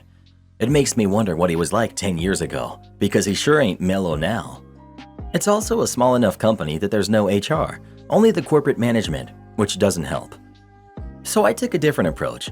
I stopped calling him angry or calling what he was doing arguing or yelling, I just swapped in the words emotional or throwing a tantrum or having a fit. I was kind of hoping if I shift his reputation from domineering, big man vibes to emotional and tantruming, weak, sad baby vibes. So I started just making subtle comments. Like if I had a meeting with him and he got a temper, I'd mention to the other people, "Wow, it's crazy how emotional Jay got. I don't know how he has the energy to throw a hissy fit at 9 a.m. I'm barely awake." Or when my boss asked me to recap a meeting he missed, I told him, "Dan, Jack, and James had some really great feedback on my report for this client.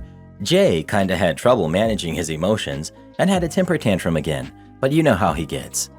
Or when a coworker asked why he was yelling, I'd say, "Honestly, I don't even know. He was getting so emotional about it, so he wasn't speaking rationally." I tried to drop it in subtly, and some of my coworkers started picking it up. I don't think consciously, just saying stuff like, "Oh, another one of Jay's fits," or something. I got gutsy enough to even start saying it to his face. "Hey, I can hardly understand what you're trying to explain when you're so emotional." And again, my coworkers started picking up on it, and I even caught some of them telling him to get a hold of himself. After a while, he started to get a reputation as emotional and irrational, which I could tell upset him, but he stopped yelling at me so much. Anyway, he slipped once this week, and I just said, "I really can't talk to you when you're being this emotional." And he blew up at me, asking why I was always calling him that. I shrugged and said, "Dude, you look like you're on the verge of tears. Go look in the mirror before you ask me." And he got really angry. I suggested he might start crying. He was red-faced, angry, not tearful angry, and I could tell. I feel like a bit of a jerk for being so petty and trying to gaslight this guy into thinking everyone around him sees him as a crybaby. But it also mostly worked when the proper channels didn't. Am I the jerk for calling my coworker emotional when he got mad? Not the jerk, because he is, in fact, overly emotional. Nothing you said, except maybe the tears bit, is in any way a lie or even exaggeration. Stick to the truth. Not the jerk. Here's another statement that you can use. "Jay, why don't you step outside and take a minute to pull yourself together? We'll wait. Go on, it's okay." Well, who do you think is the jerk? OP or Jay? Please let us know. I'm petty, but I would have said, "What's wrong, Jay? You gonna cry? Come on, cry, baby, cry." Fiance pranked me, so I left his family's trip. My fiance's mother, Leah, doesn't like me. Honestly, I don't like her either. I've never felt this way about another human being before, but she's been nothing but awful since day one. It got to the point she was telling people she didn't even have a son and wouldn't speak to him because she dislikes me so much. I could see how depressed he was over losing her and agreed to do family therapy. Leah agreed in therapy to stop being mean to me if she didn't have to talk to me at all, so she just pretends I don't exist. There were some very strict boundaries with this. She only gets to see her son occasionally. She will have no relationship with her grandkids, and if she starts with me again, he is done with her. Leah happily agreed. Their relationship is kind of awkward these days, but I know he needs her in his life, and she is much better when we do see her. I recently agreed to go on a family trip with them. We attended a wedding out of state and spent a few days there. Leah was there, but she is very happy to not speak to me, so I wasn't worried. We were going to a water park with Leah and his two sisters, Leah's husband, and one of his sister's boyfriends. I had a swimsuit, but my fiance said he didn't think I should wear one that tied in the back because some of the rides were very intense, and he said he saw one that he loved for me when he was out with his sister. I thought that was sweet. I love wearing things I know he likes, so I wore it. Imagine my surprise when we got there and Leah had the same one. It was like something out of a movie. She stopped mid-walk and just glared at me. Everyone was laughing because they were all in on it. They saw something similar on TikTok and thought it would be funny due to how much we don't like each other. They had been trying to pull it off for a while, but Leah bought a swimsuit while on the trip, so they saw the opportunity. Her husband and my fiance were taking pictures of us. Leah was upset. I was about to cry. Leah wasn't happy but got over it because she does join in on the pranks and the joking in the family. I don't, so it felt undeserved. And she and her husband have much more of a playful back and forth dynamic, so she didn't feel so betrayed. It was still really embarrassing walking around with her. I know this is probably petty, but I also felt insecure because she has a nicer body than me, and I just didn't want to feel like there was any competition. Leah's husband even said something about, "At least I get to be married to the hot one." I decided to leave because I wasn't having fun. My fiance was upset and felt like I ruined the day, but did offer to leave with me. I said it was okay, but when I got back to the hotel, I decided to change my flight and go home. I just don't like being the butt of the joke and didn't want to be there. My fiance called me very hurt and said he felt leaving was an overreaction and now he's embarrassed in front of his family. Not the jerk. At this point, I would be rethinking the entire wedding. What kind of jerk plays a prank like this on the woman he professes to love? A successful prank is the one where all is said and done, everyone is laughing. This one humiliated you. That's not a prank, that's straight up emotional mistreatment. And Leah got over it because she enjoyed your humiliation and that her son is coming closer to the family with an act like this. Not the jerk. Honestly, the prank is the least of your problems. You're engaged to someone whose mother doesn't like you to the point where she pretends you don't exist and doesn't even speak to you, and he tolerates that. Good luck marrying this dude. You're in for a bumpy ride. Not the jerk. If that was a joke, then why weren't the ones who were the butt of it laughing? This is cruel. He and his mother actively went to therapy, created boundaries, everyone abided by them, and they do this? He's been to therapy over this relationship and he does this? He's a sick individual. So is the rest of the family. I'm sorry, I would have left too. Wow. So because his joke didn't pull off the way he thought, he's now embarrassed? You ruined his joke because of your response? Well darn, shame on you. I'm being facetious. By the way, question to ask your ex-fiancé. What was everyone expecting with this joke? Were they expecting the both of you to laugh? What did your fiancé expect? By the way, the apple doesn't fall far from the tree. Apple being the son and the tree being Leah. He's exhibiting her behaviors in his complete disregard for you. Please don't marry this person. You will always be invalidated. Your feelings mean nothing. He only went to counseling to save his relationship with his mother, not to protect you from her. He appeases his family. This is horrible. I don't know. I think you might need to get thicker skin. It doesn't seem like some awful prank. I think you might be reading too much into it. I think it would have been better for everyone if you just went along with it. Own the situation. Everyone sucks here. You're the jerk. OMG. This was an actual innocent joke and maybe a bridge for you to connect with Leah on. Your first sign you're the jerk is the fact that Leah got over it and you didn't. I wouldn't have been okay with it if you just felt uncomfortable and went home, but what really makes you the jerk is you changing your flight and leaving early. That's totally unacceptable. Honestly, this is a red flag for the family in general.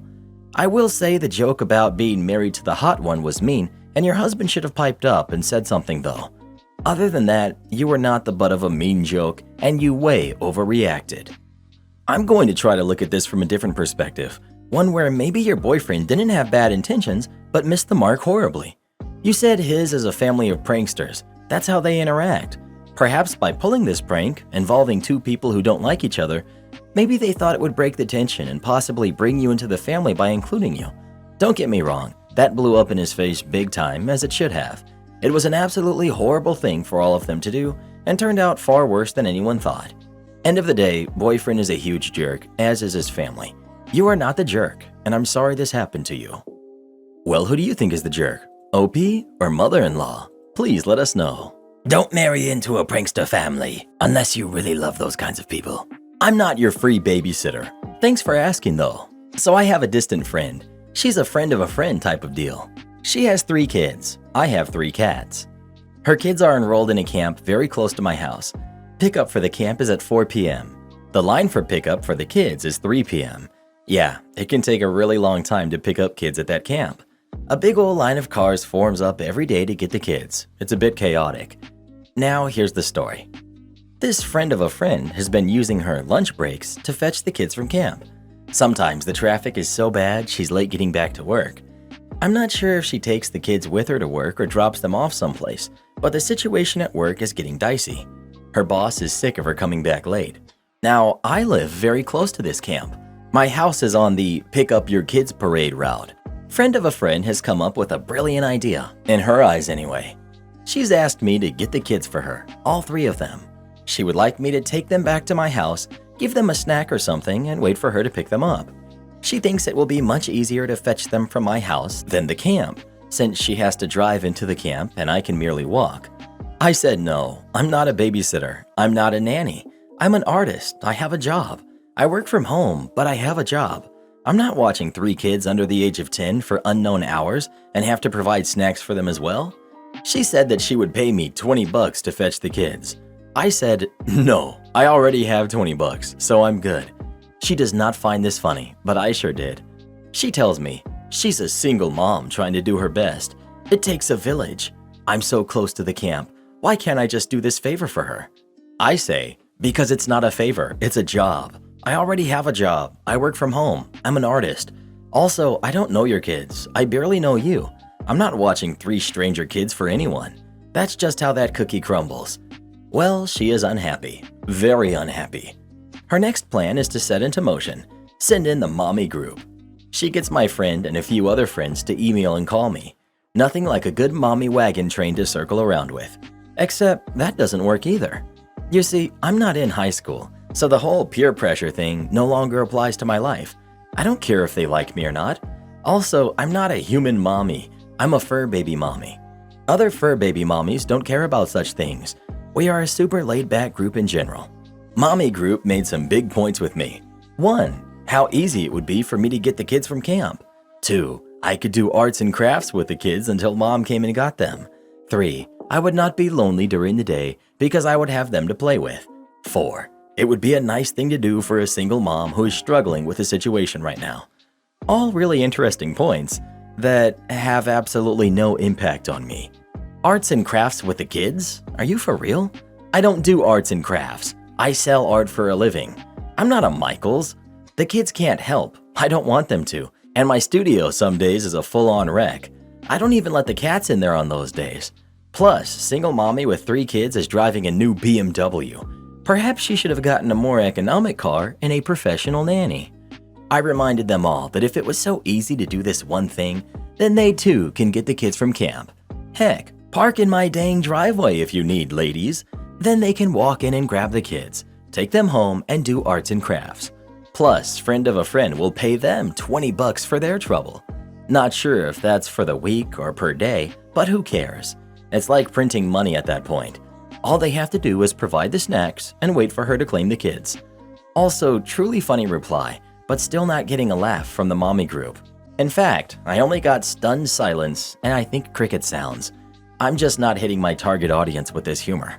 Well, it took a while for friend of a friend to see that I'm not willing to provide childcare for free, for the $20, or for the sake of the village. I also pointed out that my idea of juice boxes is a Franzia refreshing white carton, and my idea of a snack is waiting until dinner. All points she finds to be unhelpful and not practical. Sadly, friend of a friend mommy is still racing to get her kids from the camp. Turns out the mommy group folks are just too busy to fetch the kiddies for her too. Bummer, I know. I thought it would be so easy for them, since they had made such good points about me picking them up. Life moves on, camp is still swinging, the parade of cars grows longer and slower every day. Then today this happened.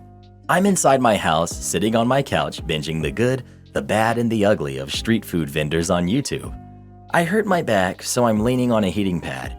You can see me from my living room window if you are on the parade of cars picking up their kids from the camp. My feet up on the coffee table, my cats are on the porch. My juice box, Franzia, is to the right of me. Just then, I get an angry text on my phone. I thought you said you were working. Too busy to get the kids. Looks like you're just sitting there doing nothing but watching TV. What's wrong with you? Can't you be a better friend? OMG, it's friend of a friend. Neato. To which I answer, I am working. I'm on my iPad drawing. I'm an artist. I can do that. Gee, ain't my work grand? I'm too busy to get your kids. It looks like I'm watching TV because I am watching TV. YouTube. I hurt my back, so that's what's wrong with me. Thanks for asking. And I can't be a better friend because I don't want to pick up your kids. I feel like if we got closer and communicated more, I would be obligated to fetch your babies. You do see how my way is much more convenient for me. Her. She sends me some weird emojis. Me. Are you sitting in the car outside my window right now? Her. Yes. Me. Turns around slowly. Big ol' wine glass in my hand. I smile. I wink. I lift the glass. I text. Cheers. She was not amused, still no laughs. I think I'm losing my touch. Are you laughing, dear reader? Yes, she does know I'm on Reddit. Hi, If you're reading this, thanks for making me laugh today. I told on my Karen coworker and got her fired. I, 30 male, have worked at my current employer for 3 years. Last year, in March of 2020, I received a promotion to project manager. In the beginning, everything went well, but in the last month, I've been getting more and more negative feedback. I did not understand what was going on or why people were becoming so negative about me. I was losing clients and several colleagues were really upset with me. I was at a loss. I started talking to my manager and my department head about following courses, getting monthly feedback to perform better. I just wanted to live up to the promotion I received. I felt like I was failing. Then a friend/colleague, 27 female, of mine came to me angry and demanded that I apologize for what I said. I was really confused and asked her why she was so upset with me. She explained she received an email where I was basically blaming her for the issues that I was dealing with.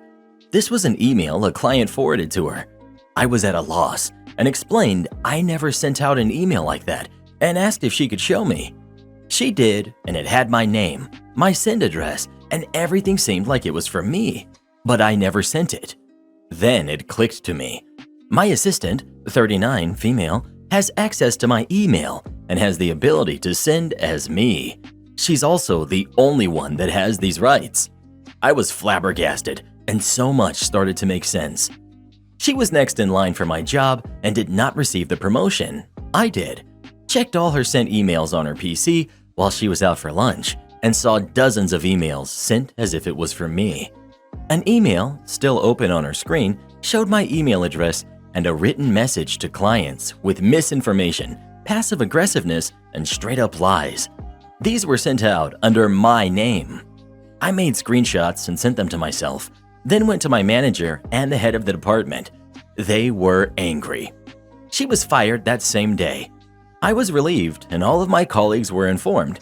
I thought I was completely in the right here, but some people at work are complaining that I violated the company policy for snooping on her PC and violating her privacy. My boss and direct colleagues have my back, but the people that knew her, she has worked there since 2011 and I've only been there since 2018, say that I went too far. Apparently, she's a single mother with 2 kids and needed this job. I also need this job, and she was more than willing to sacrifice me for her benefit. I don't see how I could be in the wrong for defending myself. Maybe I'm just too close to the situation to see it. Did I go too far by going on her PC? Update. They just let me know that they are holding a meeting to clarify what exactly happened. They were catching on to people that weren't happy about her being fired and they want to quell any issues before they start taking root. I'll update again once the meeting is over. It's in 1 hour and 20 minutes from now. Update 2. Meeting took about 1.5 hours, and after that, I was in and out of talks with colleagues and other people. It was properly explained what she was doing and has done to me and the company. The attitude towards me noticeably changed in a positive direction, with a lot of people apologizing to me and explaining they've known her for years, were friends, and could not imagine her actually doing something like this. Honestly, I'm happy it ended up this way. HR and my boss really had my back here and preemptively handled to avoid any lingering negativity. Nothing but praise for them.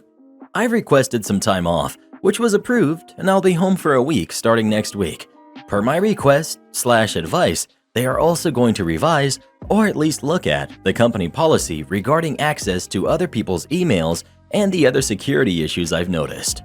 Do this next. Tap here on your screen to come see our new podcast playlist, where you'll find thousands of hours of the best stories you've ever heard. Or tap the one on the right. That episode is specifically just for you, based on other videos you've enjoyed the most.